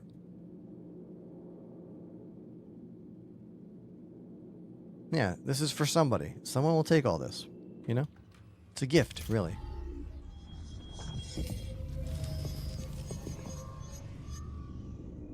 The space trucker in me can't wait. Oh, yeah, it's contracted cargo. Ugh. Yeah, like, CIG is trying to do all these things to, like, stop duping and printing money, and I feel like it's making the PvP aspect of the game, or at least the, like, what's the word? Resourceful aspect of the game kind of stale, and we're missing out on that. Because you should be able to collect that and then go make money off it. But you're right, you can't. It's just garbage cargo now. It's from a mission, and then the mission got failed because I had to restart my computer. And I kept the cargo, and I lost the mission. If I could have reclaimed the mission, it'd be fine. But I couldn't. You can't.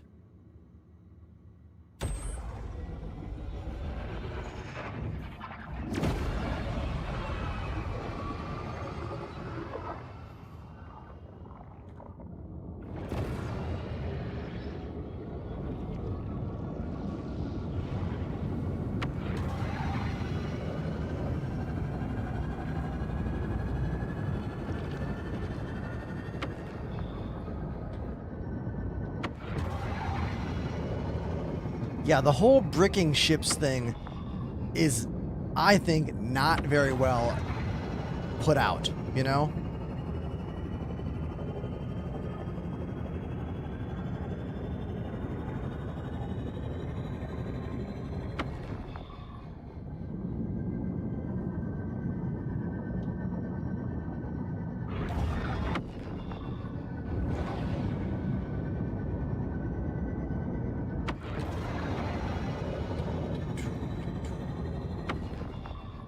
Where's this next jump point?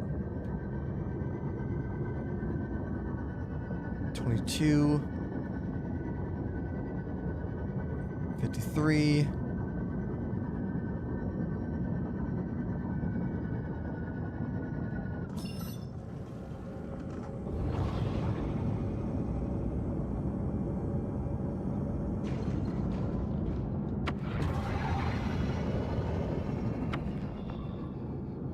Yeah, 22.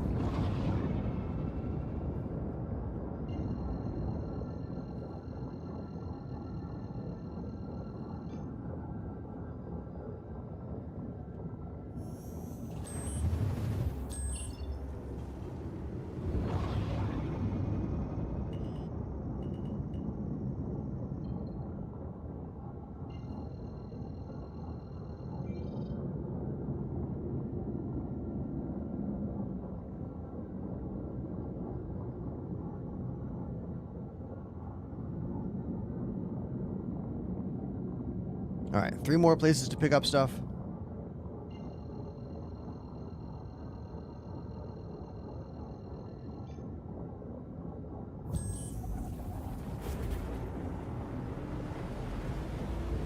Rannick says, I just ordered my VKB Omni throttle over the weekend. Nice. Excited for you.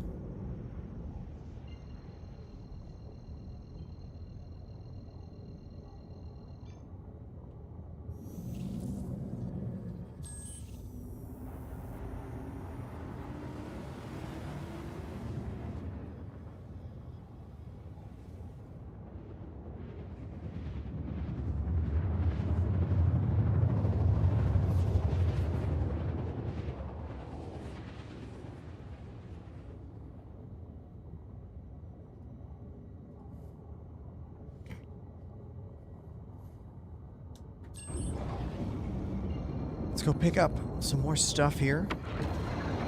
This cargo mission is incredibly tiny for the humongous ship we are flying, but, you know, I haven't done many cargo missions since the new patch came out, so I figure I might as well go through them, you know? And if you have any questions about the game, this ship, or my vacation to Bali I just got home from, don't be afraid to hop in the chat and ask.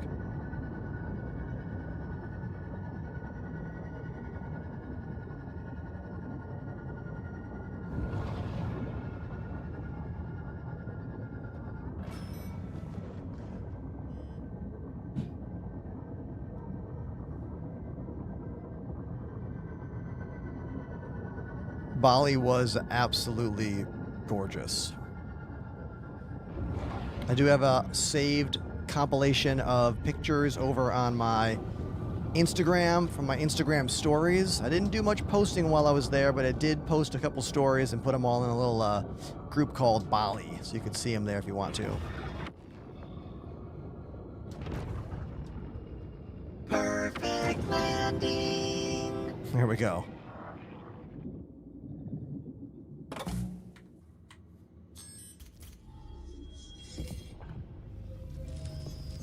If you had a message removed, it was an auto mod thing. MJP. Do I know you? Nice. Welcome to the show.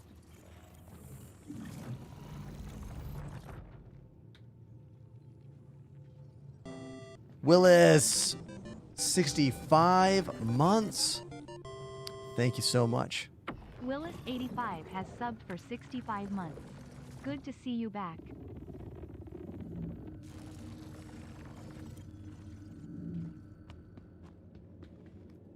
Do.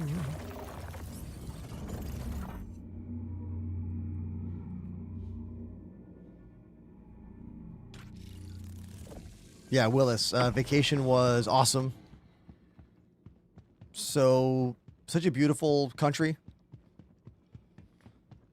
I had a wonderful time talking with people and seeing the sights, and yeah, I have like nothing but like great things to say about my experience. This elevator is busted. Yeah, let's try the one over here and see if this one works.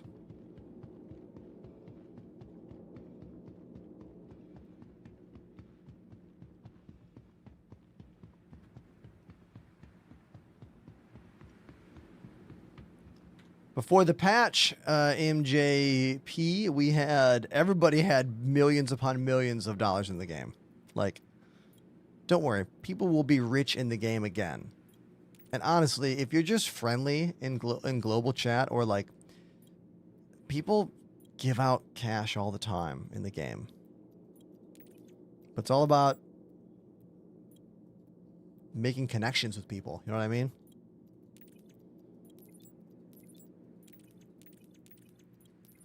These elevators are glitched.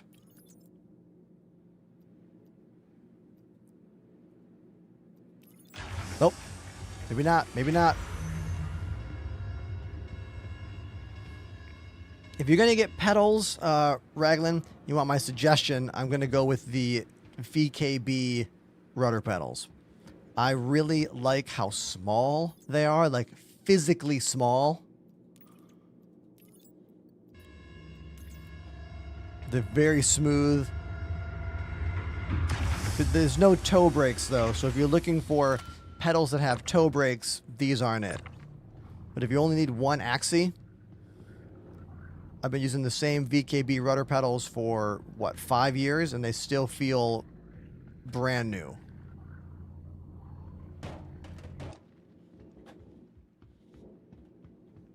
I'll show you the ones I use. Hold on.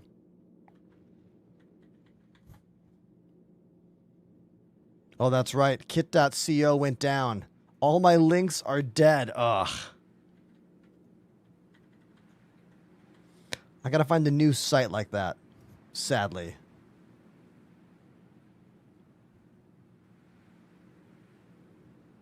These guys. These are my rudder pedals. They're very small in terms of the size, but they're not so close together that your feet feel weird. Like they're spread out comfortable enough. Very springy. I've never had to adjust the dead zone. Like when you don't touch them, they are perfect. When you put some weight on them, they start working. I like these a lot. I use them for roll. Now, I have used some of the very, very high quality Thrustmaster pedals. I did a promo for Thrustmaster over the holiday time where I used their really humongous high quality pedals. Hold on, I'll show you those.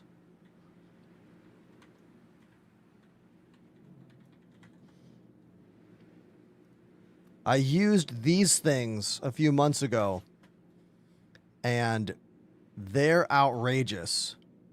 Hold on. These guys, the pendular pedals, these are cool, and they're really, really high quality, but they're huge. Like, these are massive. They're very, very heavy, and they're also hard to move, but these are more like a real plane. That's also why they're $600. I imagine this is much more like a real aircraft, and you would want something heavy and hard to move. You would want that. But for me, in a sim game like this, where I'm just using the pedals to roll the ship, I don't need something that big and that heavy duty, you know? That's why those VKB ones are perfect for me.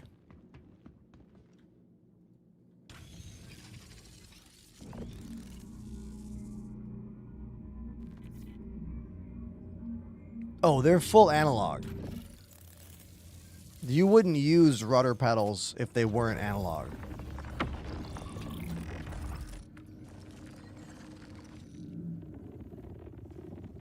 The least expensive rudder pedals I can think of are the ones by the Thrustmaster, the plastic ones. The sliding ones, I forget what they call those things. The T-Flight rudders, maybe? Those are probably the least expensive ones on the market, but they are very close together. And they're a little bit, sometimes a little scratchy when you're sliding them up and down, because they just slide on like a plastic on a metal rail, I believe.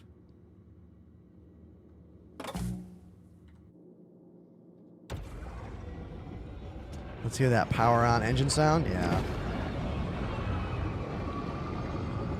Really cool animation with those legs.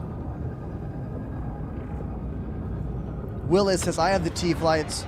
They're okay, but close together and cheap is the way to describe them. Yeah.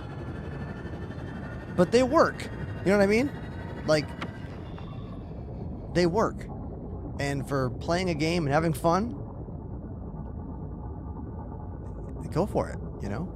Like, my experience is always going to be different than a lot of you because this game and playing this game is central to my actual job as a content creator and streamer. So I'm using this stuff all the time, you know?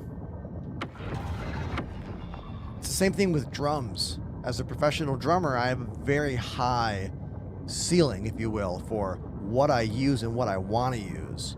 But you can use really inexpensive drums and make good music. But for me, that's not what I want. I only want like the best, you know? But I've been playing drums for 30 years. It's a different thing. Dylan says, what game is this? Dylan, this is Star Citizen.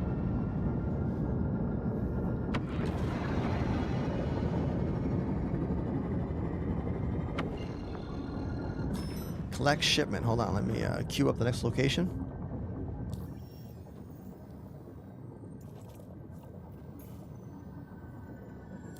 What's on my wrist? This guy. This is the Delta Hub Carpio G 2.0 wrist rest. I swear by this thing. I've been using it for, what? Almost 2 or 3 years? It goes on my wrist, and it makes it much more comfortable for me to use a gaming mouse.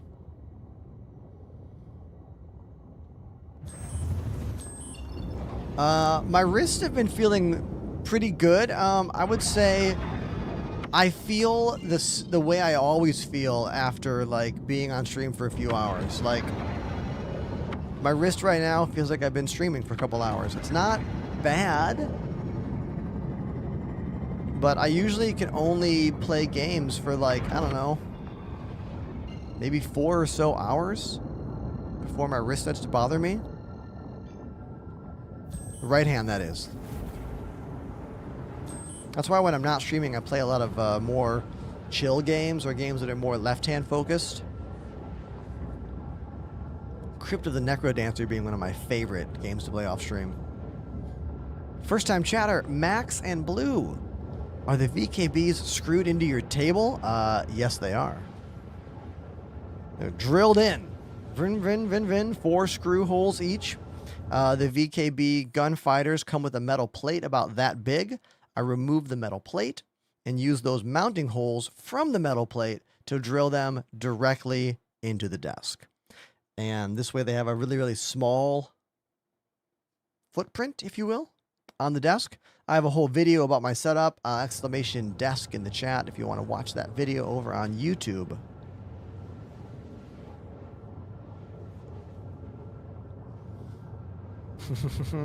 Someone got hit with the ads. Womp womp.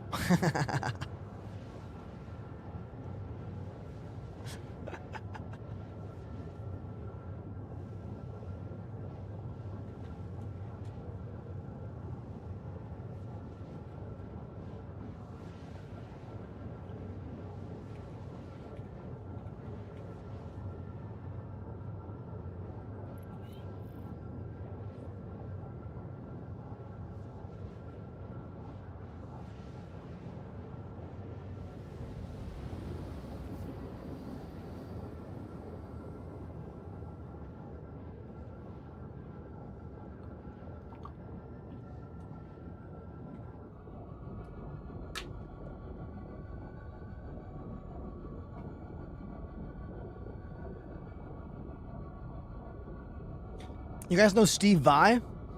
Well, I went to see Steve Vai in concert with Joe Satriani last month. It was incredible.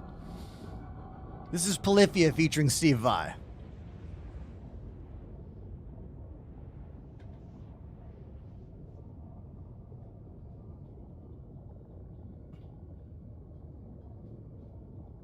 Steve Vai is one of the most technically gifted guitarists in the world.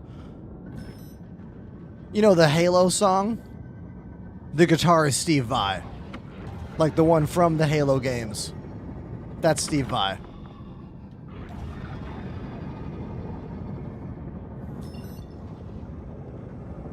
Such a unique tone. Such a sound he has. Like, when he's playing, you know it's him. He comes in during the end of this track. And when he comes in, you can hear his sound so distinctly from the rest of the guys in the band. It's the way he does the bends, and it's almost like he makes the guitar sing like a human voice. It's so incredible. So magical.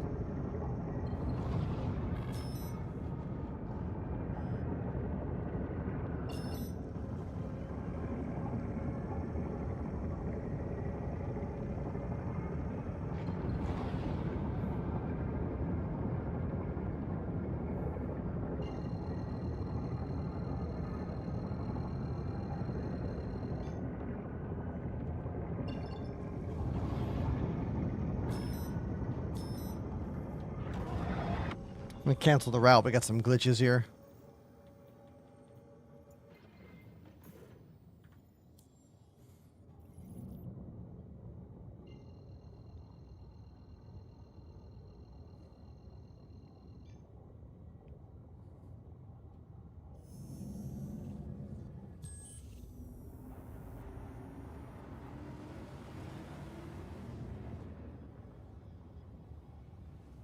This is a great record, by the way.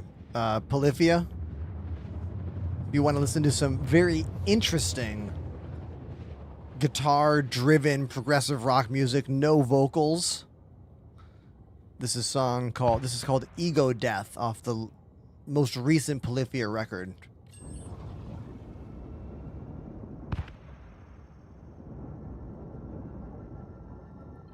Steve Vai's gonna come in here, right here. Those.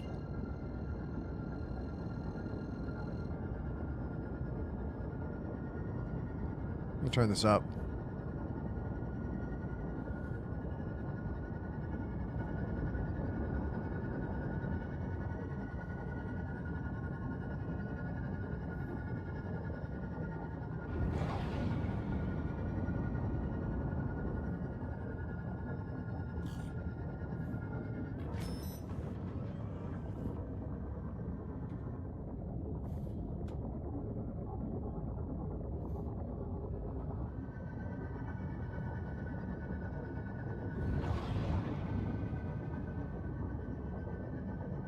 And these horns are really cool in the arrangement.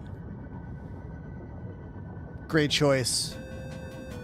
Oh, we're going to pause the music because we have a 1-year resub with a very different kind of music. Smooth and Bumpy, thank you so much for the 12-month resub. This is, of course, the footbag theme from the NES California games. Thank you so much, dude. Appreciate you. Thank you. Can I fit the ship down here? I don't even know if I can. I'm going to land this thing. Let's land it over here.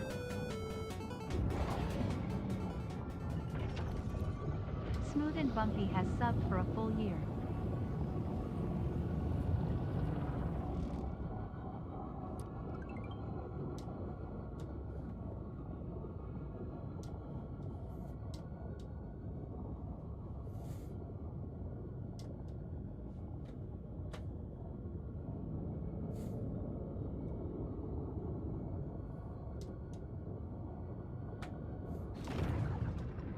There we go. That'll work.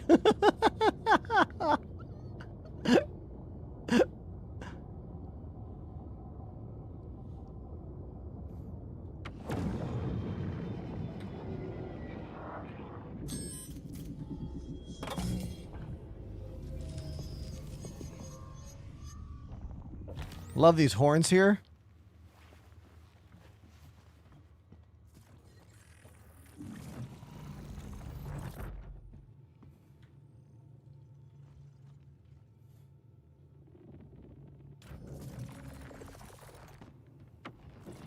If you're watching on YouTube, you don't hear any of this because that platform is not good for streaming.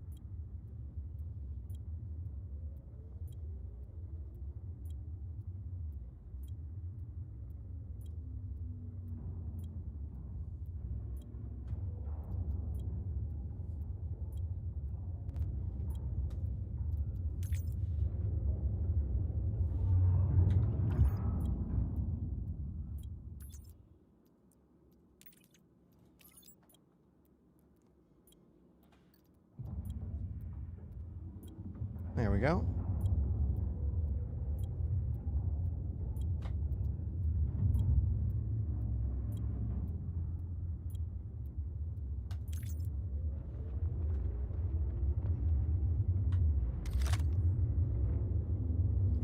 This is a visual glitch, I'm pretty sure.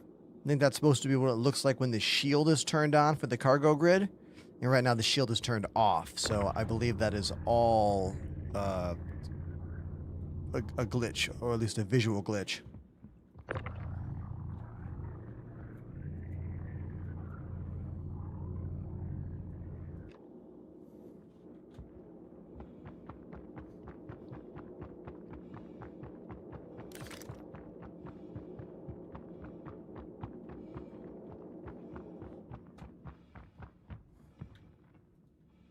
I think I want to listen to that Polyphia album some more, actually.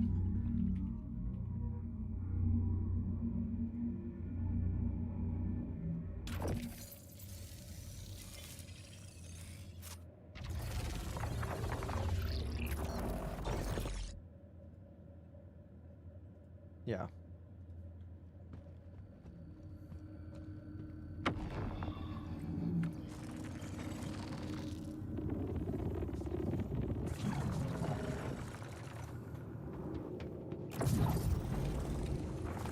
This neon sign. It's so ridiculous.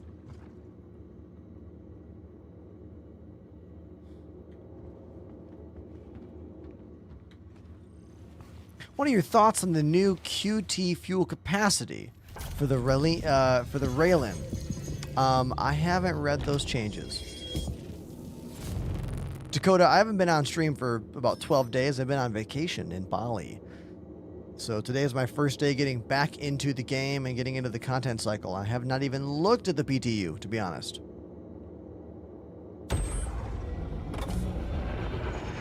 Would you mind telling me what they did? What did they change?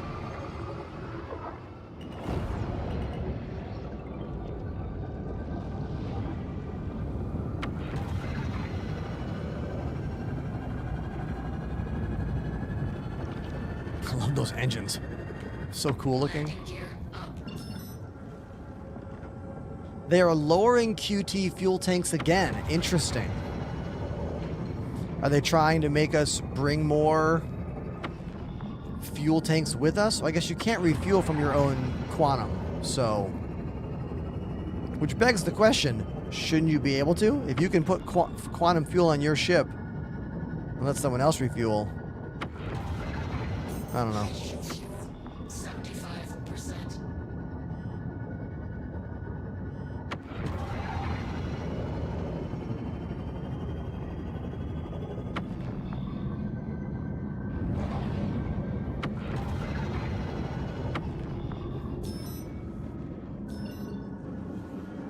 Oh, good night. Good night. Oh, good morning. Now we do have the refuel missions, which I think are so cool, you know?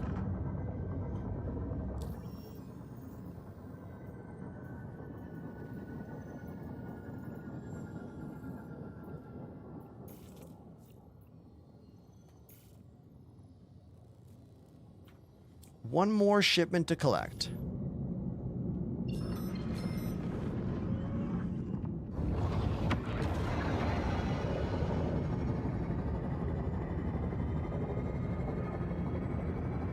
Dakota Brown saying it's crazy because the Asgard and Zeus have more cargo, or rather more quantum fuel, but are smaller ships. Interesting.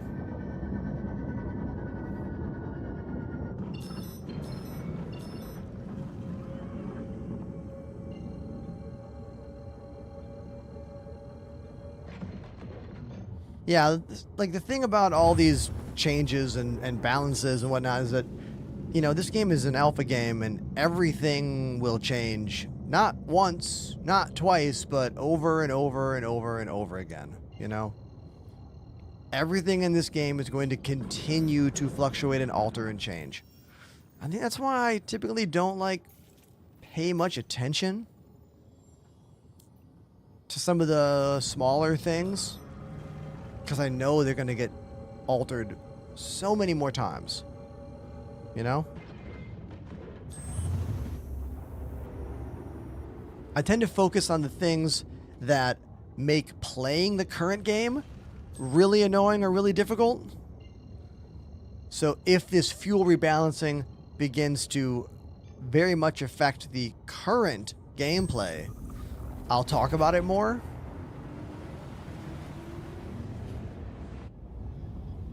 But yeah, it's like the same reason I don't chase the meta builds ever is that those are all going to change, you know?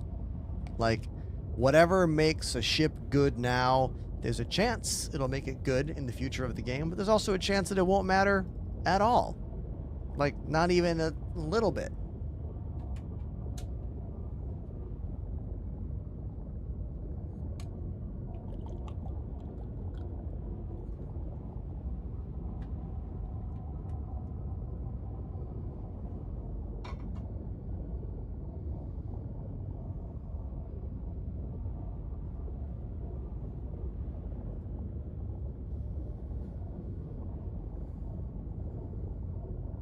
One of my favorite things I got to do in Bali last week was go snorkeling. I don't know how many of you in the chat have been snorkeling in a tropical environment before, but snorkeling just off the beaches in Nusa Penida, which is an island, southern Bali, was so beautiful. Like, the water was so clear. Seeing all the fish and the coral. I hadn't seen anything like that since I was in Thailand back in 2016. 10 years. Long time to go between tropical snorkeling adventures, you know? It was so cool. I loved it.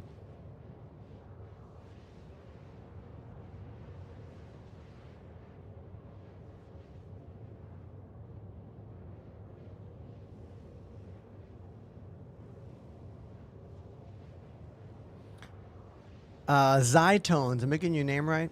They say, I never change guns anymore, too much hassle. I just use the default loadouts. I feel with you on that one. Like, I'm very much the same, except for the weapon changes they have made. CIG's attempt to balance and change weapon things have made it so that some of the default loadouts cannot damage ships that I think they should be able to. So because of that, I've actually gone back to changing out the weapon loadouts, because nothing is more irritating than flying a ship and being in a fight and you can't damage one ship and you need to change weapons to do that, you know?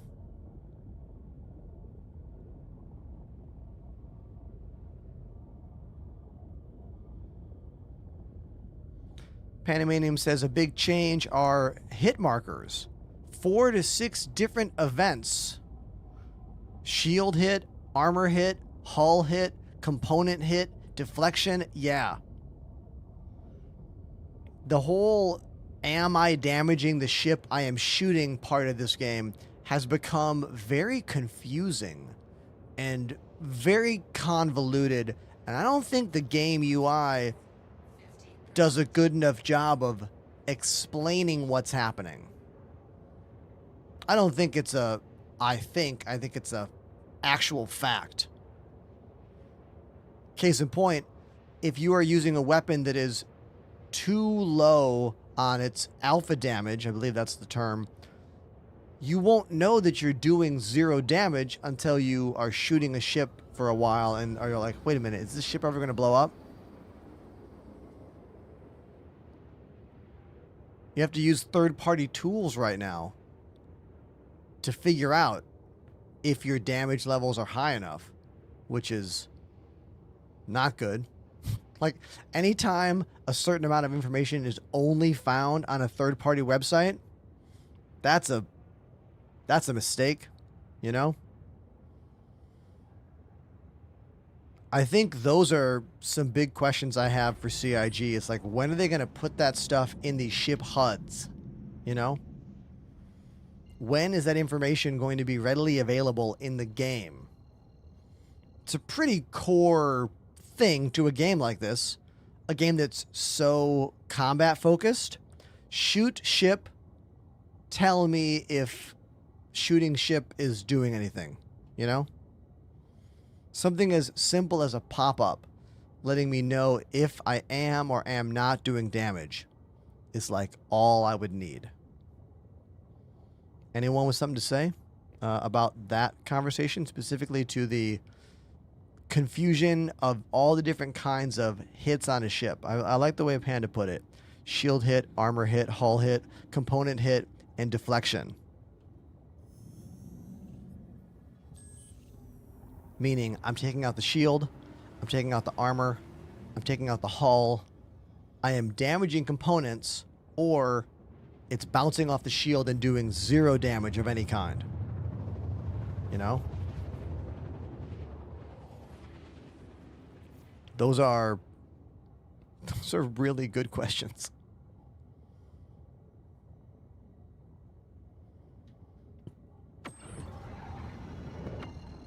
I wish I could tell what component I have targeted. Exactly. You need to, right now, you have to just know the design and the layout of the ship. Which, I get it. It prioritizes the get good brain. But it would be nice if when you hover over a part of the ship, it gives you a pop-up as to what that is. That's in this mode we're talking about. In the advanced aiming module, when you hover over the different parts of the ship, you can target them. Engines, shields, weapons, coolers. But you have to just know.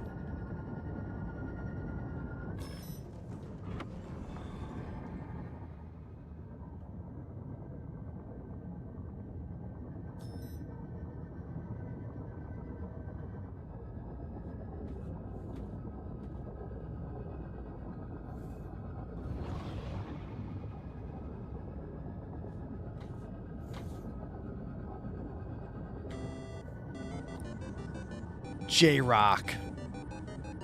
11 months resubscribed. JRock_9868 has subbed for 11 months. J-Rock, thank you so much. It's definitely a very casual, very chill day here on the stream, and it's really nice to see such a big resub number. Thank you. Thank you very much.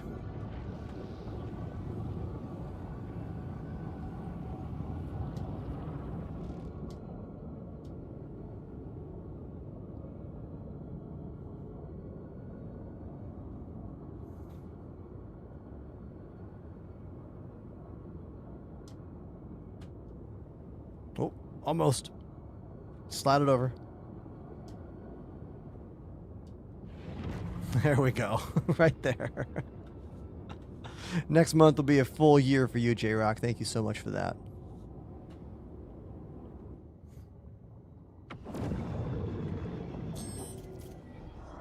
Hope I can refuel here. We need fuel.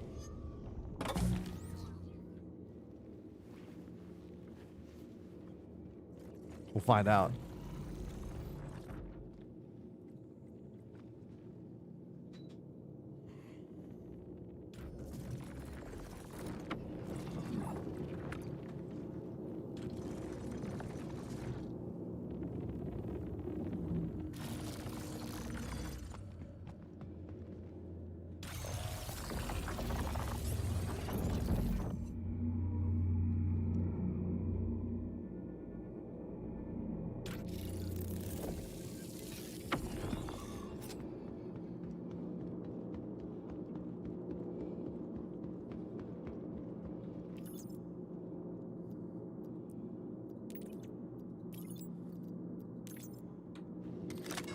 All right.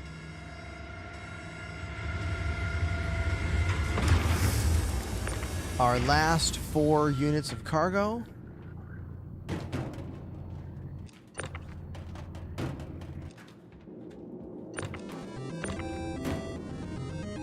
Whoa! Not what I was expecting. You had a great getaway. Everybody, please put your hands together for the largest donation we will receive today and perhaps even the largest we'll receive this week. Phantom with a $100 donation to the show. Phantom, thank you very, very much, dude. I am, quite frankly, startled right now. Thank you. I hope you're having a great day. If you want a song on drums, just name it and I'll play it.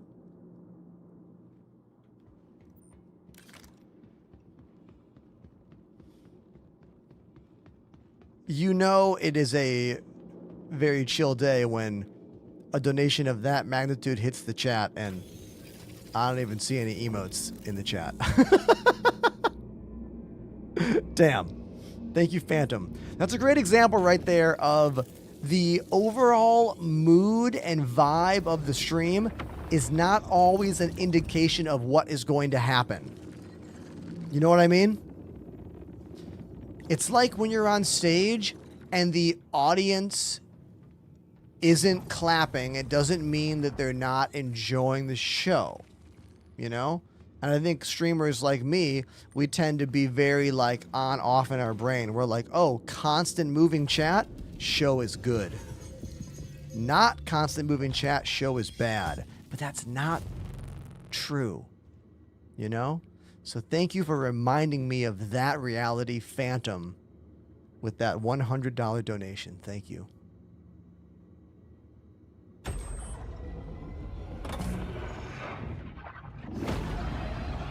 Now, can I refuel here? Let's find out. Hell yeah. Perfect.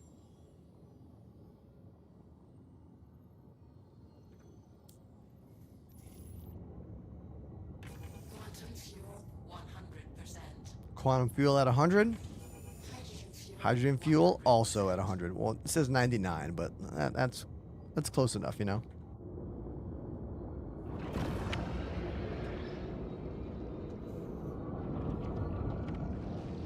Beautiful animations with the landing gear on this ship.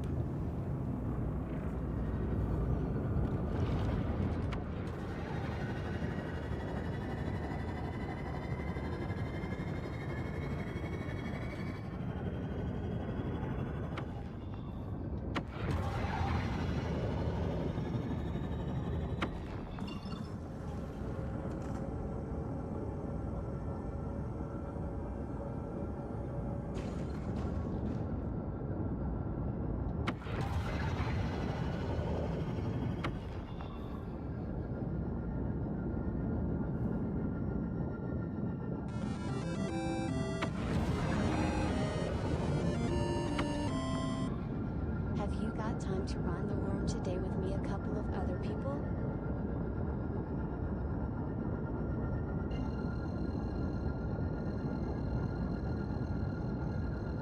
Everyone in the chat, Phantom with another $100 donation. Dude, absolutely startling. I want to say right now, I do not have time to do the worm mission now. But if you want to do that tomorrow or the next day or the next day or the next day, boom, let's do it. Right? For real. Thank you for your generosity. So let me know what day this week you want to do the worm run. Which one we talking about?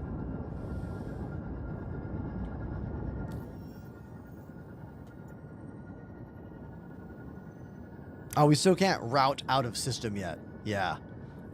We gotta go to the Pyro Gate and then route from there.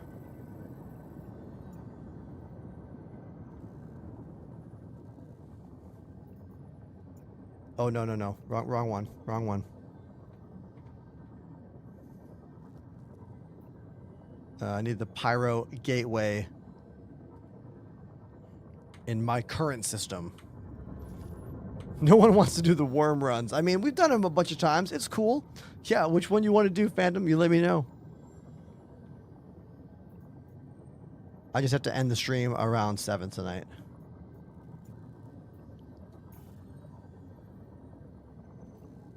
I gotta drop off somewhere in Pyro. I don't know. We're gonna find out.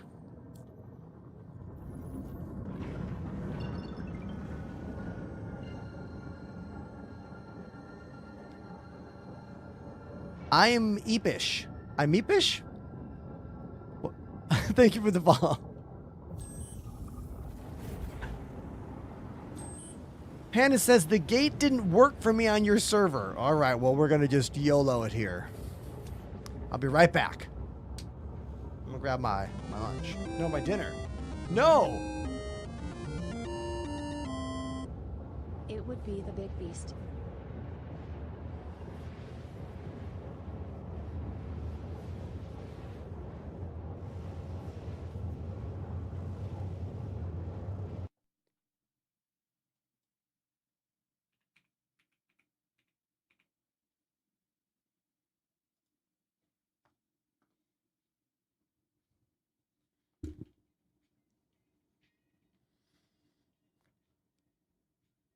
Phantom 1991 with their third $100 donation to the stream today.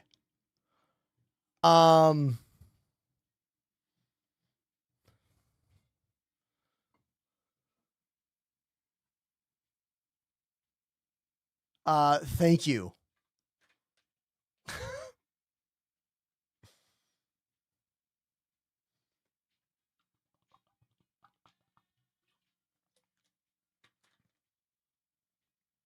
Startling.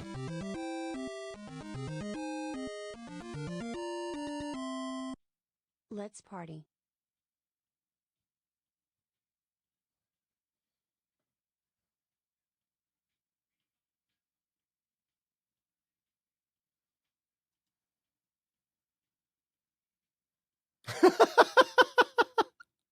What?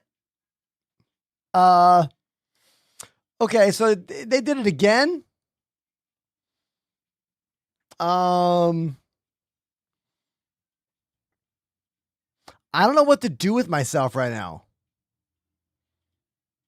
Like, what is the appropriate response here?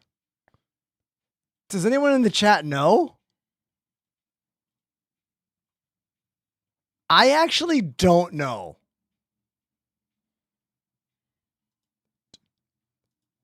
Like, I don't know what to do, so I'm playing Rob Thomas Santana Smooth.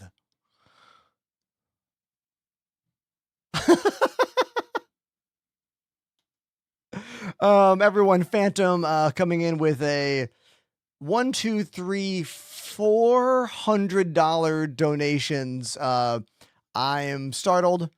Thank you. Thank you so much. We're on our way to Pyro to see if the gateway works. It might not even work because apparently the gateway has been kind of inconsistent on my server today, and I can't server hop in the middle of a mission or I will lose the mission, but we'll find out. But yeah, if anyone else is in the chat and paying attention, please say thank you to Phantom 1991 for their over-the-top generosity once again to the show. Thank you. Thank you very much.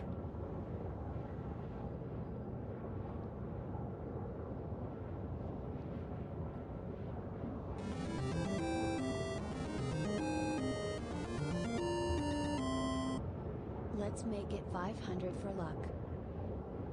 Phantom has now funded all of the things I purchased on my trip to Bali. Like, that's pretty much everything I spent money on while I was there. Except for housing. Bro, thank you. Truly.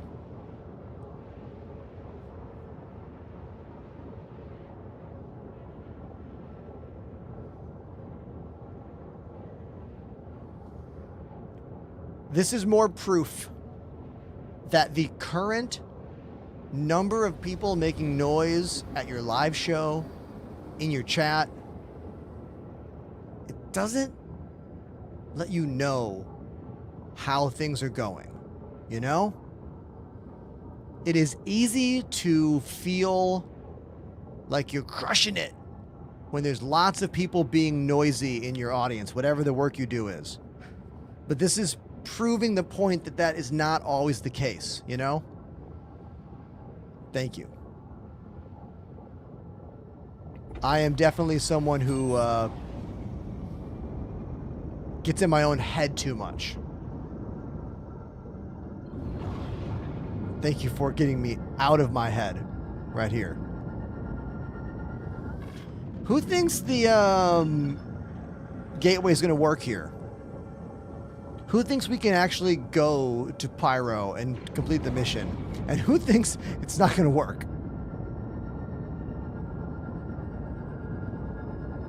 Oh, this just in. Panda says it did work after they changed ships. Oh, interesting. What ship were you in that it would not work for? I wonder.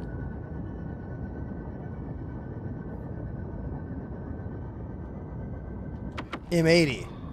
Great ship.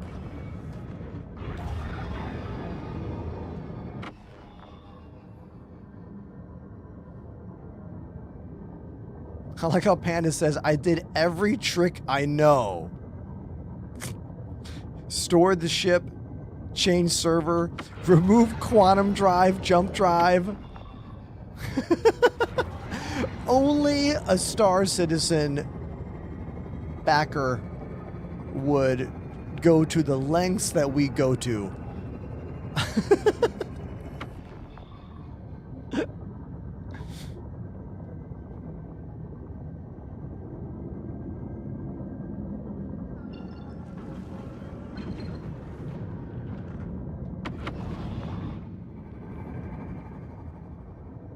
Turn off your quantum and look away. What do you mean? Oh, after. Interesting. All right, I'm going to try it normal first. We're just going to try the normal route first, okay? And then we'll see what happens after that.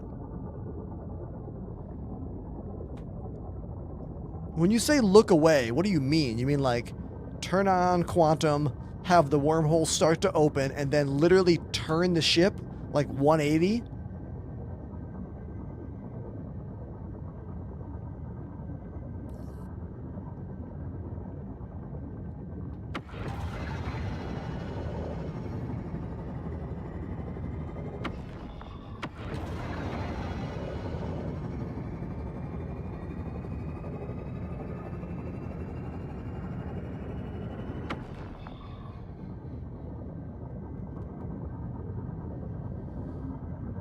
Turn off quantum. So you guys are saying that, like, turn on quantum, have it start to open the wormhole, then turn off quantum, and then do it again? Ah, okay. I see what you're saying. Zoni says, I theorize it's a connection timeout.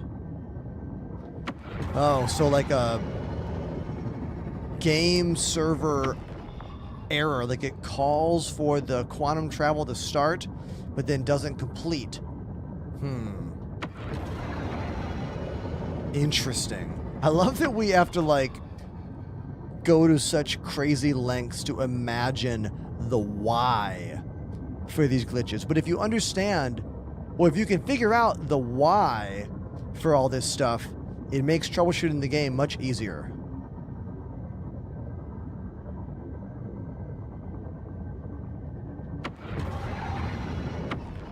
I don't know if I watched the latest Benoit, like, tech talk. What was the main topic?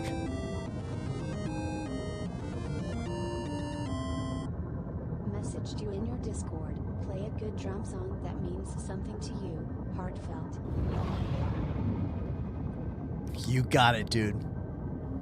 After this wormhole jump, we will play a heartfelt song on drums.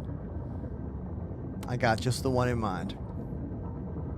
Thank you once again Phantom 1991 for the continued generosity and support here on the channel.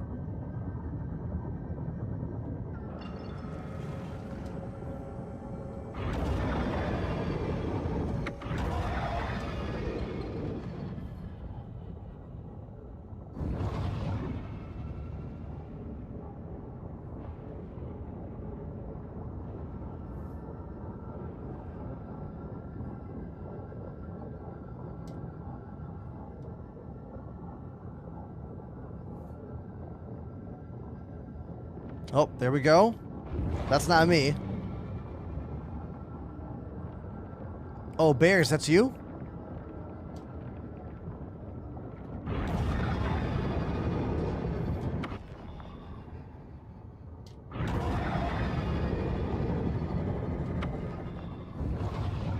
But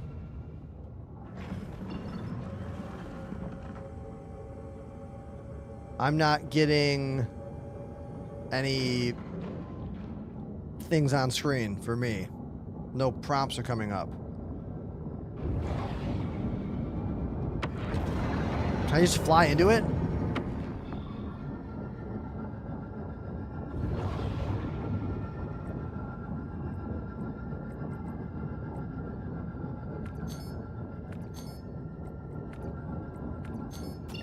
Ah, the radar got turned off. Somehow the radar got turned off. Align to jump point. Like, how am I not aligned? You are a great man. We go through tough times, but remember it will get easier. Time is the true power. Everybody, Phantom 1991 with another donation. This time for an even higher amount. That was a $200 donation from Phantom. Phantom, I'm continually startled. Thank you.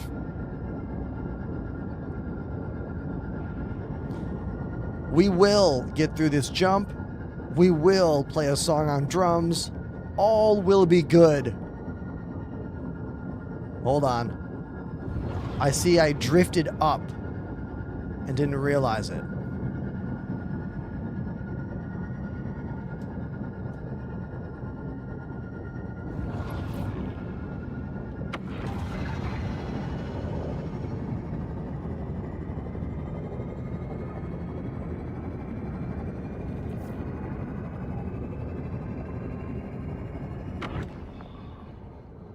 Okay. Now, we will try this again. Angled from right here.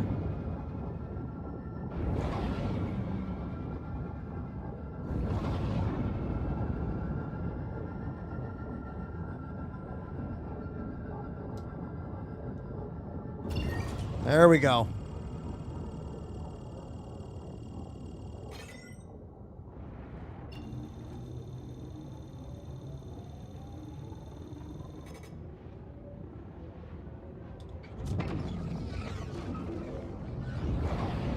Now we got it.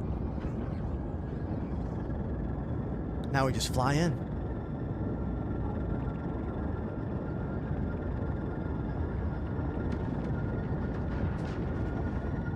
Not turn off and turn back? No. I'm going for it. We're in.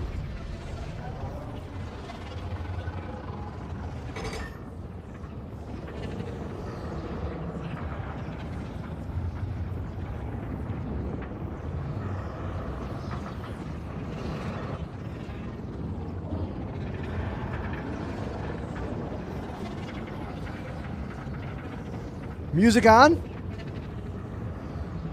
There you go.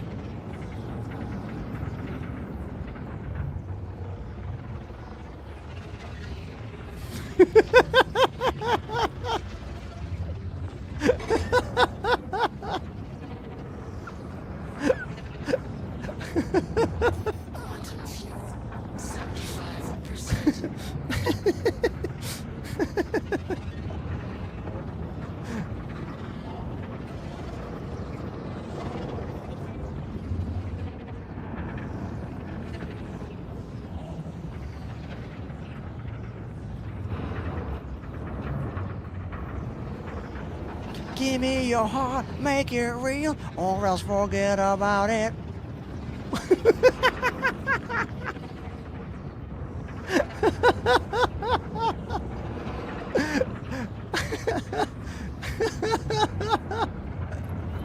Yeah, I bought that album when it came out.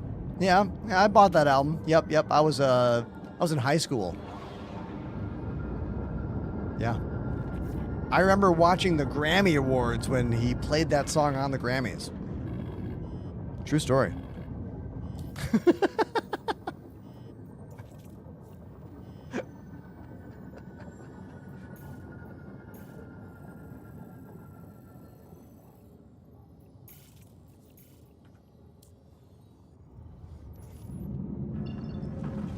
I love that comment. Music on. I had that queued up.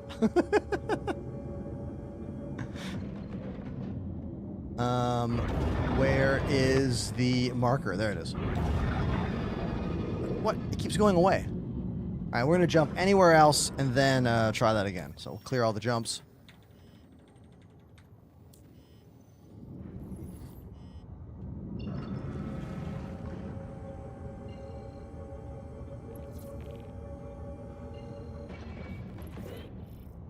Just going to jump here and then stop and then reroute. Go. Quagmire. Giggity. Remember when Family Guy was funny? First couple seasons are really funny.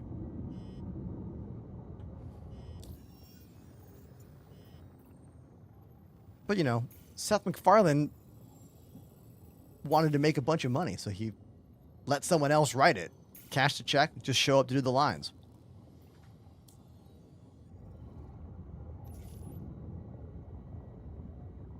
And besides, if Seth MacFarlane didn't sell Family Guy, he probably wouldn't have got the Orville.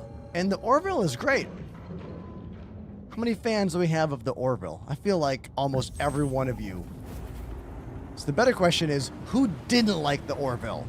And why? That's a better question. You know? A much better question.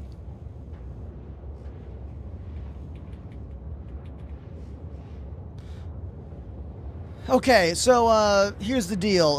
Phantom asked me to play a song that is heartfelt, that means something to me. So I'm going to do that for you. I'm going to play you a song from the best band I was ever in that did nothing.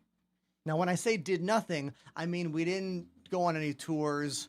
We never officially released any real records. All we did was work for 2 or 3 years to write a bunch of songs, spend a bunch of money on recording them, and only play a few shows ever. The band was called The Regulars Garwood, and I'm going to play you the first 2 songs off our album that was only ever released on Spotify that no one else knows about. The song is called St. Bernard and Vaudeville. All really good friends of mine. I met most of them on the Vans Warped Tour when I was playing in a band called Far From Finished, and it's some of the best music I've ever recorded. So let's do it.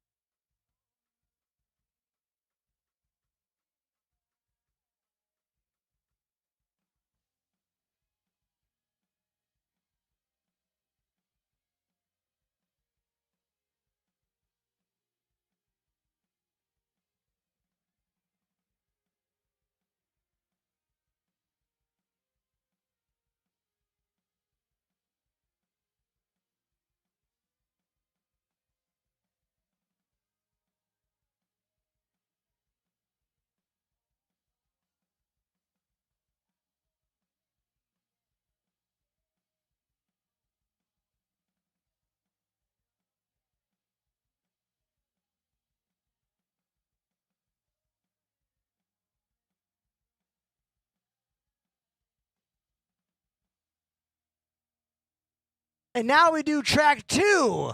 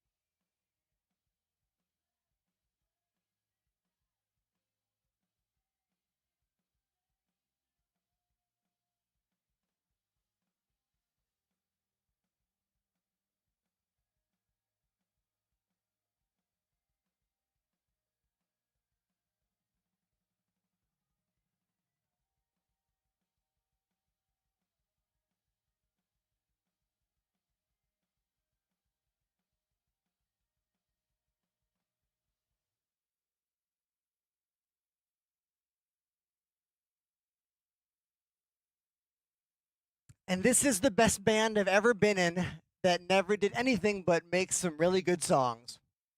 The Regulars Garwood. It's on Spotify. You'll be one of the only people to ever hear it, probably. So, yeah.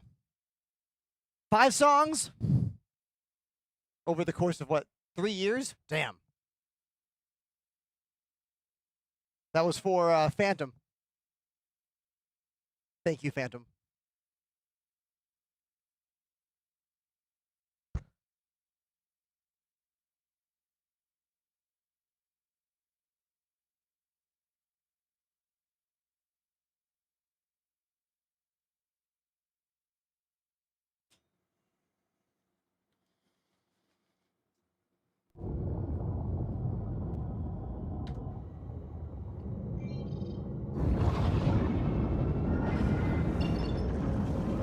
Oh, my guy's down to 18% hydration.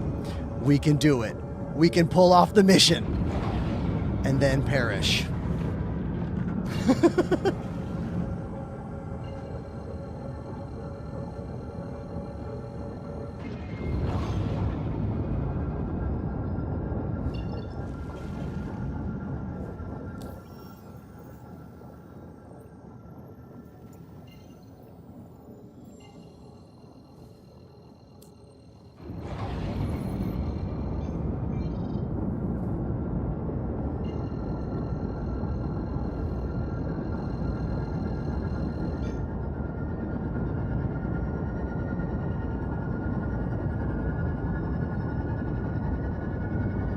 I have water. Let's drink the water. Let's do that. Let's be safe. Let's be safe here. Safer, at least.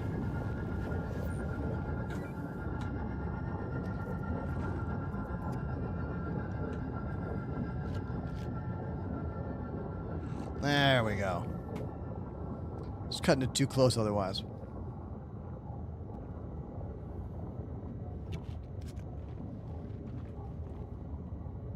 Give me 1 second, guys. Hold on.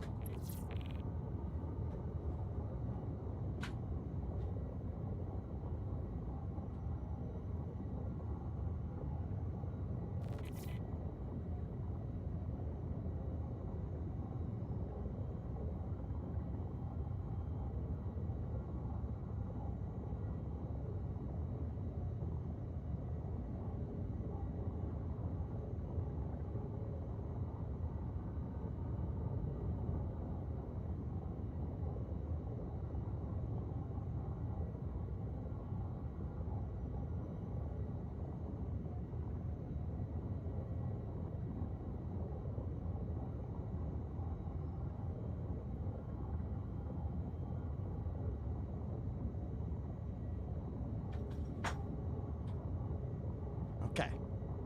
I'm back. Let's finish off this mission, shall we?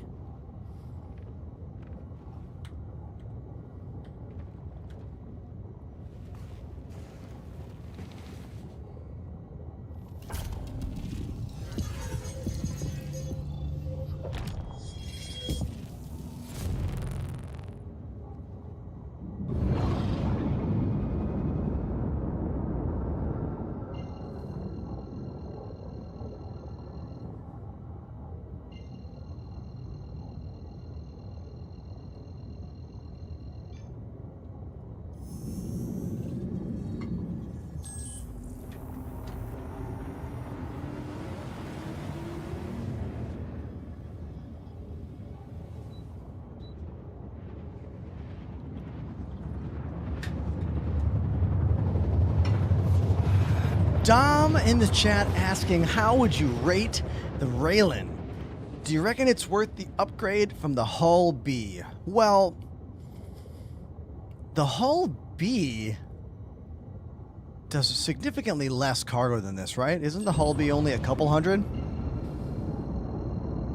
This thing does just over 600. Oh, upgrade. I get it. Okay, never mind. If you want an alien cool ship, like if you want a cooler cargo ship, cooler looking, cooler vibes, then the answer is yes. But I think the Hull B is still a simpler hauling ship, like no nonsense. You know? The tractor beams are very nice on this ship. The dual ones, but I think you're going to need more people in this ship, probably, in the future, but that's future game. Who knows? Current game, this over the Hull B, I think it's only vibes. Current game. Vibes on this ship, fancier, swankier, more sci-fi. The Hull series of ships are more working class, more like realistic hauling, if you will, you know? Yeah, the Raylene,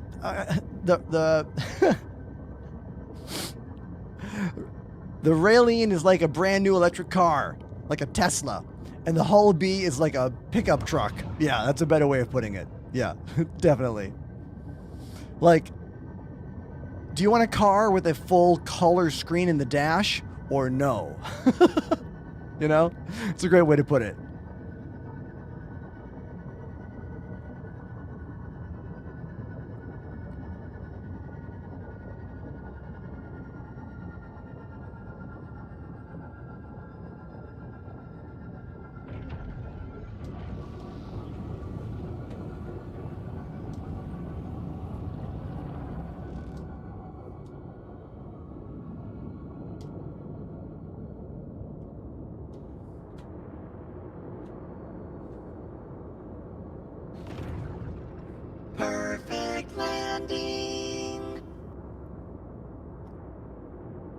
It's a striking ship. Let's not mess around. Like, it's a cool ship. I don't think there's ever been a cooler cargo ship than this ship in the game. If your idea of cool is sci-fi alien ship full of floating hover technology, you know?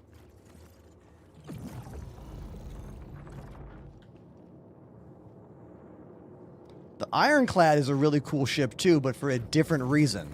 Like, the Ironclad is cool in the way that, like, ships in the Expanse have cool aspects to them, you know? This ship is all fantasy. Ship like the Ironclad, ship like the Hull B, those are all much more grounded in the reality that we know. You know?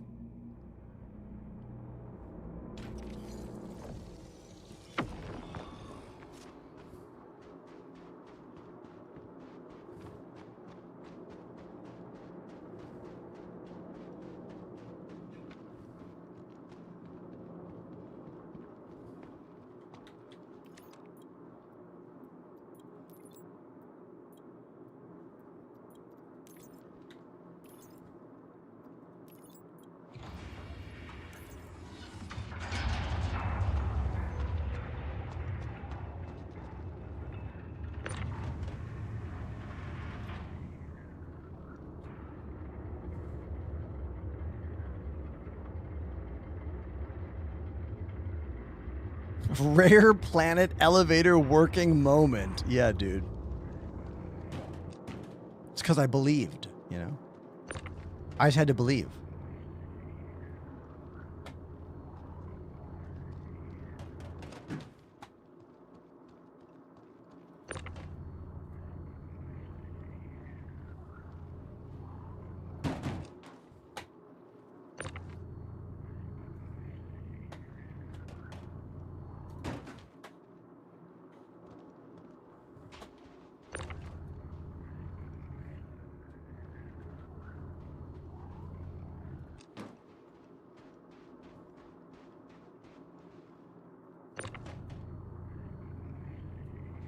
Whoa. My favorite activity, cave diving. You know what? I don't mind the cave diving as much now. Like, my dislike of the caves was back when caves used to be so incredibly dangerous. Like, you're gonna get stuck. You can't grab a ledge, you know? Last time I was in a cave, it seemed to be fine. He said confidently before being trapped in a cave. This is not the PTU. We are in 4.8 right now. I've been on vacation for the past 12 days, basically, in Bali. And my first day back playing the game, I really didn't want to have some extra nonsense in the PTU. Why is this box not coming off?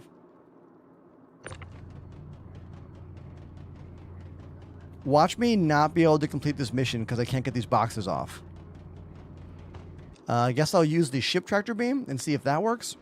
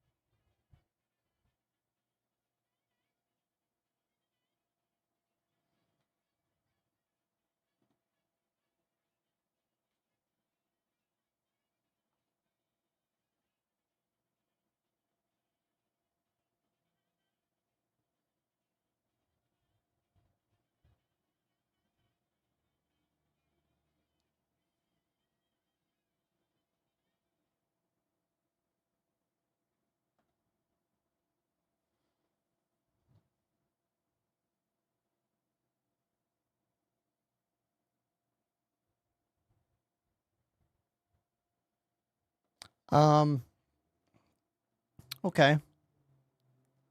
Well,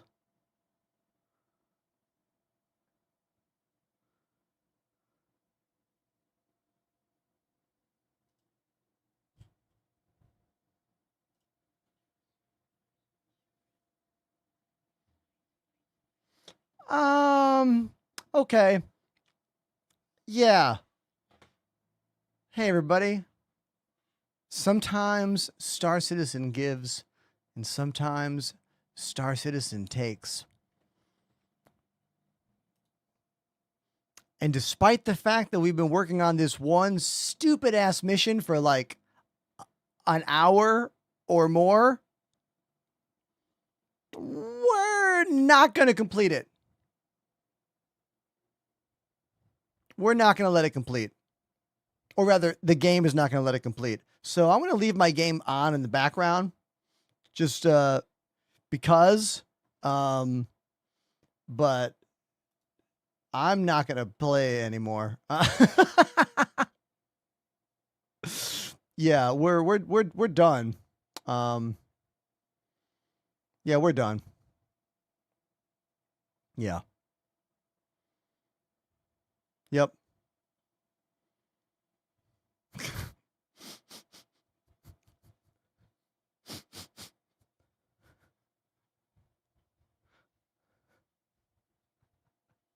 Just got the game. This is Key to Weezer.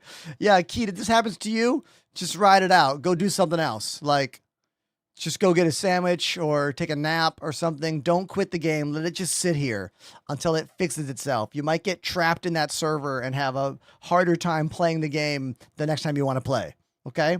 So just let it sit there and go do something else. Or alt tab out and play a different game while you're alt tabbed. You know what I mean? Yeah. Yep. Yep. We're gonna raid out. We're gonna raid Dad Bod Nerd. How about that? Yeah, let's raid Dad Bod. I want to thank everyone for being a part of the show. I want to thank Phantom 1991 for being the largest donor of, I'm gonna say, the whole month. Hell, I'm gonna say this month and next month. Thank you very much, Phantom, for dropping $500 on the show today. That is incredible and so helpful for me in my life right now. For real. Thank you.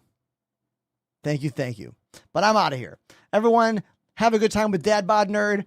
I've been your host for the day, Ender. I'll be back tomorrow for some more games, drums, server errors, and more. So that's it. I love you, and I'll see you tomorrow.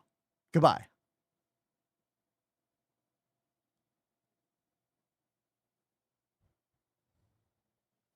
My game is not back. It is a server error still. Let's go tell Dad all about it. Here we go. Bye, everybody.